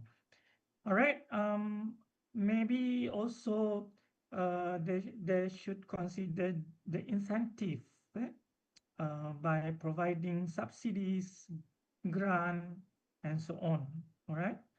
In Malaysia, we also have the subsidies, but sometimes this is the problem with the smallholders farmers. They really rely on subsidies. We don't want that to happen as well. Subsidies is good at the beginning, but later on, I think the smallholders farmers, they need to be independent, cannot rely on subsidies for all the time. Yeah. All right. I think thank you for the feedback from the student Farah, Remy, and Rosinta. I think I will proceed with a few more slides before we stop because Excuse me, it's almost Professor. 3. Pardon Yeah. me. Your time is 5 more minutes again. Yeah, I will try to finish it as soon as possible. Yeah. But I think I want all of you to answer the question as well after this, the quiz. So I will try to go a bit faster. All right. This is the case study in Sungai Apit Riau. If you can see, small adopted raised bed pineapple planting, marketed as a pit-friendly pineapples, created a cooperative Nana Sejahtera, which result in 20% income, raise in income, and then reduce the pit disturbance. All right. We also have a case study from Sarawak, Malaysia, where in Samarahan, for instance, most of them plant pineapple on the pit soil. All right.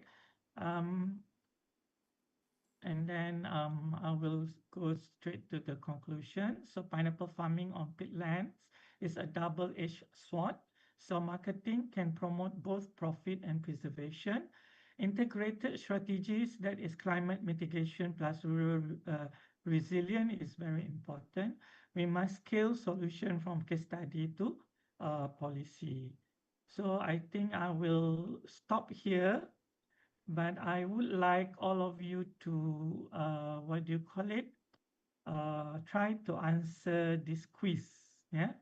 Let me share the quiz in the chat. Is it okay? Okay. You only have a few minutes to answer this. Can you answer it quickly?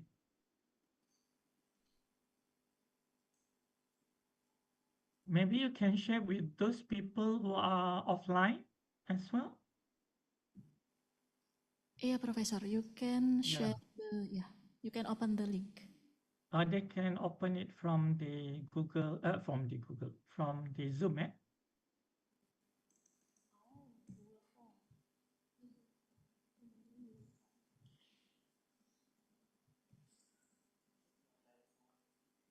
Can you access the link, everyone? Okay, okay, fine. They can access it. Okay, good.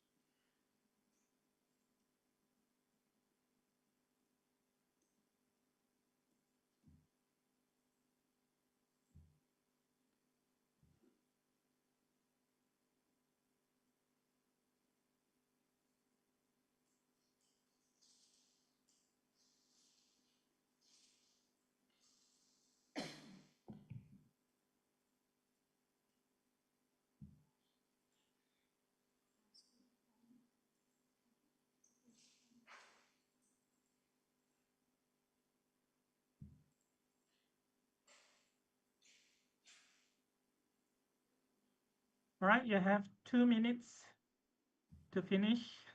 You finished, everyone? There are 10 questions, right, Professor?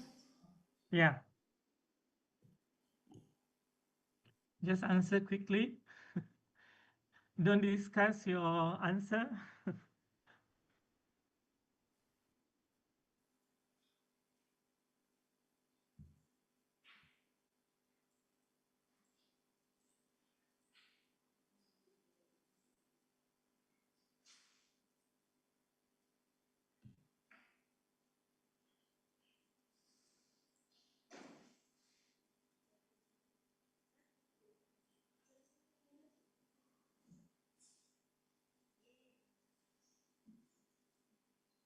Okay, I've done. Actually, I have joined too. Okay, so I bet the rest also can finish it on time. 1 more minutes left.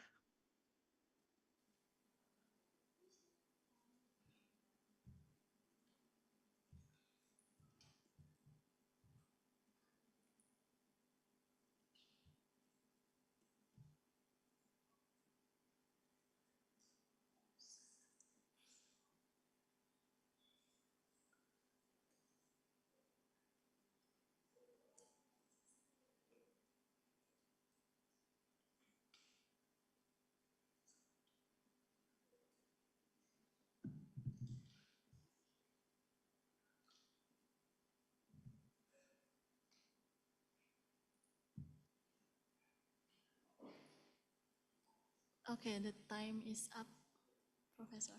Hang on. Still got 9 minutes, 9 seconds. Sorry, 7, Okay. 6, 5, 4, 3, 1. Okay, you can stop. All right. Okay.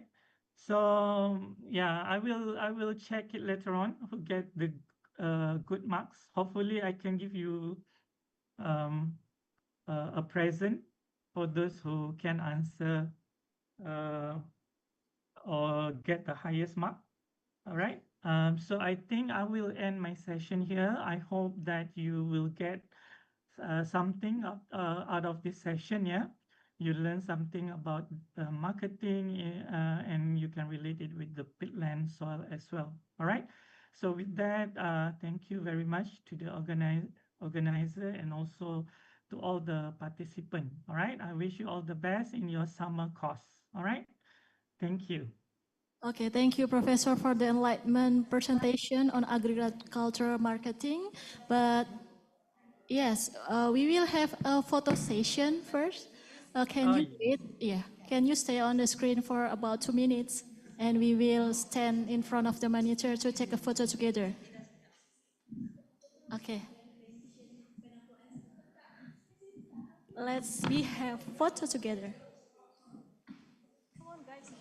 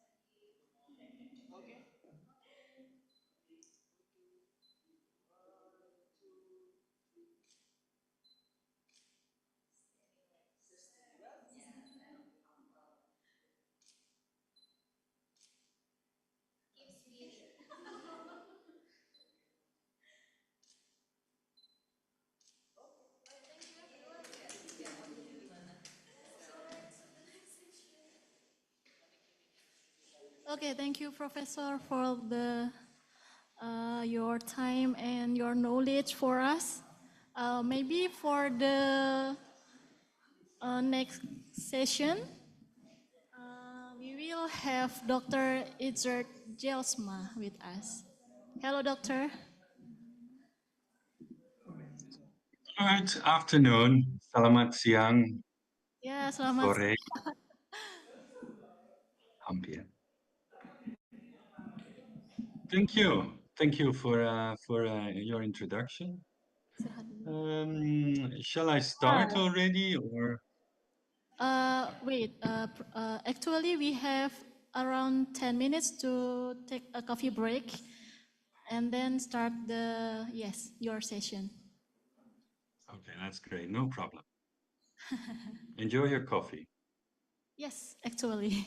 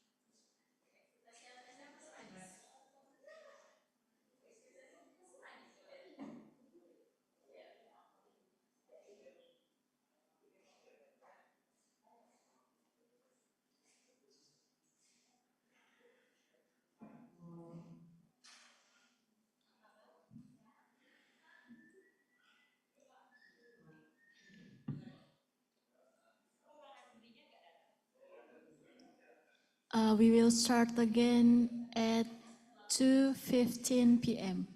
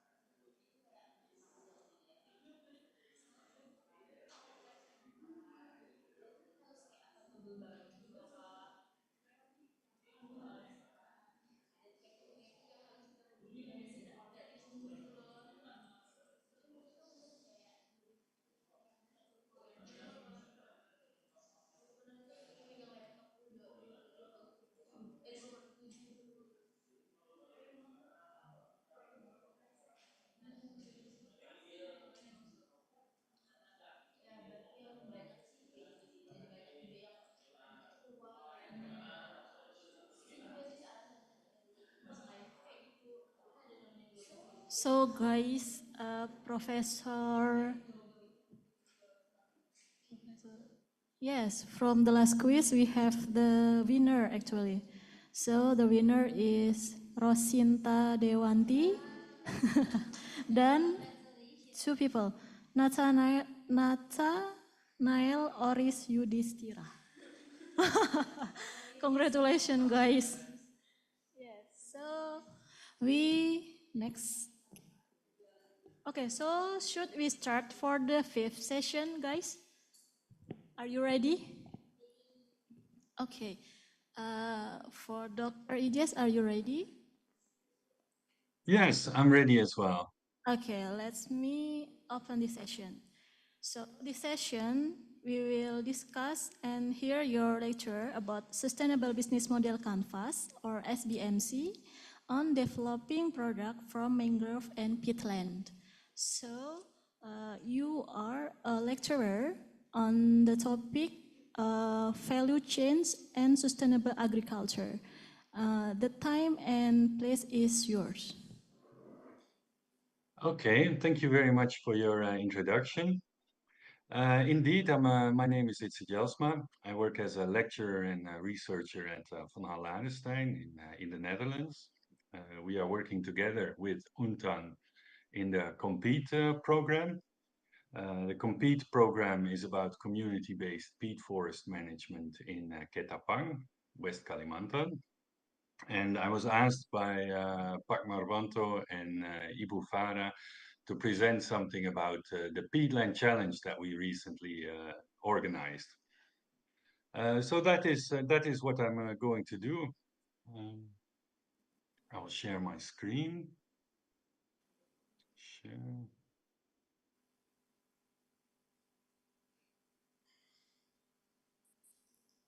Good. Okay. Yeah, so indeed, your topic is about developing products from mangrove and peatlands. I will present something about the sustainable business model canvases, and it will be about the peatlands only, because I worked in peatlands for many years. I work primarily on smallholder oil palm and oil palm developments, often in Rio. I did my PhD in Rio on smallholder oil palm farmers, also in the peatlands. And since then, I've been to the peatlands many times. However, I've not been to the mangroves, so my experience on mangroves is fairly limited. I'll give you a brief overview of the presentation. So the first thing is, the origins of the best idea for the Peatlands Challenge. Then I'll tell you something about the setup, sustainable business model canvas. First, we had an event on design thinking, subsequently business model canvases. We had an entrepreneur, an Indonesian entrepreneur, who presented his sustainable business model canvas. We had a session on pitching, a dry run, and eventually the final event. I will also show some of the winning pitches and the business models that were developed, sustainable business models that were developed by the students. And then, we will come back to something about living labs. I work in Indonesia currently on several projects. One of them is Sustain Palm, which is about sustainable oil palm development in Indonesia. And for that project, we look at peatland development, oil palms in peatlands, which have to move out of the peatlands and need to be replaced for alternatives. And also I work on Compete, which is in West Kalimantan. But for that project, for all these projects, we work in living labs, which are single units. So one living lab in Siak, Riau, one living lab in Batola, South Kalimantan, and one living lab in Ketapang, West Kalimantan. And then I will present some final thoughts on the challenge, which still need to be further developed. So the origins of the challenge are identifying. We have to look for alternatives to oil palm on the peatlands. And why do we have to look for alternatives for oil palm on the peatlands? Now, the problem with oil palm on peatlands is that the peatlands need to be drained.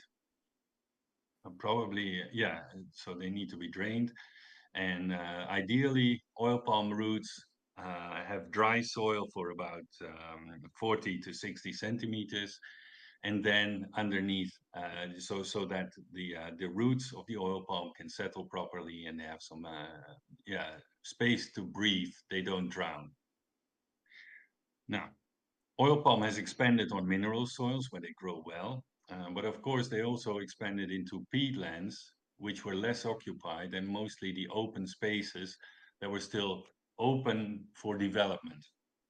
Now, oil palms can grow there, but that means that the peatlands need to be drained. And if they need to be drained, there is going to be huge amounts of carbon emissions, oxidation of peat, but also the peatlands become susceptible to fire. That is what we want to avoid, of course. These carbon and methane emissions need to be avoided.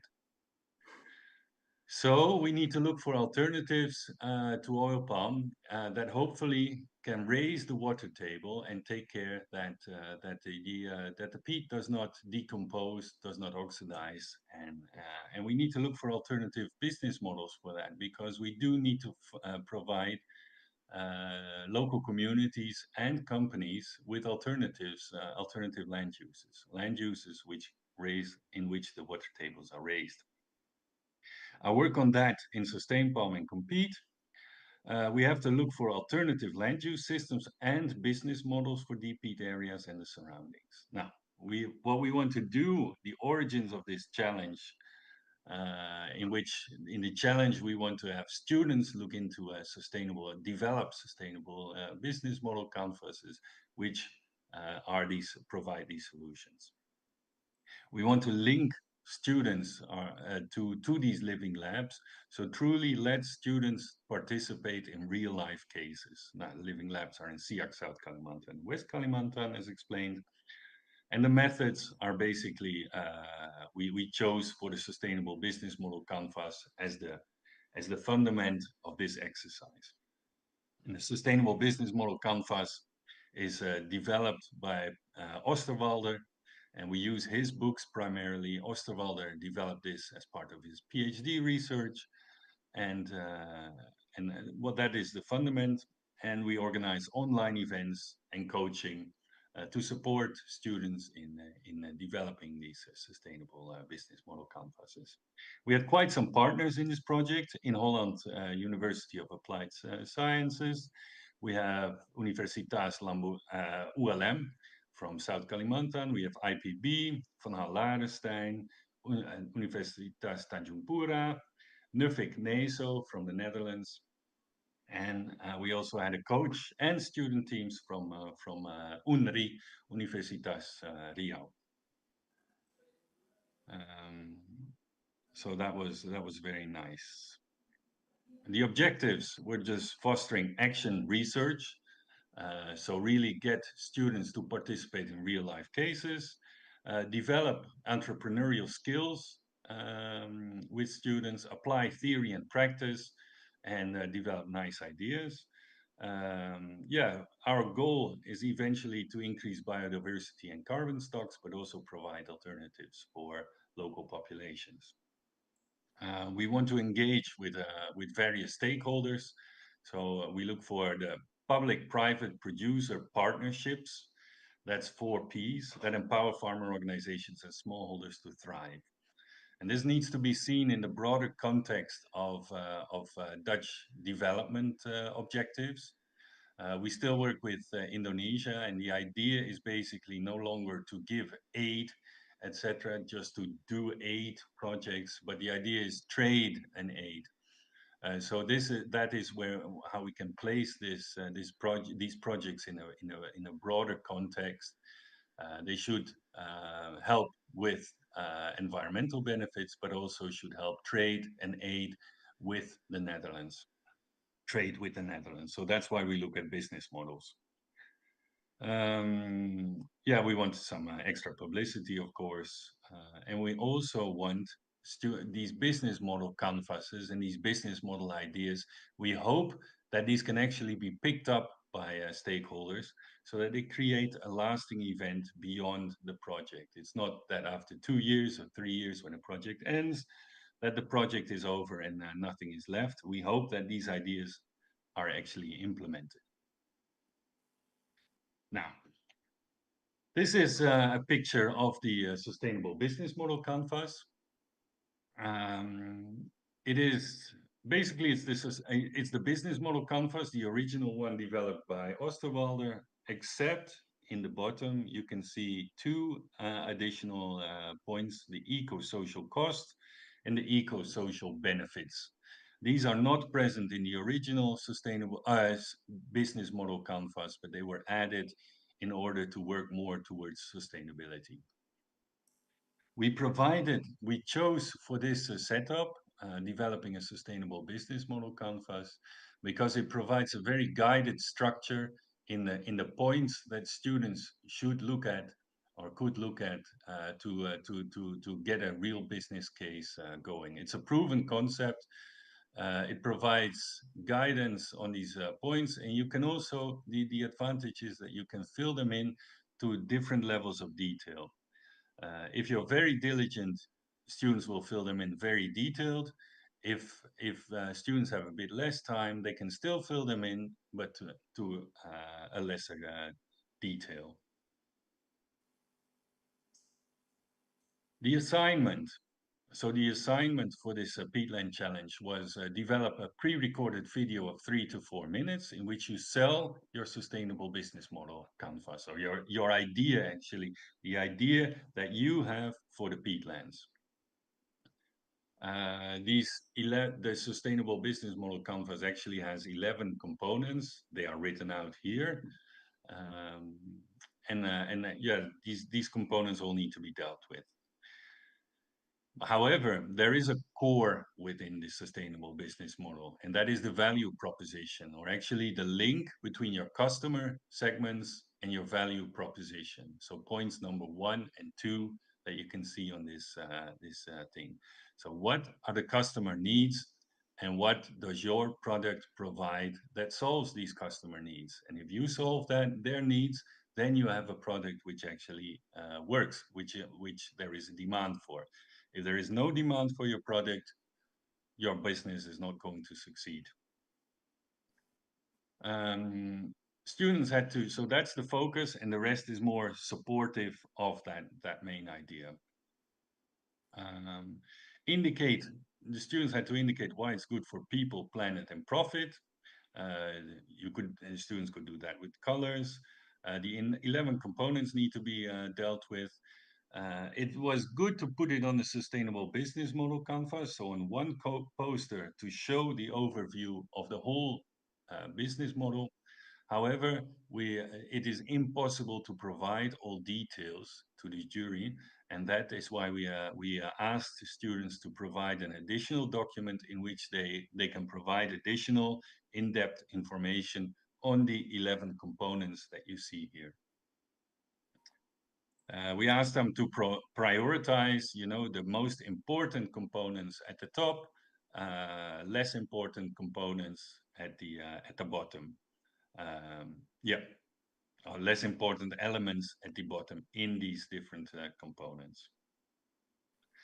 Now, if you have this, of course, you can see we had different prices. We had a price for environmentally best idea, the price for the socially best, socio-economic best idea, and the most feasible idea, meaning the idea that we actually thought that will work in real life. And if you see the sustainable business model canvas, it quickly becomes visible which prices students are going for. You can see it in the cost structure, the revenue streams. If you see that the social and environmental benefits are very high, then they go for a certain price. If you see that the social or environmental, the social benefits are a lot higher, then they go for the social price. If the environmental benefits are much higher, then they will go for the environmental price, of course. And of course, there's a balance between all these things. Again, this is the value proposition.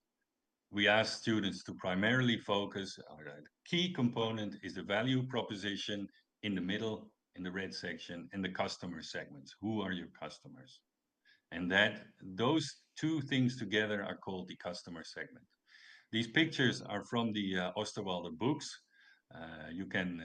There are various books. You can download the Business Model Canvas book by Osterwalder or the Value Chains. They both have these pictures. And then below you see the actual value proposition canvas, which is basically the two red squares above. Now, within the value proposition canvas, you look at gain creators or gains that the customers are, and on the right side you see gains. These are what customers are looking for. It needs to fulfill a certain job, and it needs to release pains. And then your product, the product of the student needs to indicate which gain creators it creates, which pain relievers it creates, and the products and services that you provide. So these all need to be linked. The challenge format, we asked students to register. They could register individually, but eventually we needed teams. So we asked students to form teams. We expected 2 to 6 members per team. We had some teams with 2 people, we had teams with 5 people, and what we expected was about 60 students, but eventually it became much more. We wanted diverse and international teams, so teams from multiple universities could apply, and we facilitated the mixing of teams, and we tried to facilitate students to form teams as coaches, as event organizers. It's an interdisciplinary. It was an interdisciplinary challenge. So we had students from the Netherlands, from Dutch universities, and students from Indonesian universities. We had teams from the Netherlands. We had teams from Indonesia, mostly from Indonesia. But we also had mixed teams, which was great.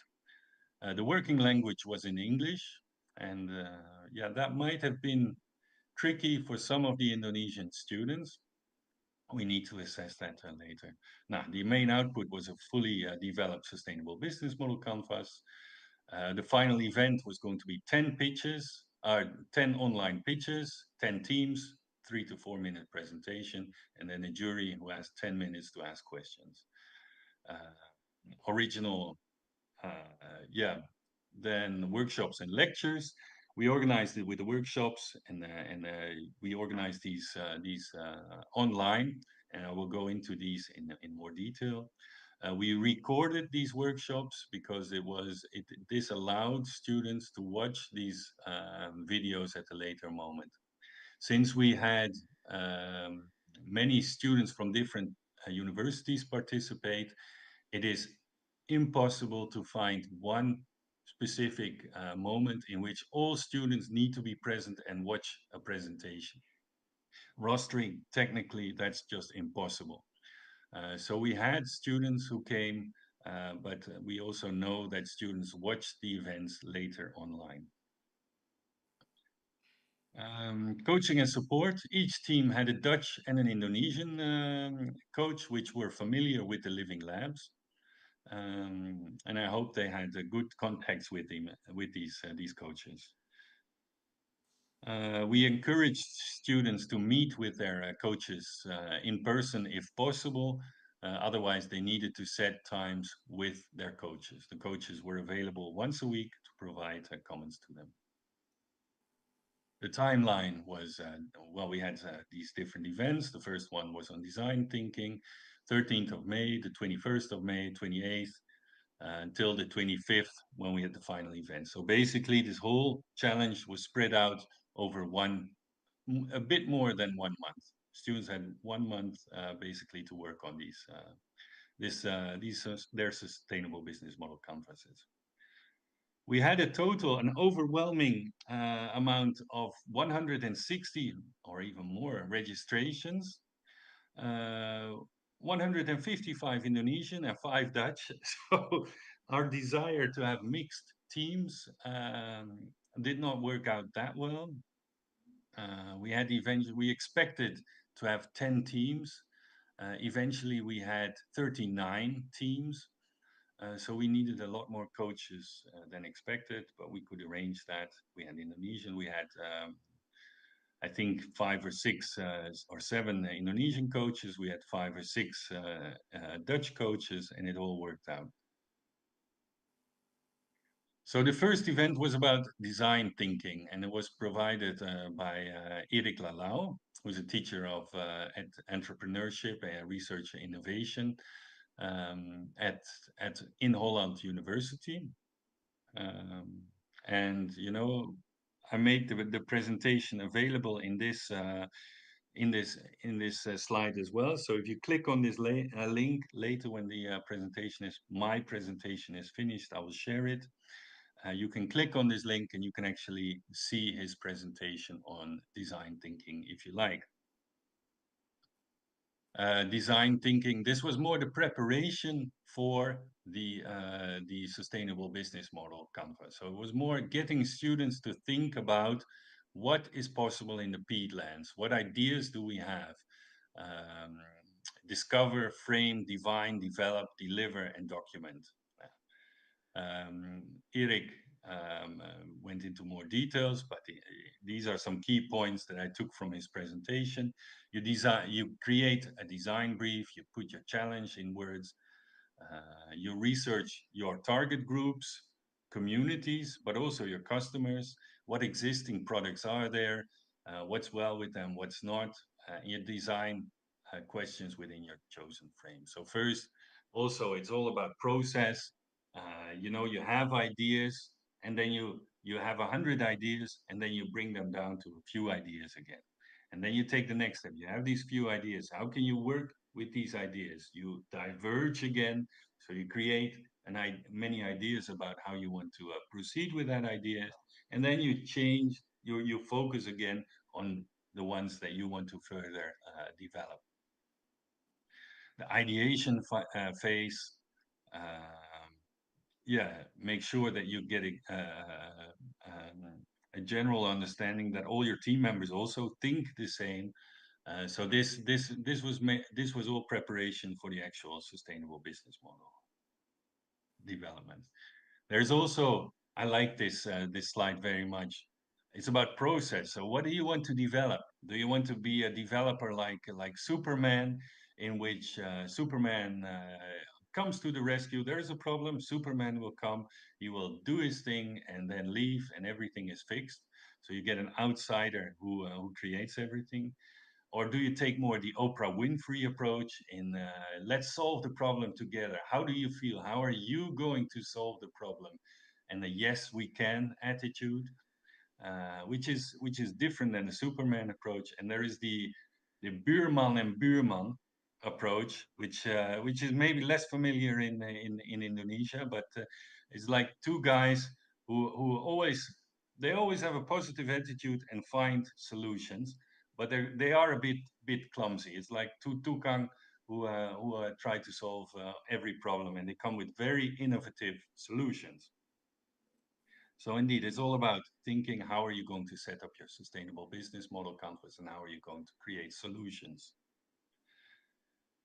So that was the first event. And then the second event was truly on the sustainable business model canvases. And that is Leonore Akkermans from Van Ladenstein University, who provided this training. She used the book of Osterwalder quite diligently. I recommend it to all. But she also worked on especially a case study to illustrate why and how, what the important components of a sustainable business model canvas are. So she starts with questions like, why do you drink coffee? Well, there are different reasons that you can drink coffee, but you need to think about it when you're trying to sell a product. So killing time, social activity, to wake up, the nice taste or the flavor. It's nice to, especially in the Netherlands when the weather is cold, it's nice to have a cup of warm coffee to start the day with and heat up a bit in the cold. Now, so there's different jobs. Functional jobs, you have to think about social jobs, when you sit out there with your friends and you have a cup of coffee, that's a social activity. It's different than the wake up function, which is you drink coffee to wake up and start your day. The social function is more you go with your friends and you have a nice activity and you have a good time with your friends. Now that's the same, that is linked to the emotional jobs. You feel good, you feel security, and the basic needs, etc. Now, Leonore also went into the customer profile, the gains. You have to understand what are the expected gains of your customers in order to work with, to go for your product. What are the pains they want relieved, and the customer jobs. Now, these two need to match. I already briefly mentioned that. On the right side, again, you see the customer demands. On the left side, you see your value proposition. What is your product going to deliver? And you need to link them. Pain relief is gain creators. Now, briefly mention it. But the most important, the critical point is, you can actually capture it in a sentence. These two figures can be captured in a sentence, and that is your value proposition. So our product helps, who, and you see there how they are linked. That's the customer who wants to, that's your customer pains or gains that he's looking for, buy, and blah, blah, blah. So if we would fill it in for that cup of coffee, for iced coffee, it would be our iced coffee susu helps Indonesian Gen Z who want to drink a quick refreshment while socializing with friends by alleviating time-intensive home brewing and consuming caffeine to stay focused, unlike time-consuming process to prepare coffee at home. You know, if you still have to grind it at home, yeah, it's a troublesome job, and you don't want to do that. So every product, every business that you want to, every value proposition needs to contain these elements. It's basically a formula.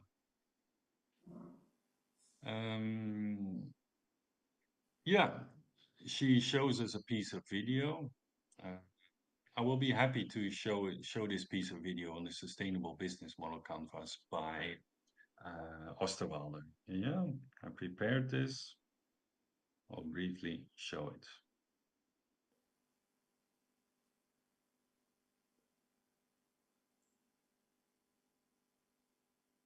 So this is Osterwalder, the author of the business model canvas.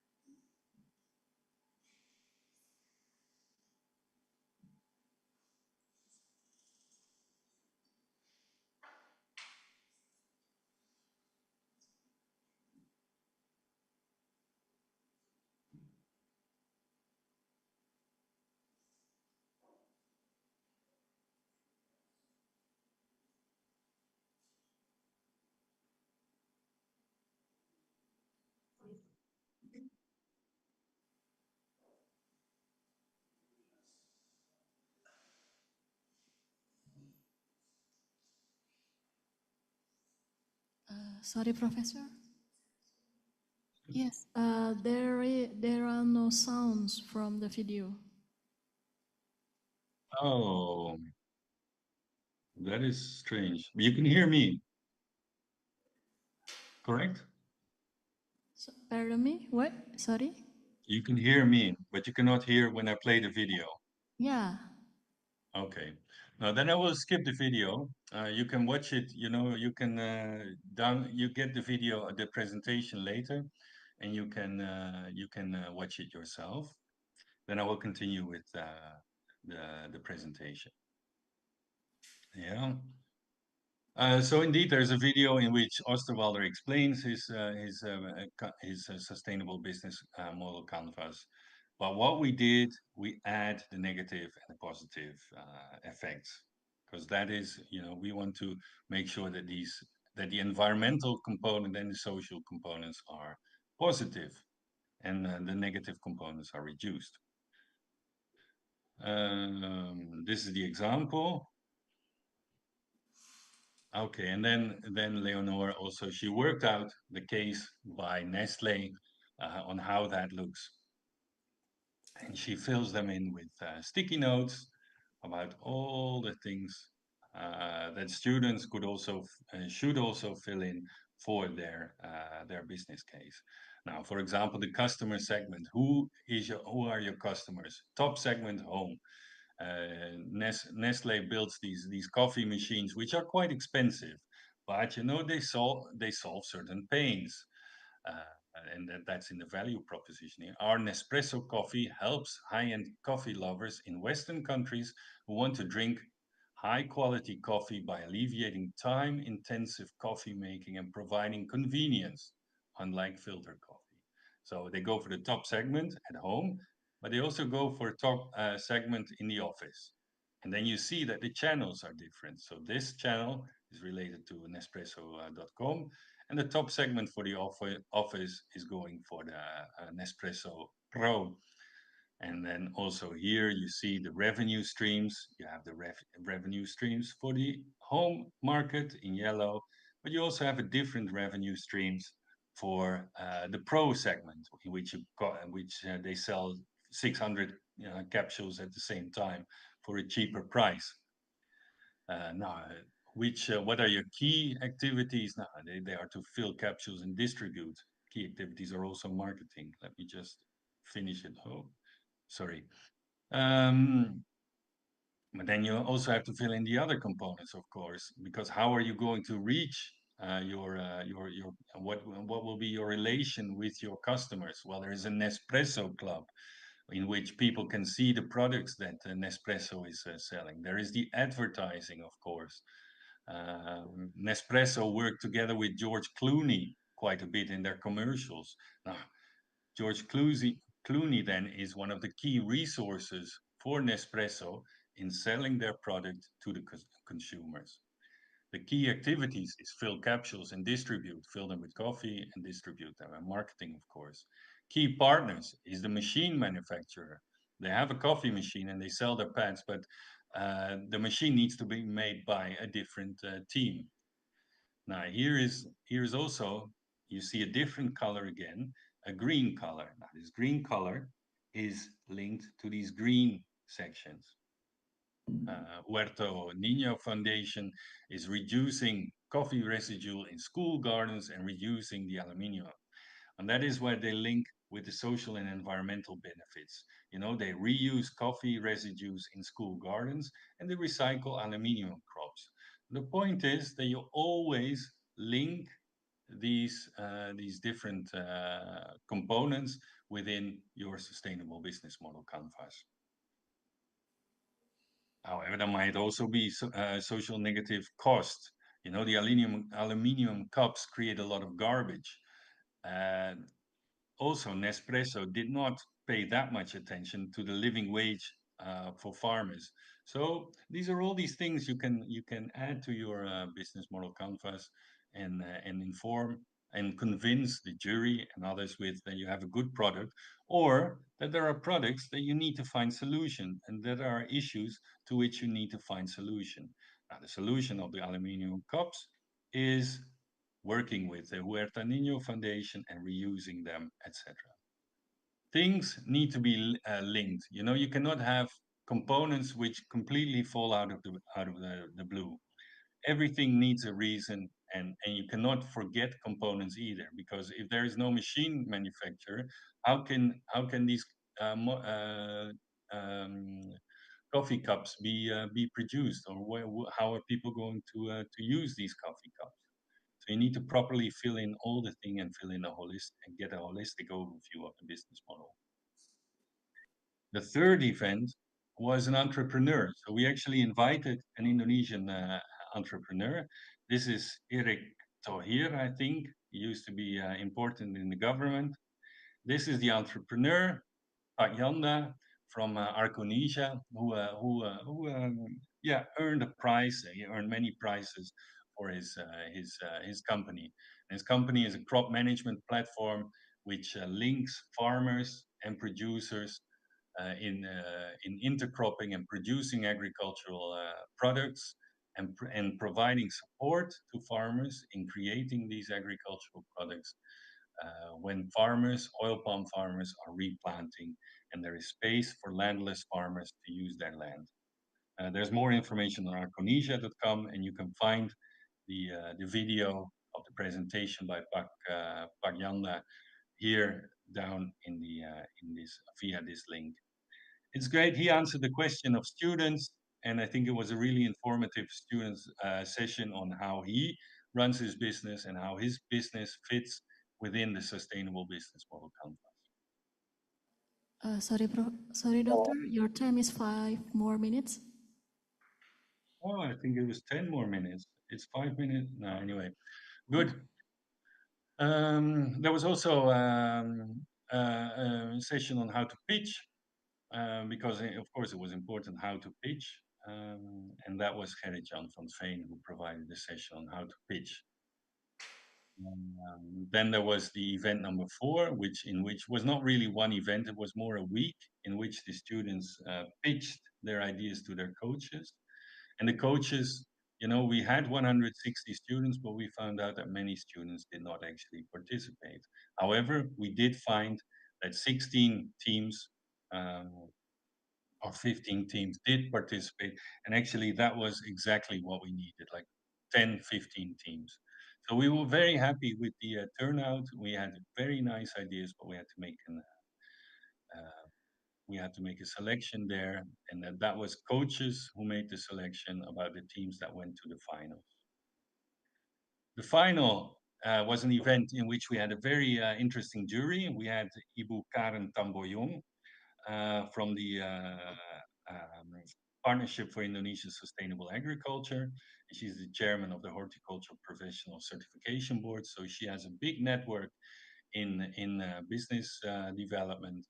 There was Pak Yanda, who was the entrepreneur, and there's also was Bu Triana from Tropenbos International, from civil society, thus who provides, who is looking for what they can use to really implement in the field. They watch the pre-recorded pitches, they ask questions for 10 minutes, they assess the reports and the SPMCs, and met online to reach their verdict and discuss their verdicts. Then there was the announcement of the winner. That was done by Peter van der Meer. We congratulated, of course, the winners for the challenge. That was Iwak Peyek for the most feasible idea.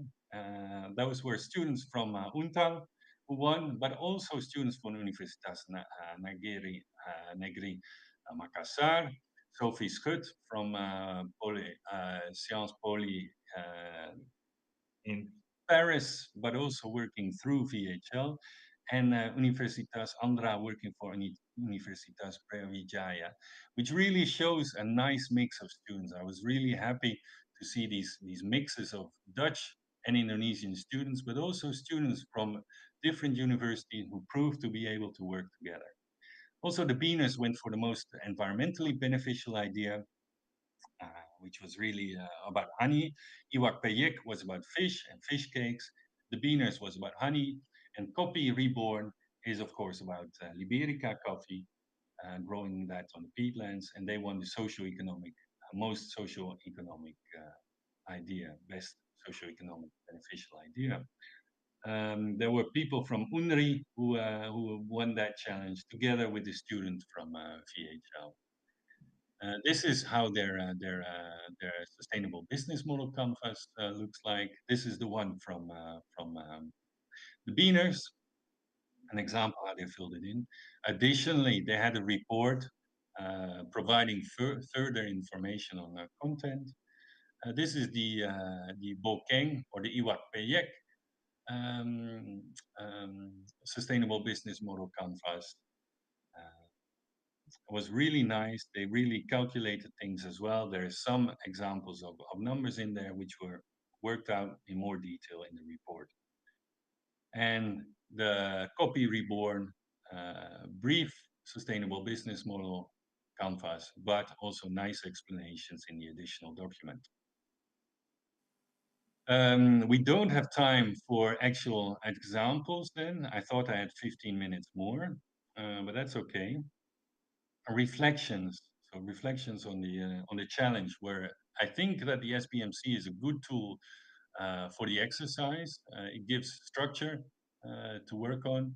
It can be filled in at many different levels. However, it does get complex when you want to engage in multiple products. Many times when we talk about the peatlands, you don't want to continue with one monocrop, but you want to have a mixed system, and that might become a bit more complex. Student engagement. Dutch university students lacked in numbers, which was really a pity. I guess they are too busy. They think they have too busy schedules and did not want to participate. However, all three winner groups have an international component. I was really happy. I did not select the winners on this. It's an independent jury who selected the winners. But in all groups, there was a Dutch and Indonesian component, whether it's Indonesian students studying in the Netherlands or Dutch and Indonesian students working in a team together. All teams were internationals. Communication proves critical, but also what was a bit disappointing was the interaction during the workshops, because we had presenters, and we thought a bit that the interaction, the questions from the audience, from the students were quite limited. And we want to see how it was not absent, but we would have liked more interaction, and we're going to see how we can reach that next year. Not always many students present, but we know that students watch the recordings later. So probably it's a good concept to do the pre-recorded videos and provide them later to the students. It would be good to have a survey with participants on how they experience this challenge and how we could improve things. On the challenge itself, of course, there were many ghost registrations, many teams who did not do anything. We have to figure out why that is. On the other hand, if you have so many registrations and half of them do not participate, it's still fine, no problem at all. Maybe we want to link it with a course next year so that it becomes more obligatory, or students can get academic credits for it as well. We enjoyed engaging with the lecturers, the private sector, civil society, but we acknowledge that the public sector was hardly included. That is something for next year. We thought it was great that we moved beyond these living labs, just looking at SIAC, West Kalimantan or South Kalimantan, and that we brought all these living labs together. We brought all these organizations together so that we went to a community of practice and moved beyond just individual living labs. I think we had a great jury, we had a great partners, and we had great ideas from students, and I'm really thankful for their contributions. So I thank you very much, and I'll be happy to answer some of your questions. Okay, thank you very much, Dr. Dielsma, for your perspective on sustainable business strategies. This is an interesting topic which encourage us to put our mind as a business manager, but also concerned about the social and environment aspect. So now we will move to the discussion session. We will start from the offline participants. Anyone want to ask a question for Dr. Dielsma, please? Or maybe one of you want to join the next year SBMC training. I know that in your audience there are people who participated. Oh. And there's even a winner in your audience. Oh, So yeah. maybe the audience can comment as well what their opinion was. Okay. So Sophie, would you mind to give your opinion on the last SBMC training?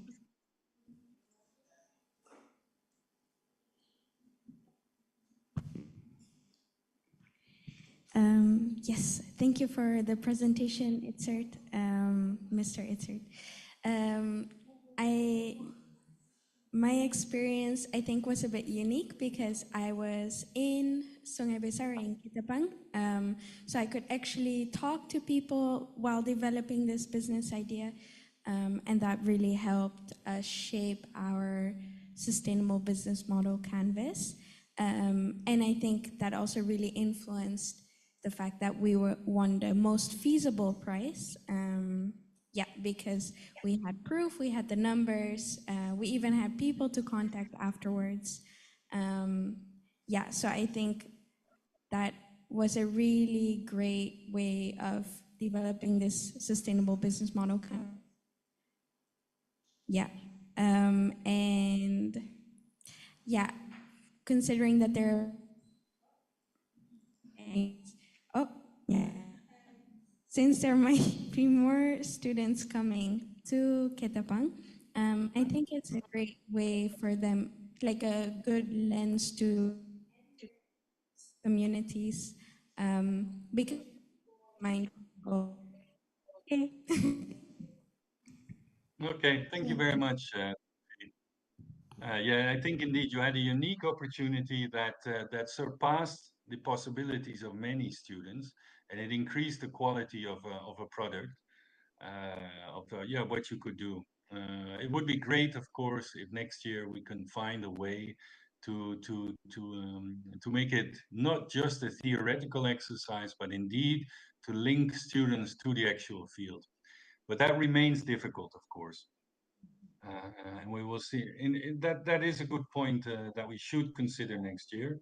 However, I also see the other teams and the other winners, and I know some of them had some experience in the field, and I think that that greatly benefits students. But I think also that within the universities in Indonesia, there are many students who have some experience in the field. So it's not just a theoretical exercise. I hope that many students do bring their knowledge to the challenge. Yeah, that's true. Anyone here want to ask about the training, or maybe want to join, ask how to join, or another question about the topic, please? Anyone? Yes? Hello, Itzard. I'm Gifari from Wageningen University, and I actually participated in the Sustain Palm in the Nugal team, and we are part of the non-winners. So yeah, the key evaluations of our team is that we work too much on the technical aspects of the business concepts, and like the distancing of the polycropping, and then how to practically implement that on the fields without thinking a lot on the branding and then the marketing aspects of the SBMC. Do you maybe have any tips on how to balance between the technical and then the branding and then the marketing aspects of the SBMC models? I think that's all from me. Thank you. Yeah, hey, thank you very much, Team Nugal member. I appreciate. I do recognize you. So that is nice. No, indeed, I think your group, you went too much for the technical things and a too complex idea. And I agree even that is a difficulty with the sustainable business model canvas, because it's not just about all the technical components in there. It's also about this marketing and getting your channels right and this broader picture. And that is something that we did try to mention to student teams, but it remains difficult. And I think indeed we next time maybe we should emphasize it a bit better, that it is about a business idea. It's not just about the technical components in there. I remember your video even, that you know, one of your members says, "Hello, fellow conservationists and peatland lovers." But it's not about that. It's about your customers. And it should not be just peat lovers or conservationists. It's just about your customer segment. And it could be a customer segment, but it would be good to indeed what are the channels? How do you sell this stuff? What are the pains and the gains that are released? So maybe indeed more emphasize that all the components need to be in there, and not just the technical components about landscape management, and indeed the technical components about how your agroforestry system is going to improve the water table level. And you can do that, but then you also need to show how much carbon credits you're going to save, etc., etc. It becomes it's my final point is actually indeed it's not just about the technical things; it's about the whole selling as well. But I appreciate you made it to the finals, and actually I know there was a jury member who was really happy with your idea. Thank you very much, Itzard. You're welcome.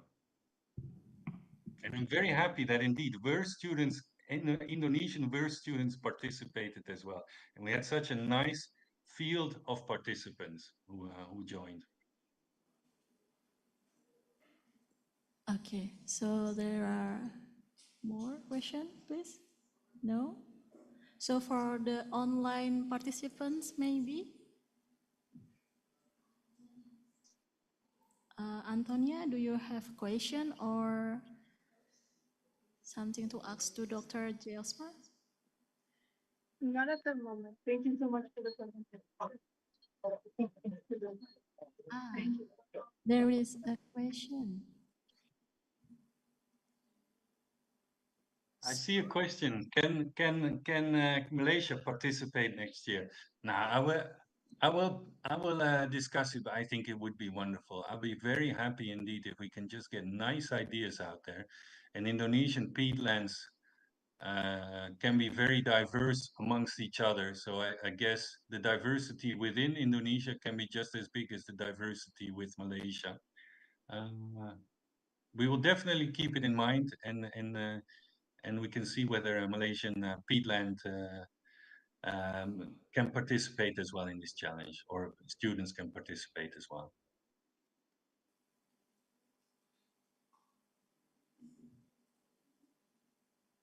Okay, there's the answer for Remy. Is there anyone want to ask again a question for Dr. Jasma?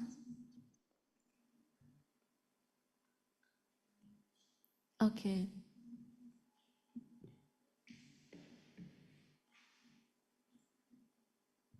Okay, actually our time is up.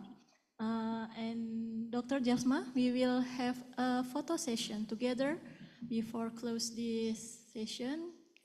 Can you stay on the screen for about 2 minutes to take photo together with us? Sure.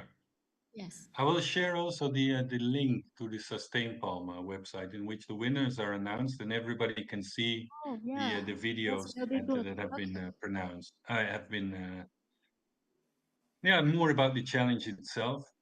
And yeah, I think the students who participated, and you're in the audience, I think it would be good to have some evaluation. We will make it's holidays now for here in the Netherlands at least. But we would like to have some evaluation about how it went, and also have student input in how we can improve this challenge for next year. Okay, thank you so But much. that will come later. Yeah. Let's we have a photo session in front of the monitor, guys.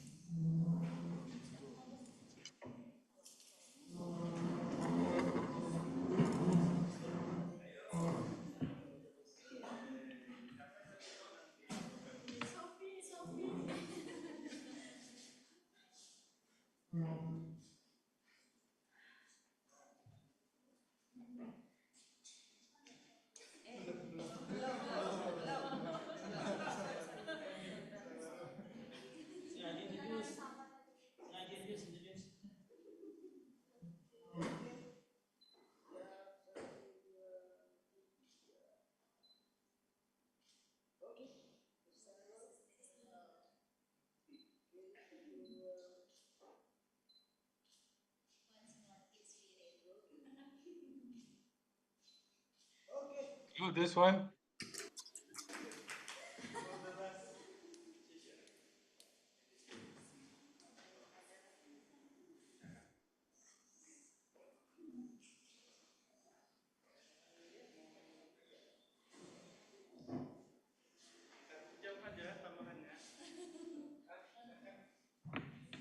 Okay, thank you so much for Dr. Jasma.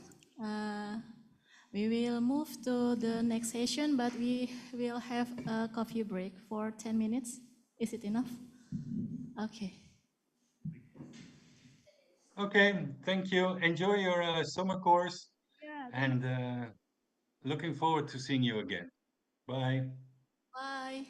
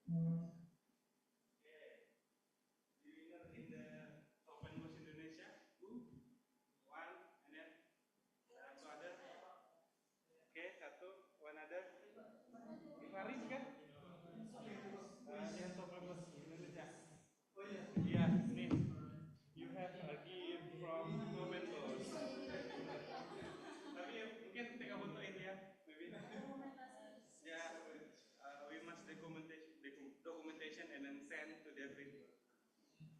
Okay. Iya, Pak. I can another gift from Prof. Saini, but in another day for the winner. So two people have gift from UITM. So, ya, kita bangun siapa yang ngasihkan ini? Langsung bertiga tuh? Iya, bertiga. Katanya sih nggak ada perbedaan. Nggak ada perbedaan. Saya ngasih kan? Ini punya orang padahal. Masa satu? Iya, tiket satu. Ah, betul.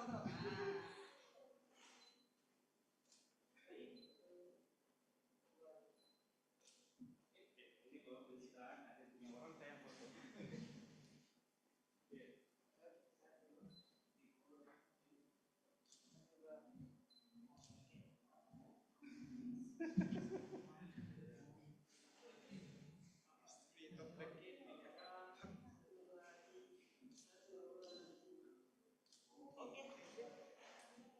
Kalau foto semua, boleh foto tiga. Sekalian nanti bisa dikasih Photoshop ya, aku saya kirim ke ini. Bisa ditempel nanti logo Fahutan.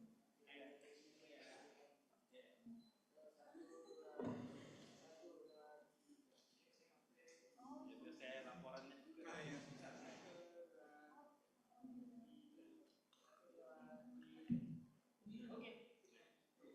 Thanks to all the winner.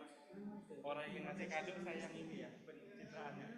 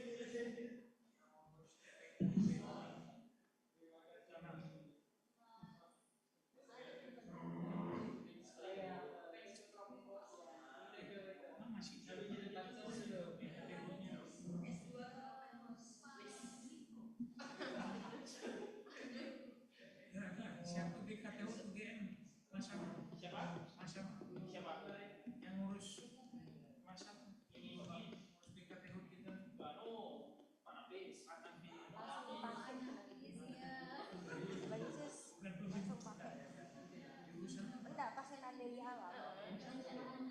Harus dipakai.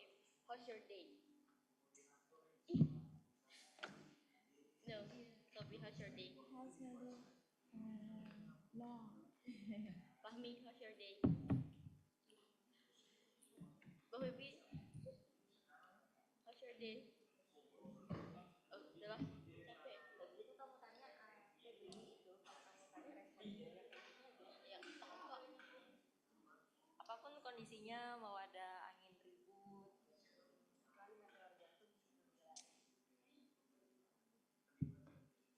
Emang no to go.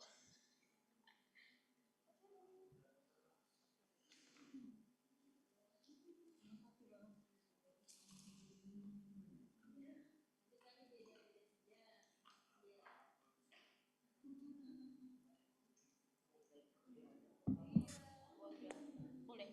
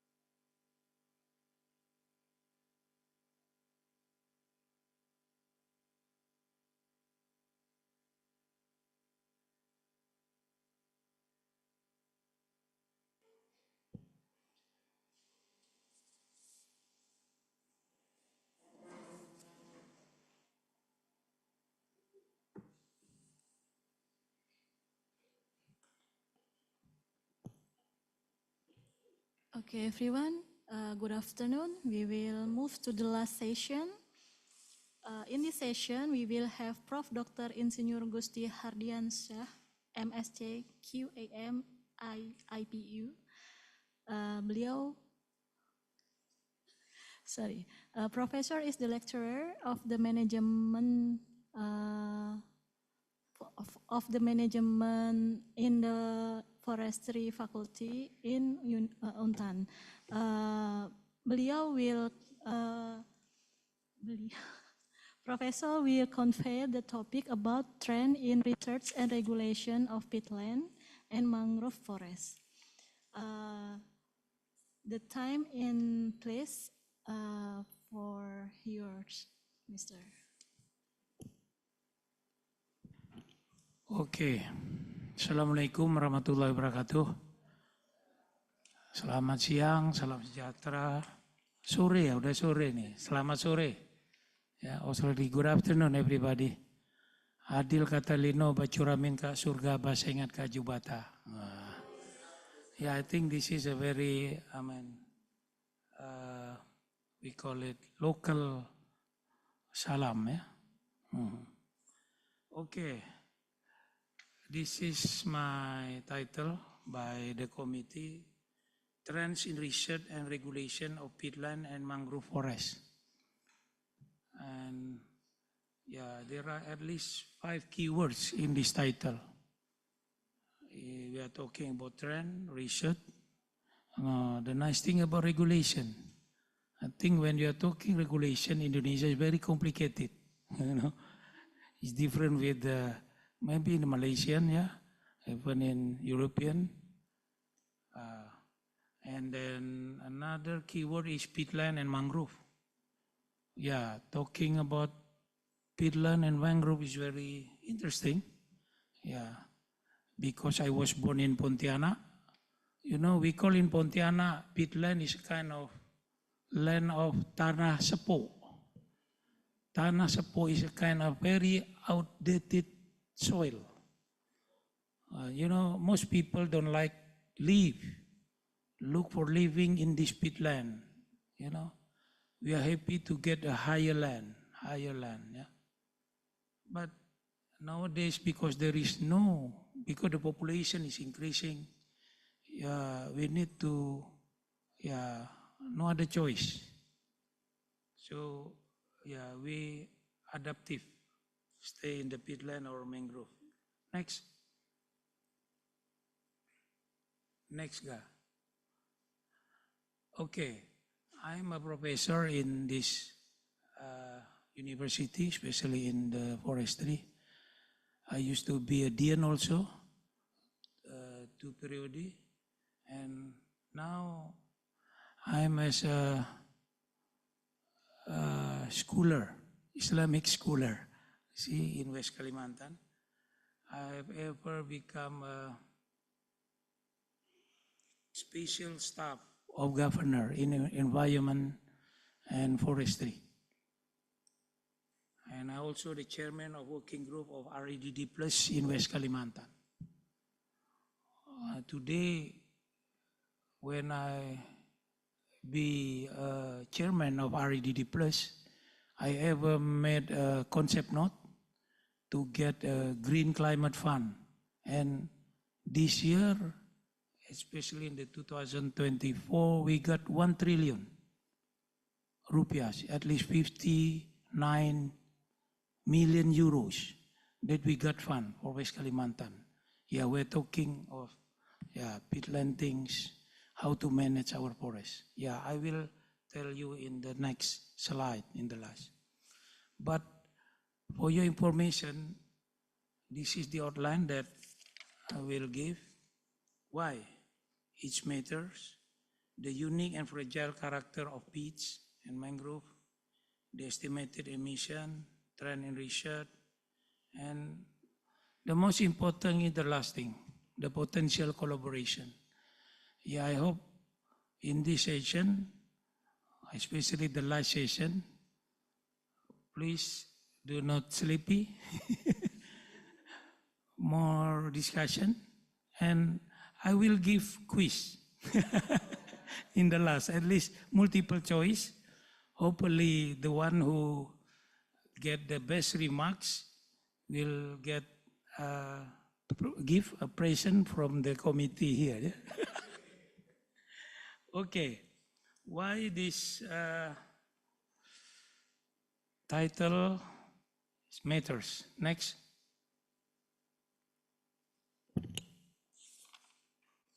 Okay. Yeah, if you would like to get the PPT file, you can ask the organizer. Here, the nice about mangrove or peatland in Indonesia, yeah, we have like almost 13 million hectares.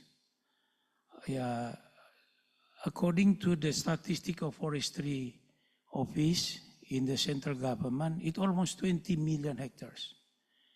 And for West Kalimantan, at least almost 20% of it in West Kalimantan. So what we have in West Kalimantan for peatland is a kind of living laboratory. Yeah? And also we have mangrove. Here is like 3.3 million hectares of mangrove in Indonesia. And in here, almost like 200,000 hectares in West Kalimantan. And it's like, from Sumatra, West Kalimantan, Central Kalimantan, South Kalimantan, and also North Kalimantan and Papua. And when we're talking peatland and mangrove, the nice thing when Pak Susilo Bambang Yudhoyono and also Jokowi become a president, they focus. There is our institution, they call it BRG, yeah? BRG, yeah? But Peat Mangrove Restoration Agency, national. But when Prabowo become president, this agency is already stopped. So which means politically, now it is not interesting during Prabowo to talk this peatland and mangrove things. Yeah. And as you see for the Indonesian growth, now it's decreasing. And for the last 1 year, deforestation and degradation is higher now. Yeah, it's term of political. Yeah, there is a threat also in this peat and mangrove is the drainage and conversion of tropical peat forests. The threat also climate change, anthropogenic fire, logging and infrastructure development. Yeah.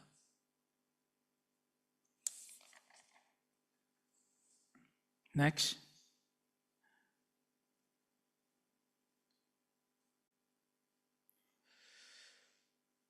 The unique and fragile character of peats. Yeah. Peatlands are ancient ecosystem. Some in Kalimantan are over 4,000 years old and more than 3 meters in depth. Their fragile hydrology makes them extremely vulnerable to drainage and fire. I think,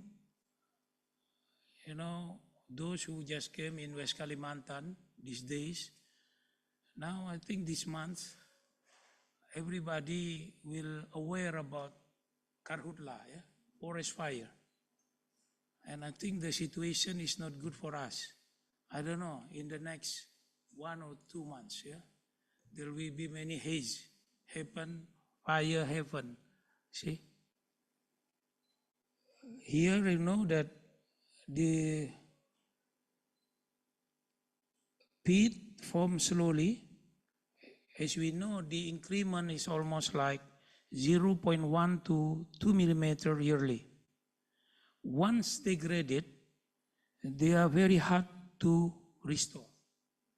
As you see in that pictures, there is a pit dome. In here, in our faculty, when we build this building, this is already like 30 to 40 meters. When you get a stick, very 40 meters, and then you find the sand. So upper to end is pit, you see? And the subsidence rate, warning subsidence is only 2.5 meter yearly, you know? Some pit layers over 6,000 years old. Yeah, especially in our area here. Next. Okay, the estimated emission from the graded pit. When drained, peatland emit to 41 tons of carbon dioxide per hectares per year. This makes Indonesia one of the highest emitters from land use change, particularly in palm oil and acacia plantation. As you see, when you see whether the pitch is well done or not, there is a classify of sapric, hemix, and fibric. Fibric is the one who very young. When you see the form of it, because of the topography, mostly in the upper layer is the fabric. The highest emission originate is from palm oil and we call it industrial forest plantation, acacia, and the recurrent fires, and also the drainage canal. Yeah?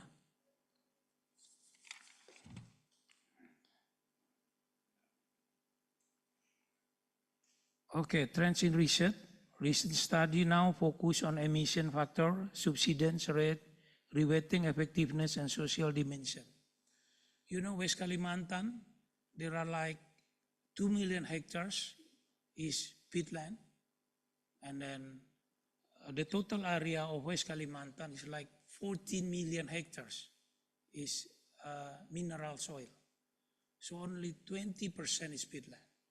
And when we calculate the emission from West Kalimantan, from the data in 1990 to 2020 year, you know, our emission is like 30 million carbon dioxide.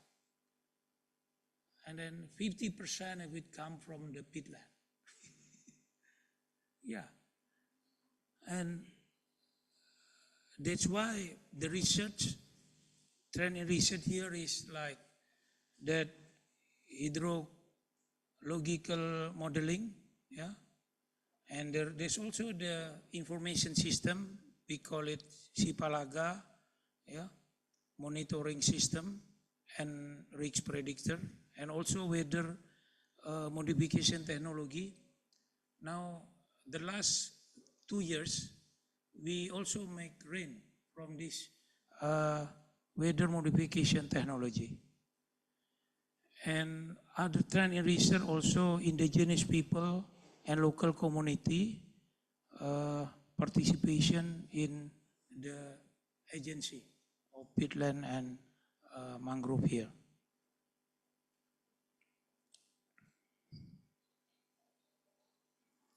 Next year. Okay.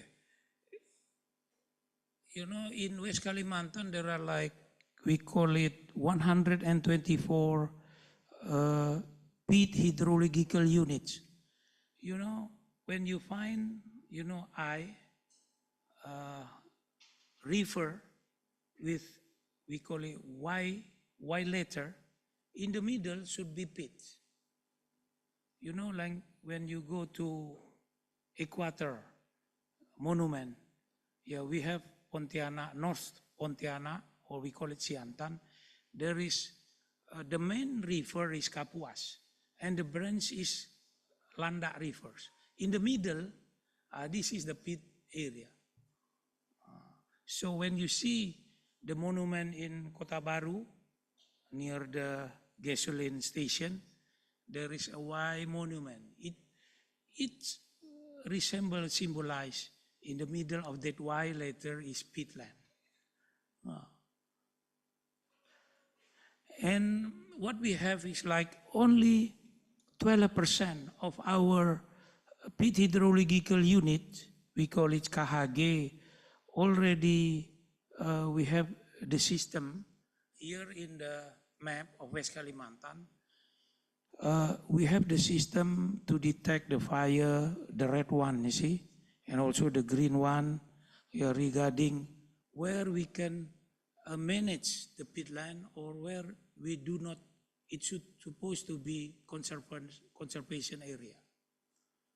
Theoretically, peatland is not good to manage, but it is only for conservation area. Otherwise, you can get the negative impact if you are not carefully managing. And I think this data, you see, still the red one is where the peatland, careful, there will be a fire there. And the yellow one is where we can manage area. And then the green, where we have protection. Yeah. Next. This is the canal blocking construction. Yeah, during we have that agency in connection with rewetting, revitalization, and real livelihood. Yeah, we have the technology how to make this canal blocking. Yeah, canal blocking is in order to maintain the water level. As you know, the peatland is a kind of sponge. When it is dry, you see, it's very dangerous to fire. One of our research, we make the canal block using fiber from bekas batang apa? Batang sawit. Apa? We make the canal blocking from the fiber of the palm oil stem. Yeah, I think if you go to the, we call it arboretum, yeah, there is. I got the patent for that. But this also work. This is some village in our area where the project is conducted. We make it with material from the woods, from the local material, and also with the cement also. Yeah. And we must conduct carefully the principle of circumstance based on our KHG, the underline. Yeah. I think this is the most important message when we're managing peat and mangrove. Yeah. Because when you do not have the science, yeah, I think you will get the negative impact. Next, canal blocking contraction. You see, from 2016 to 2024, as you see in Indonesia, from the Sumatra and also in Kalimantan with the project, but not in the Papuas. Yeah.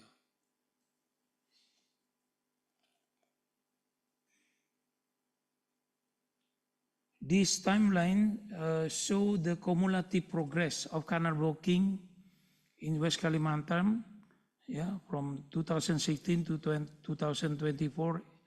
Each structures play a role in restoring hydrological balance, and intervention was not just technically, but also involve community participation and local wisdom. Okay, now this is a monitoring system. We call it, there is a Sipalaga, that is the website, yeah, from BRG. Yeah, but last night when I tried to open it, we cannot open it anymore. Maybe because there is no budget and the government already terminated this agency. You know, I will tell you when this is a very, we call it very loss for Indonesia.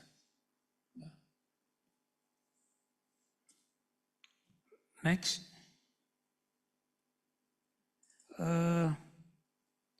This slide illustrates the forest danger rating data from peatland visualized in the PRIM platform.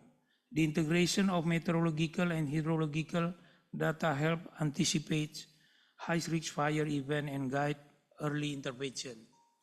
As you see, the red one, you know, from this data, the red one is happen in Sumatra and also in South Kalimantan, not in West Kalimantan. You see, and this is the early learning system. Yeah, and I think this day, the last 2 months, yeah, now Indonesia used to stop export haze to Malaysia, but now it start again in Riau especially. And I don't know, the Malaysian maybe later on will get angry, yeah? Because this. Yeah. Next. Yeah, this is the infographic emphasized from spatial correlation between canal blocks, peat depth, and fire-prone area. You know, this visual are critical educating stakeholder and guiding landscape level decision making. Yeah. Itu DPMG is Desa Mandiri Peduli Gambut. We call it Village Care for Gambut. You know, it used to be like 800 villages. That's already a backbone to control our peatland, yeah, in those Indonesian area. But we don't know now. I think it is interesting to conduct the impact, the research now. This is the, you know, to see that the policy of our government. Next, community livelihood revitalization activity. I think as for the speaker this morning, you know, they are talking about the pineapples. Actually, many commodities, you see, like the chilies, the eggplant, the dragon fruit, yeah, the shallots, yeah. This is the related with reducing pressure on primary ecosystem, yeah. Yeah, there is many best practice, you see. As you know, like that pineapple in surrounding Kota Pontianak, you know, it's very cheap in here, and it's better you try it. Very sweet, the pineapple, and also the chili is also very hot. So we need that modern science should integrate with this cultural tradition. So local wisdom guides sustainable land use practice. Yeah. Yeah. Economic valuation, artificial intelligence, and customary law. This is the emerging research opportunities.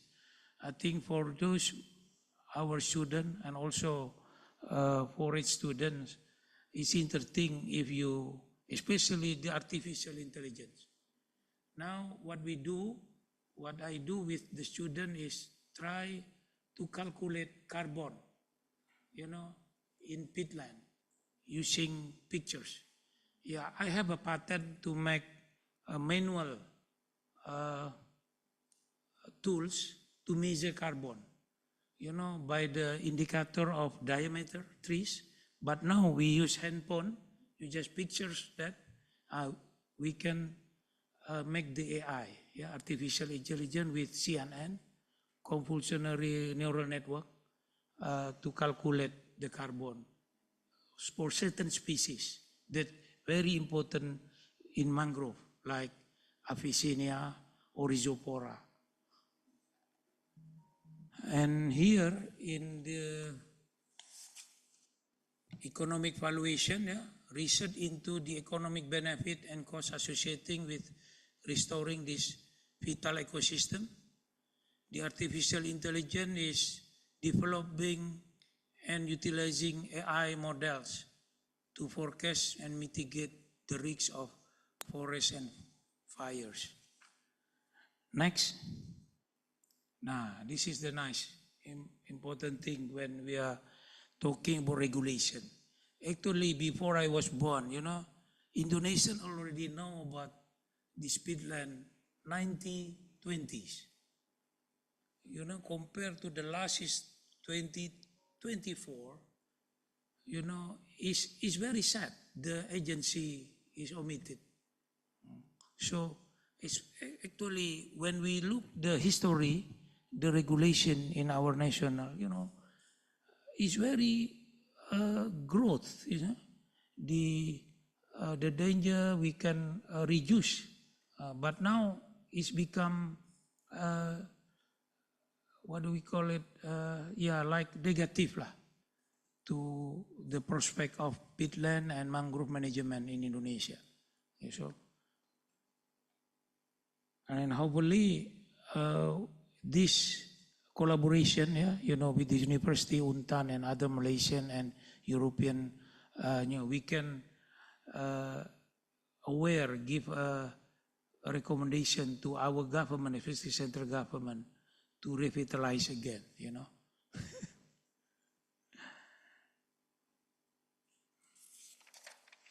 Next. Now, in this slide, actually regulatory timelines, environmental protection with Indonesian climate commitment. As you know, the FOLU net sink target net carbon absorption in the forestry and land use sector by 2030. Peatlands are crucial in achieving this. As you know, the document of FOLU net sink for West Kalimantan, our faculty helped the governor to calculate. So in the next, West Kalimantan contribute to reduce emission for the national level is almost like 60%, for the target. But because of there is a problem of institution, I think I'm pessimist that this target can be achieved. You see? And as you know, since the agency, the BRGM is omitted, our prestation only like 30%, and only that is in the provincial, in the subnational, but in the district only 3%. Yeah, I think it is very interesting, to again to make a scientific recommendation regarding this institution. Next. Okay, this is the lesson. The pictures, the fruitfulness and failure, especially in the middle of that pictures, mention the failure, of managing peatland in that area, and the right in the end and the left is the success story. And as the GIZ, this is the help from the government of Germany, to increase the capacity of Indonesian. The project, they show the best practice and the failure practice of managing peats. Next. Now, the trade regulation in West Kalimantan.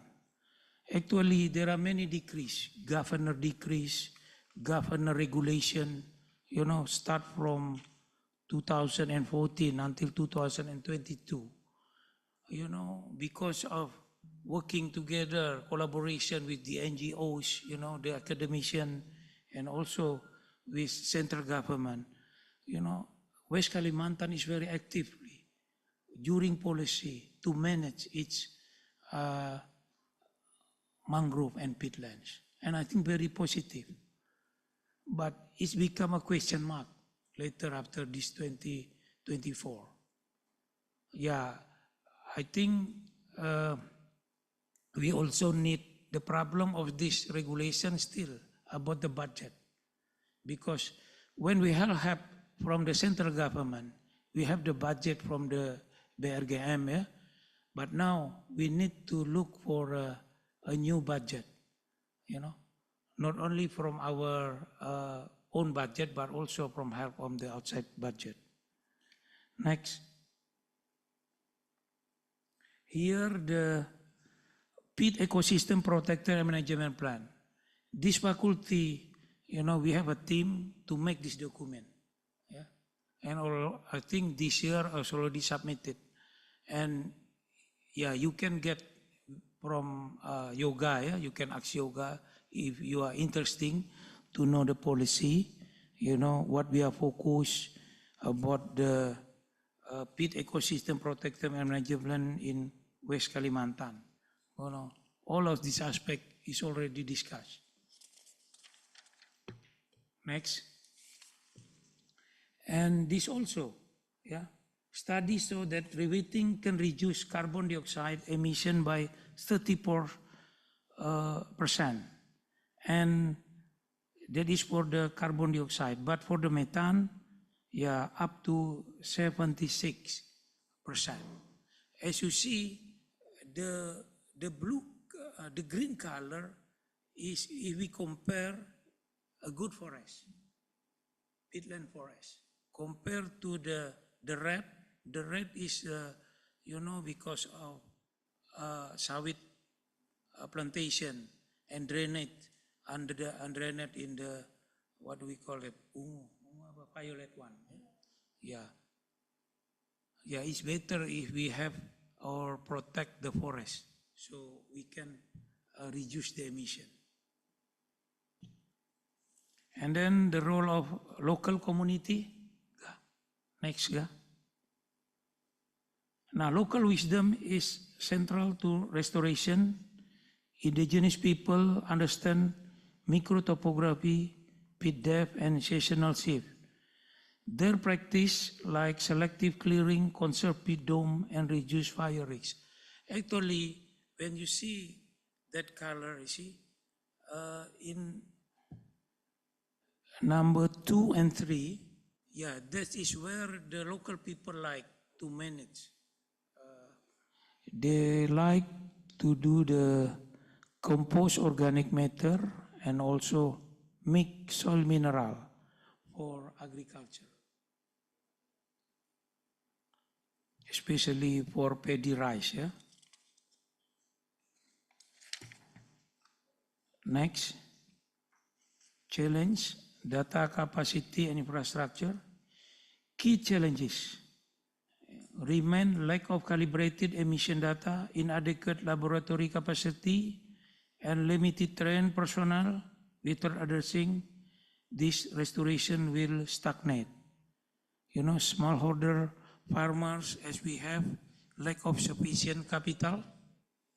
And then we also need collaboration, yeah, with the CBG partnership, community, business, and government. And also water management in smallholder plantation is essential. Okay. And this is a solution. Next.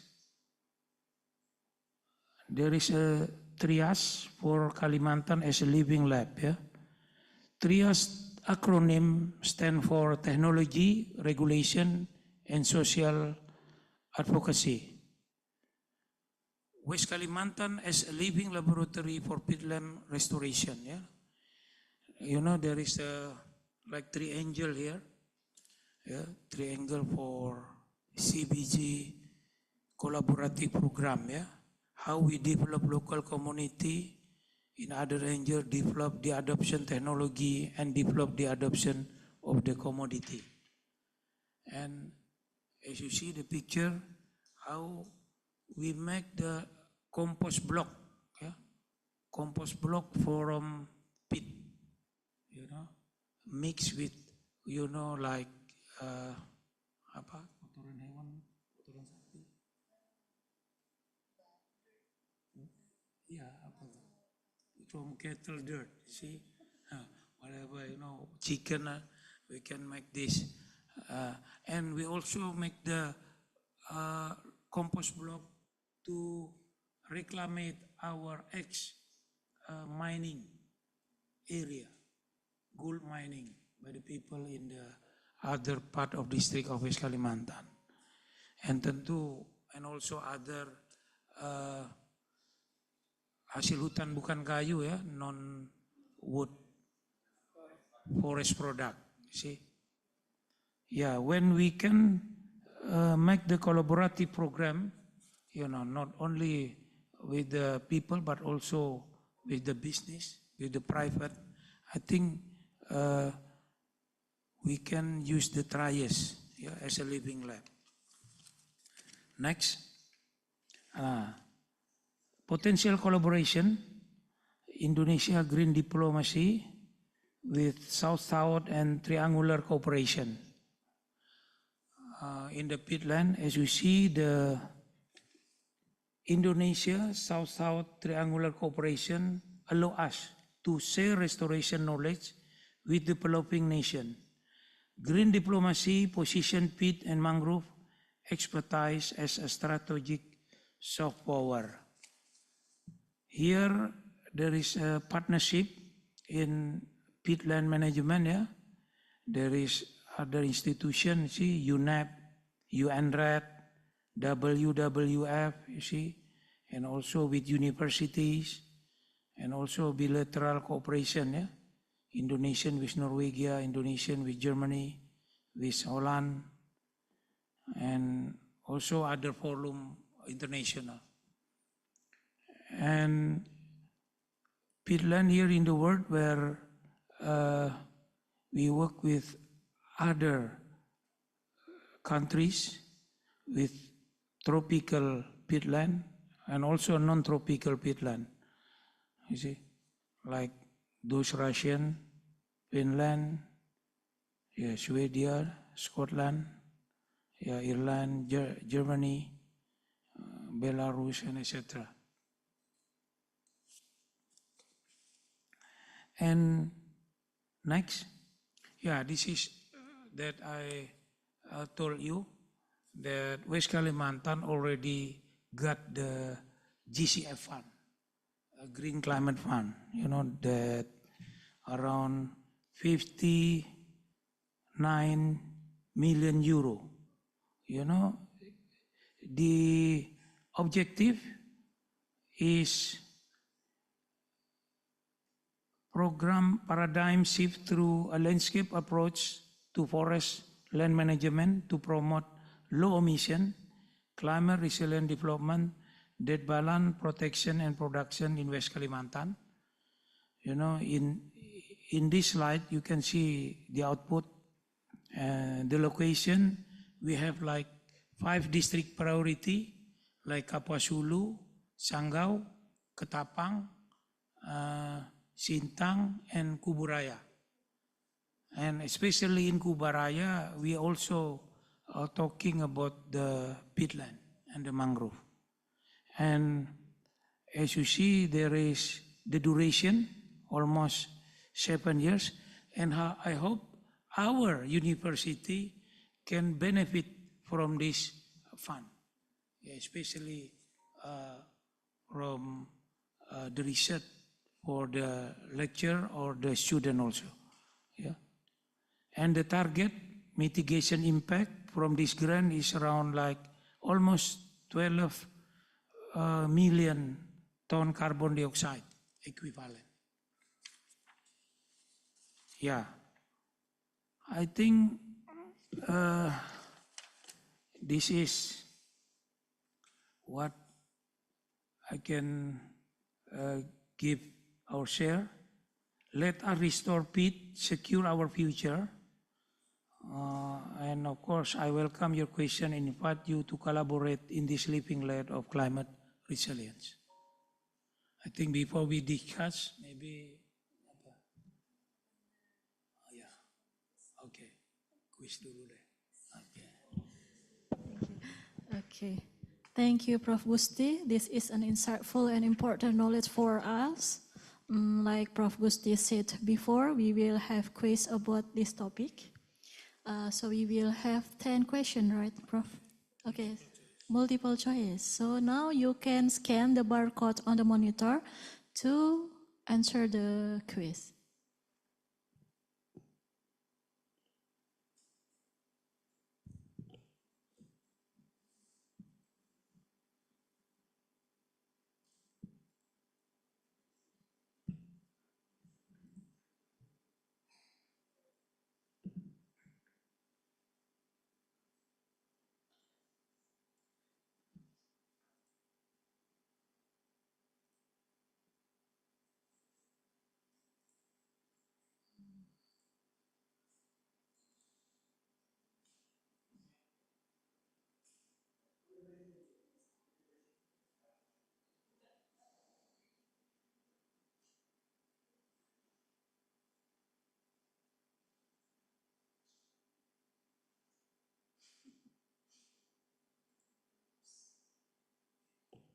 So there are already 13 participants, 15 now.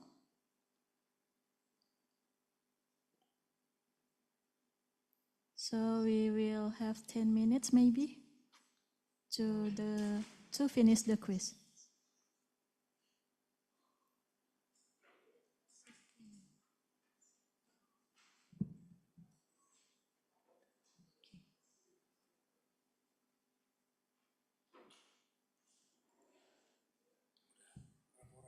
Uh, 15 Prof. Oh, lihatnya di mana?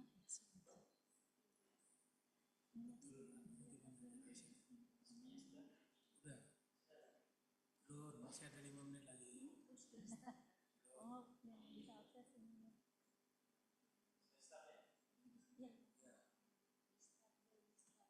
Ya, belum dimulai deh.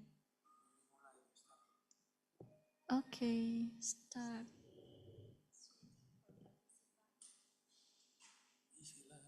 Iya. Dapat hadiah nggak, Prof? Dia kan tadi Pak Marwanto.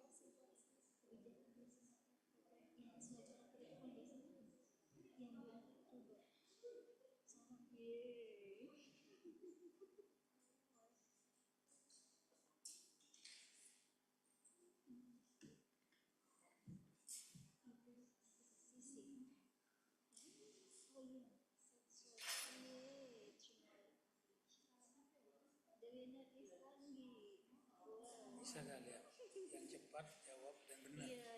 Bisa. Jangan lama jawab walaupun dia benar. Bisa nggak dilihat ratingnya?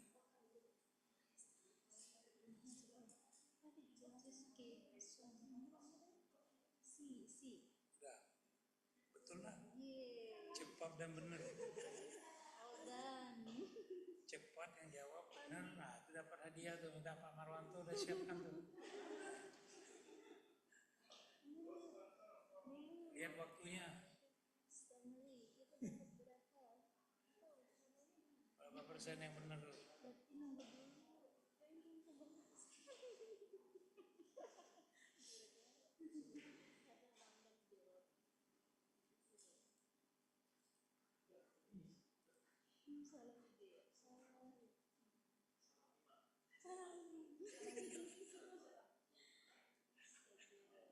Bisa tampilin nggak? Nah, kalau udah selesai tampilin. Okay, let's see who is the winner. Dan cepat jawab. Dia menang, tampilin nggak? Yang online juga kan ada. Iya. Sebutkan namanya tuh. Ada di. Diba gimana Diba?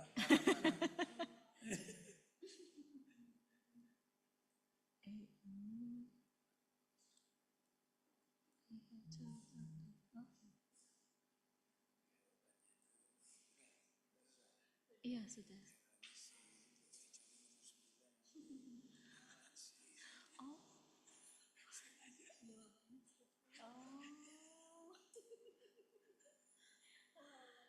Iya, tidak perhatikan. Nomor terakhir 9. Bisa nggak tampilin nggak? Lihat dulu.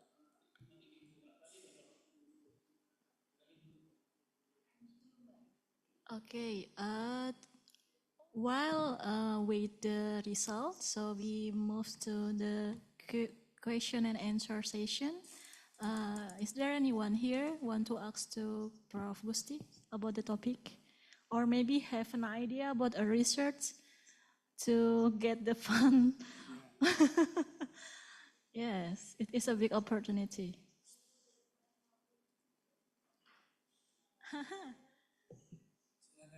Yes, please.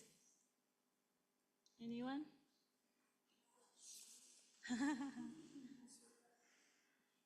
Please. Okay.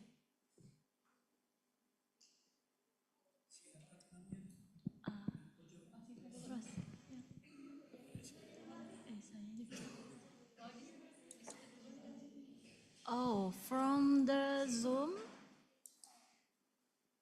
Wait. Is there anyone from the online participant want to ask to Prof. Gusti?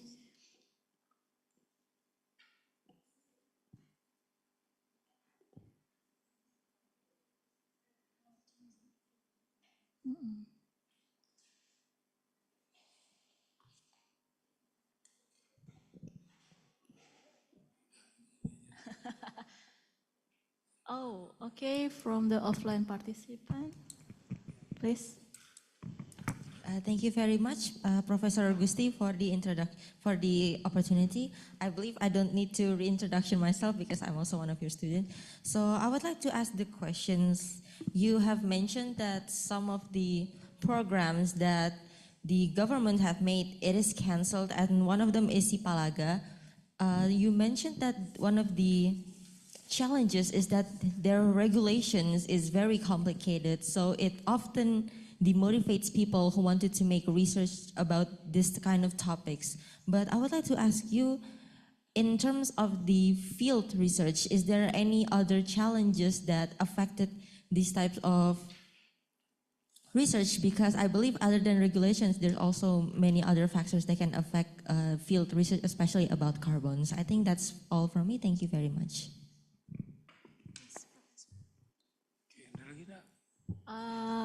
Okay, please, Farah.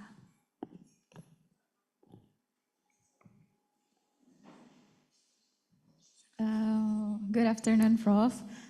Thanks a lot for very wonderful presentations. I actually have two questions, but related to more social forestry. The first question is about trias that you have explained, that nowadays we need to encourage local communities, indigenous communities, to actively participate in decision making as well as plan a program. But as we know, right now in some communities in West Kalimantan, there are still a lot of top-down approach from the government, especially like the government programs, like very top-down approach. But I'm curious to know your perspective on how to encourage the grassroots communities to be more actively into the policy making or to be main decision makers in the programs.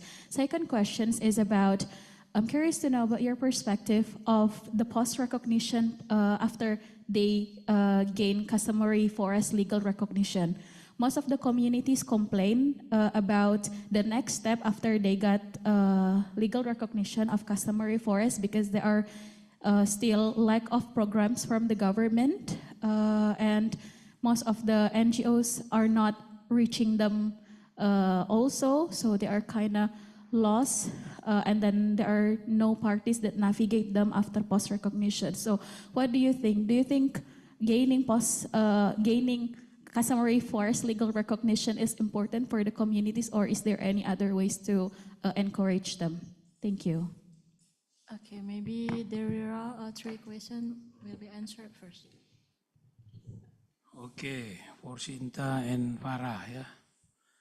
I think this very good question, yeah. Firstly about Sipalaga, yeah, including Farah also. What is the answer of those? Your question is the most important thing right now. What we need is money, the budget. Yeah. The nice thing about our people, our community, yeah, since you talk much, no action because of no budget, I think most of the program will be stuck, you see.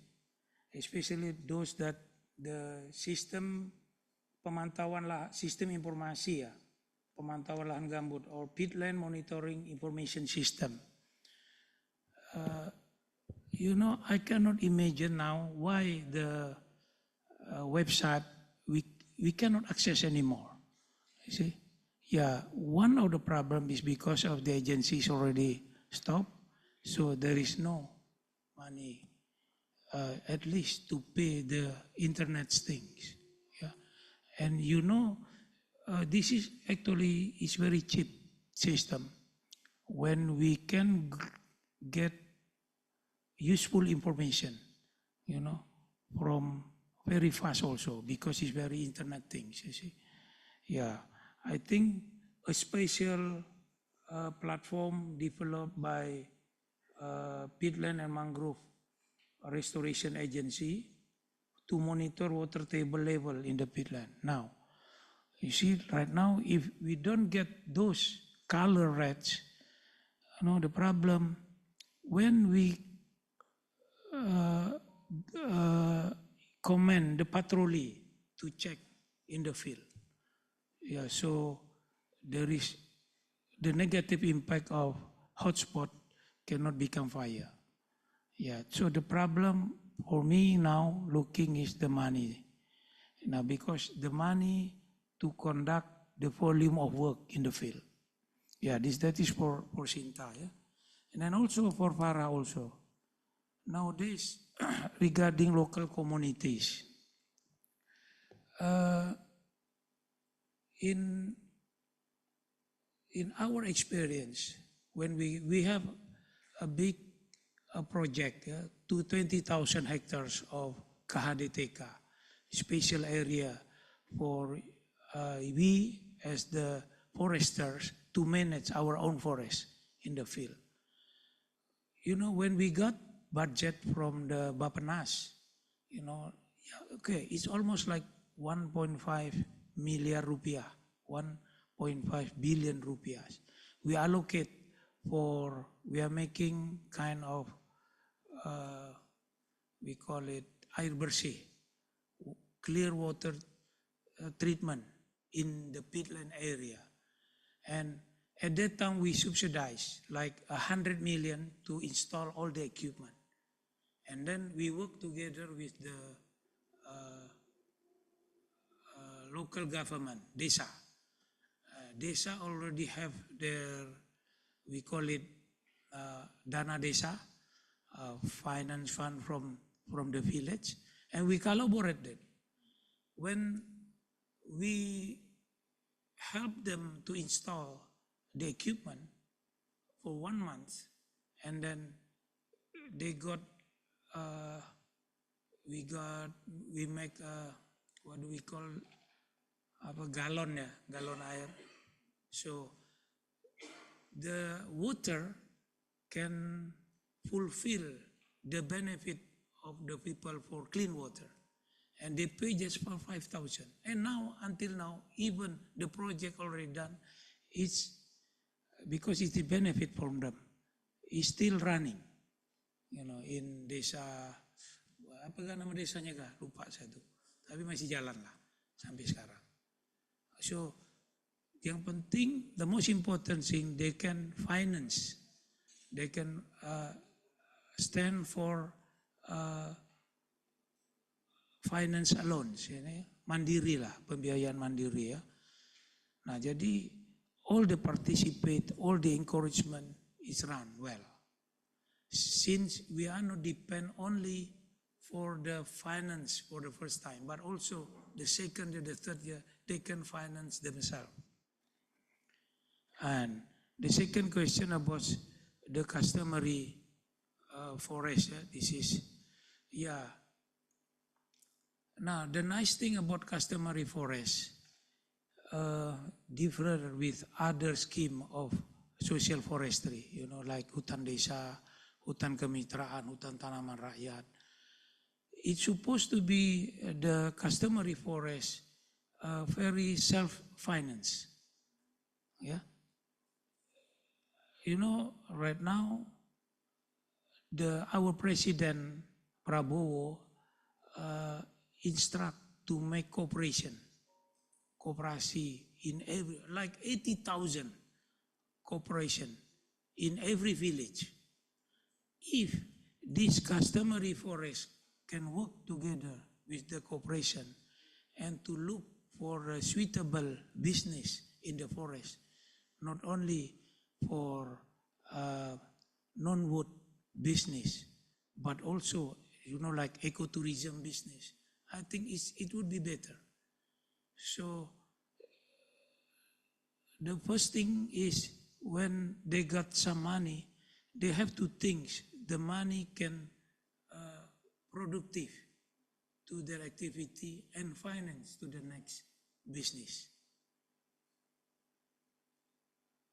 I think for what we have from the budget from the government is only the trigger budget first. And then the next is sustained financing. And as you know, West Kalimantan now already have that green climate funds. And then one pillar of that green climate fund money is to empower this customary forest, hutan adat. And they can make a proposal and they can send it to the Dinas Kehutanan, yeah, to get like 500 millions at least yearly in part of the district, so we can finance. I think this is one of answer also to empower the people, especially in the customary forest. Yeah. Now I think it's time to us to look another fresh money, but it is for the sustainability, not only for the business, but also for the peatland, for the mangrove. Yeah, I think we cannot right now asking to Donald Trump. Donald Trump already, stopped the money from USAID. Now we need to look money from our collaboration and others from the United States. Yeah, hopefully I can answer the question practically. Thank you. Okay, thank you for the answer, Prof. Gusti. Oh, is there any question again? Okay, please. From Rosita first. Okay.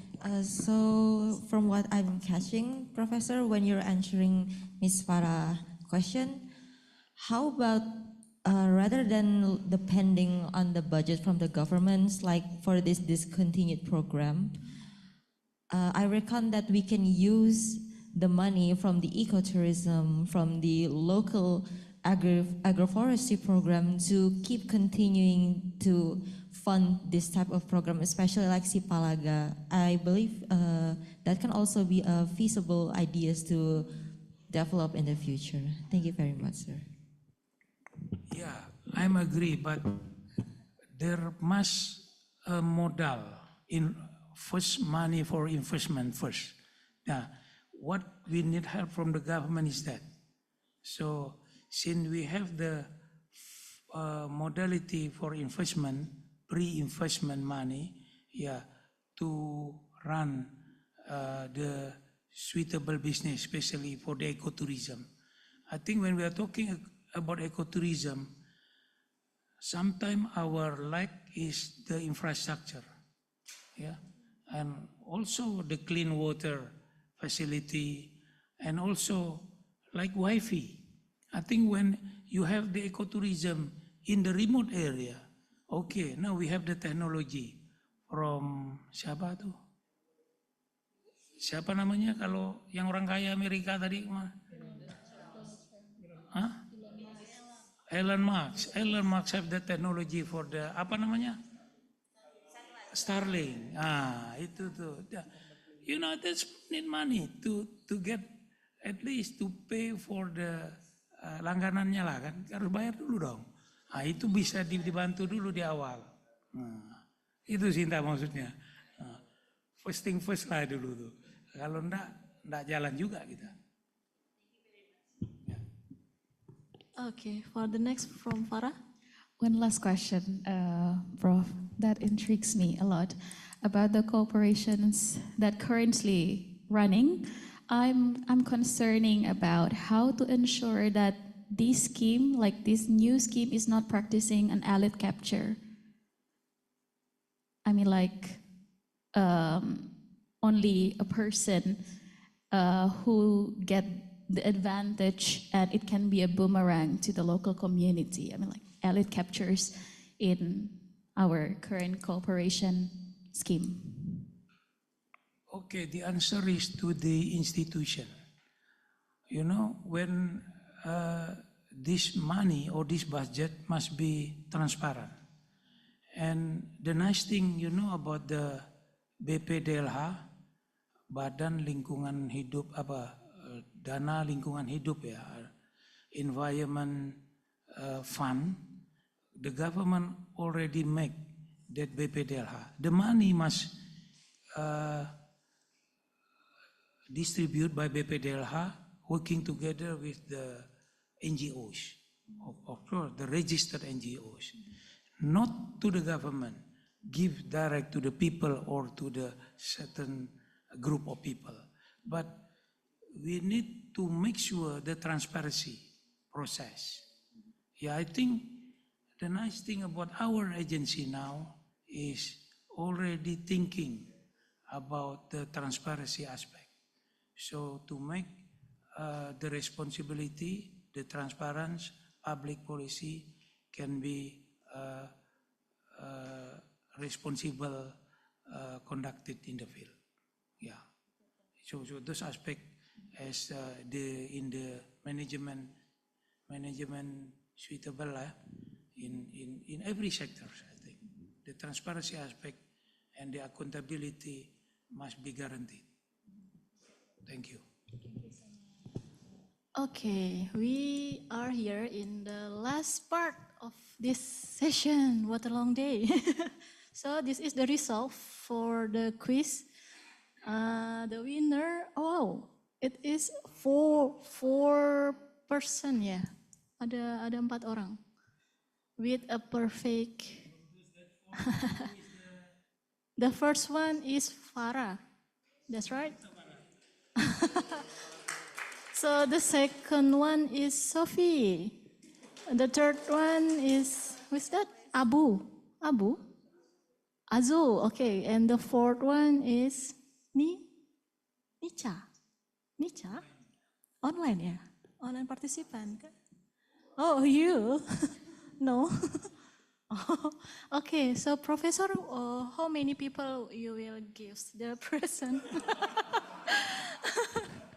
Ask the gift to Pak Marwanto as the organizer. Okay. Okay, so with this, we will close this lecture from this morning until afternoon. So you will feel tired actually, right? So before that, we will have a photo session together with Prof. Gusti in front of the monitor. Thank you. This is the last one, guys. It's okay.